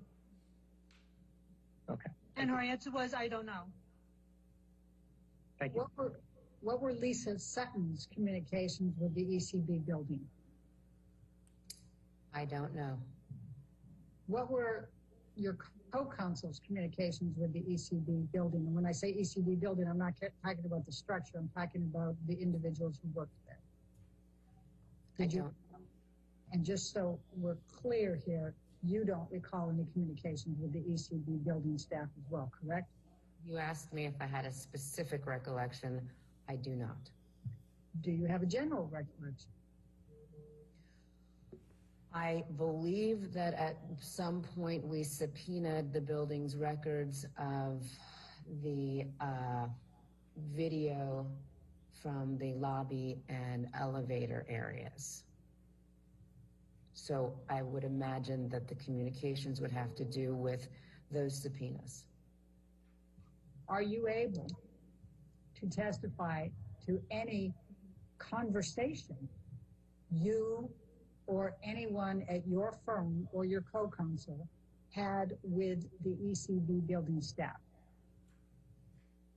I am sure that there were conversations and communications regarding the production of the subpoenaed documents, review of the subpoenaed documents, their compliance with, I believe it was Ms. Spector's subpoena that was sent, our ability to review the videos, coordination of same. But I don't have a specific recollection of any communications. Are you able to speak to whether there were any conversations between you, anyone at your law firm or your co-counsel, and ECB building personnel prior to your issuing the subpoena? Also, I don't believe that the subpoena was issued by our firm, as you said. So you don't have a recollection of a subpoena being issued on Mr. Depp's behalf for the ECB building surveillance tapes? I don't know. I know there was one issued. I believe it was issued by Ms. Spector. Let's talk about the videos that you just referred to from the ECB building staff. How did you and your firm or your co-counsel receive these videos? I don't recall. I would imagine like a e-file or something like that. Now, is it your recollection that there was just one e-file that contained all of the surveillance tapes? I don't have a recollection as to whether it was 1 or 7 or what. I just don't know. When you were talking about receiving the video surveillance footage on whatever, whether it was 1 file or 7 files, whether it was e-file or whatever, did you have any understanding that you were not provided the full amount that was requested, whatever the amount was? No. So you thought you received whatever you were supposed to receive, is that fair? Yes. What did you do with the actual surveillance video footage that you received? I believe we kept it on the computer at least for the next couple of months in preparation for trial. I don't know where it is now. That's my next question. Is there a time that you no longer possess the video surveillance footage that was sent to you by the ECB building?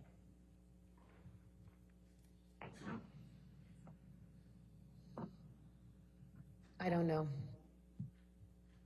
Ms. Wasser, I'm going to ask you to take a look at what has been marked as Wasser Deposition Exhibit number 2, and it's a multi-page document, and so I'm going to scroll down a little bit, but you let me know if I'm going too fast here. It's dated June 3rd, and it's to Samantha Klein. She was working with you on the Depp case, correct? Correct. Okay. And it's from Samantha Spector, which you can see there, and we'll show you the signature later. And it's litigation hold preservation of information, including not limited to electronically stored information. Do you see that? Yes. Do you recall receiving this letter? And if you want me to scroll down and let you read each page, I'm happy to do that first. I'm familiar with this letter. I recall receiving it.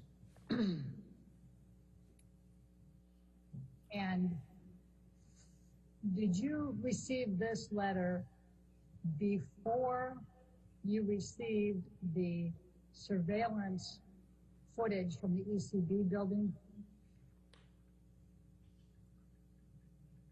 I am not sure. Well, I think you had indicated that you thought that it was in June or July that you received the surveillance footage. Is that still your best recollection? Looking at the date and knowing the chronology of the case, it is my best estimate that we received this letter prior to the time that we received the video footage. Ms. Wasser, what steps did you and your firm and co-counsel take to preserve the surveillance video footage of ECB from the time you received it going forward? I think the absence of us doing anything to destroy the video footage would be the most I could testify regarding in terms of steps that we took to preserve the video footage.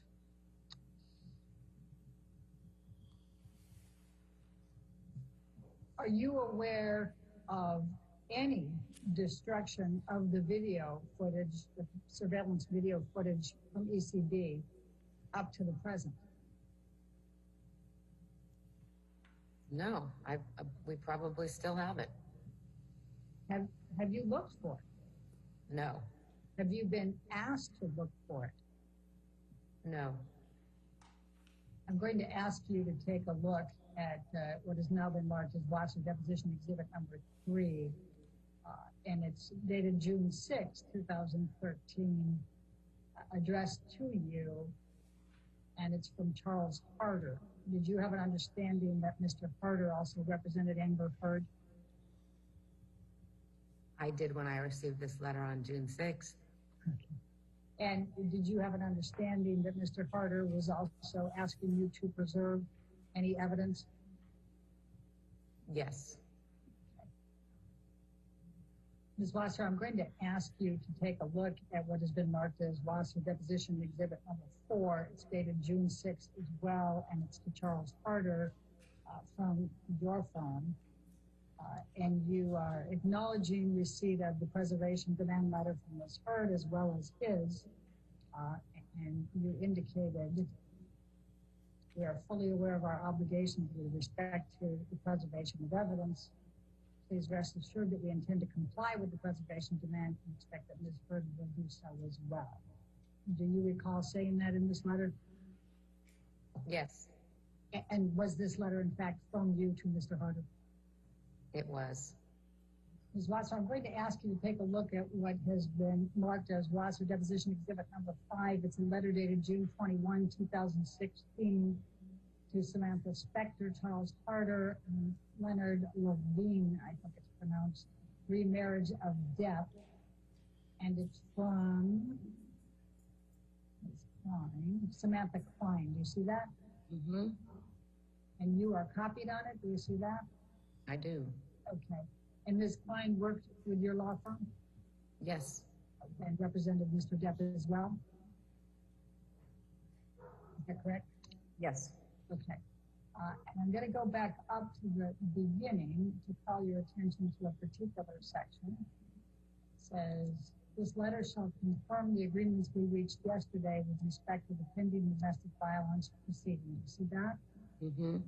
And then we're going to go down to the media, press, and it says, neither party nor his or her respective counsel representatives or agents shall make any comments in the media or press pertaining to this dissolution action, the civil action pending against Doug Spino, and or any pending or future litigation between or involving the parties. Do you see that? Yes. All right. Does that accurately reflect the agreement that was made between the parties with respect to Amber Heard and Mr. Depp in communications with the press? Yes. Do you know Liz Walters? Who? Liz Walters? Yes. And who is she? She is a reporter. For? I believe she works for her brother's online media outlet called The Blast. Did you have any communications with Liz Walters during the Depp-Heard divorce? I don't recall. Did you have any communications with TMZ relating to the Depp-Heard divorce? I don't recall.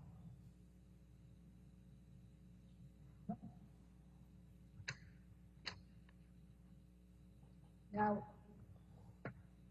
do you recall what the date was for the permanent TRO, temporary restraining order?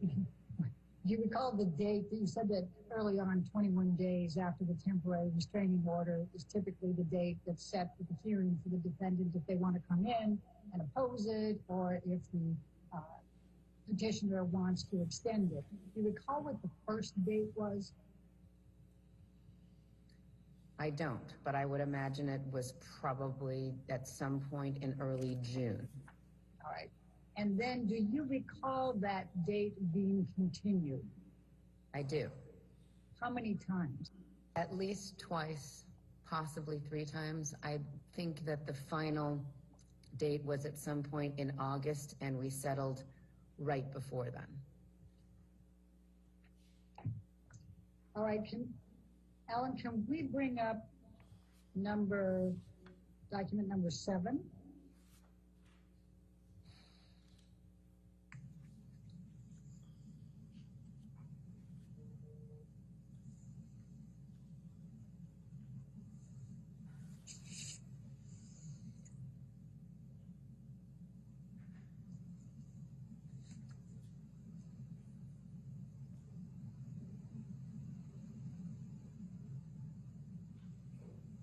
Thank you, Ms. Wasser, I'm going to ask you to take a look at what has been marked as Wasser Exhibit number 7. It is dated August 5, 2016. It is to you from Samantha Spector. Do you see that? Yes. Do you recall, did you receive this document?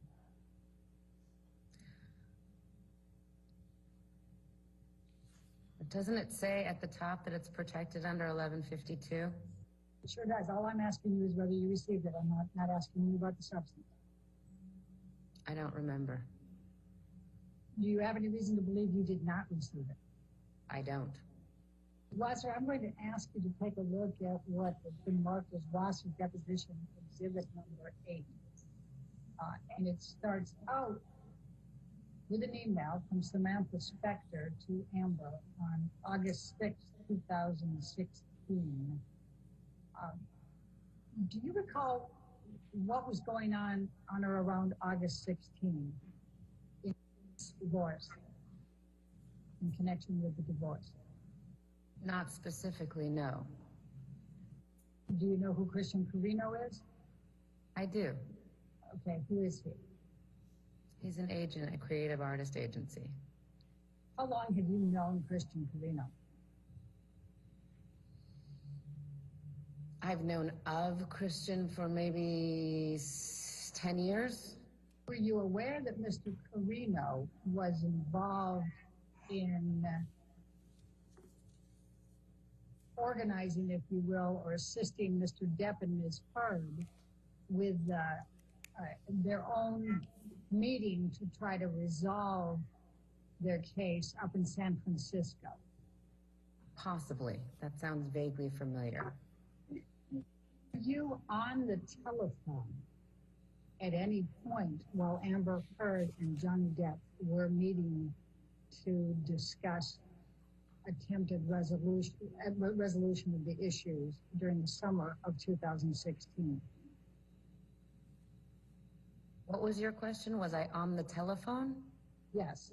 Were you on the telephone where Mr. Depp and Ms. Heard were in the hotel room and were talking? No.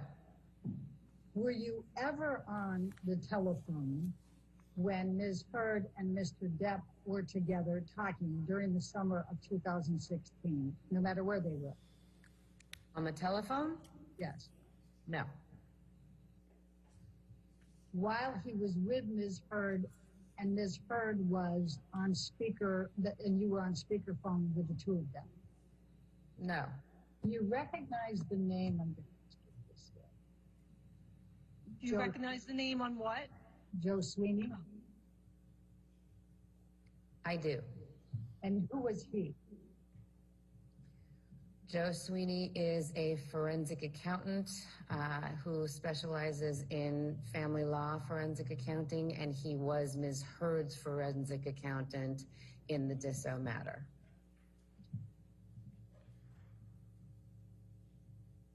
And was Edward White acting as the forensic accountant for Mr. Depp? No.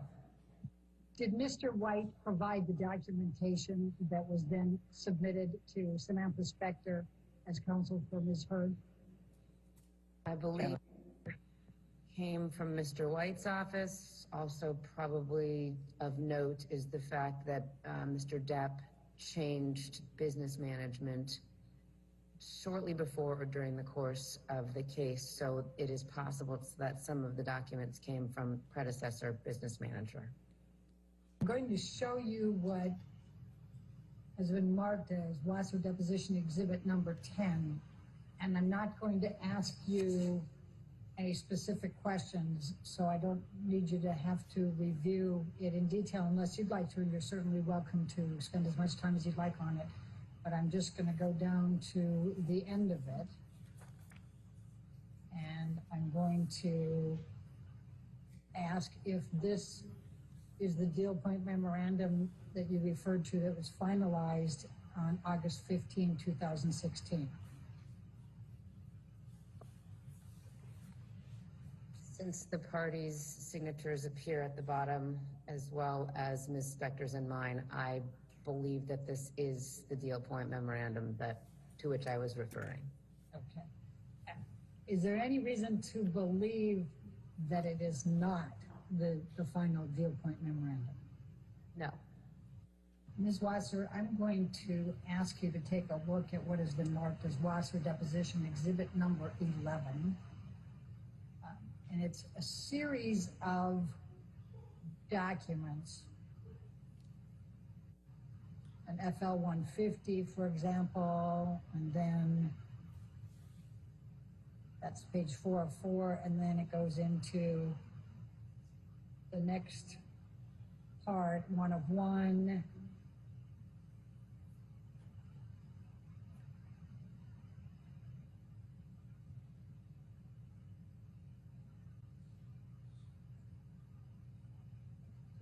Try to page through it for you just so you can see generally.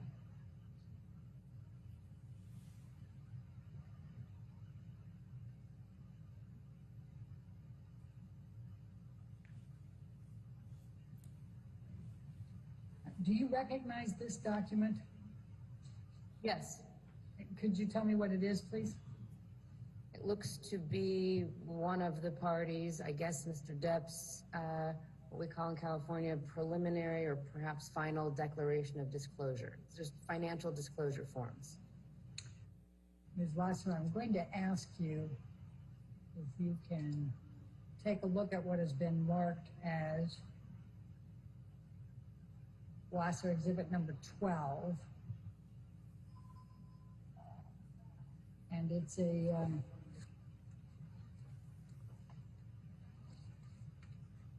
many pages.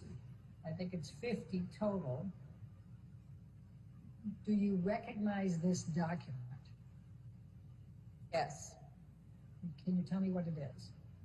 It's the parties' related judgment for dissolution of marriage. Is there a specific amount that was paid to Amber Heard as part of this divorce settlement and judgment for Objection document. I'm sorry. For her claims of domestic violence, including any claims of assault, battery, intentional or negligent infliction of emotional distress, libel, slander, and or defamation?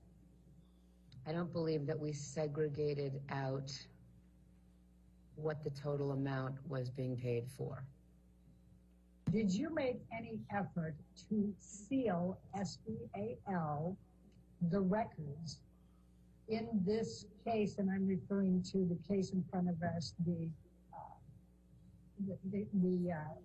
marriage or partnership of Amber Laura Depp and John Christopher Depp II, filed in Superior Court of California, County of Los Angeles.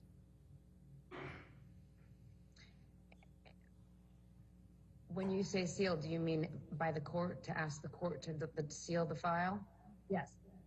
I don't believe so. And why not? We don't do that. I'm going to ask you to take a look at what has been marked as Deposition Exhibit number 13. And this is a subpoena of you for this deposition. Did you receive that? Do you want me to scroll through it? Would you like to? No, I believe that we received it. All right. And you are testifying pursuant to this subpoena, correct? I am. I'm going to ask you to look at what has been marked as Deposition Exhibit number 14. And this is for the corporate designee of Wasser, Cooperman, and Mandos. You see that? I do. For today's deposition. Is it your understanding that you are the corporate designee on behalf of Wasser, Cooperman, and Mandels speaking today? Yes. Thank you. All right, ladies and gentlemen, I think given the hour, that'll be all the testimony that you hear today, okay? So we'll go ahead and recess for the day. Make sure you don't do any outside research and don't talk to anybody, and we'll see you tomorrow, okay? Get some good rest, all right? Thank you.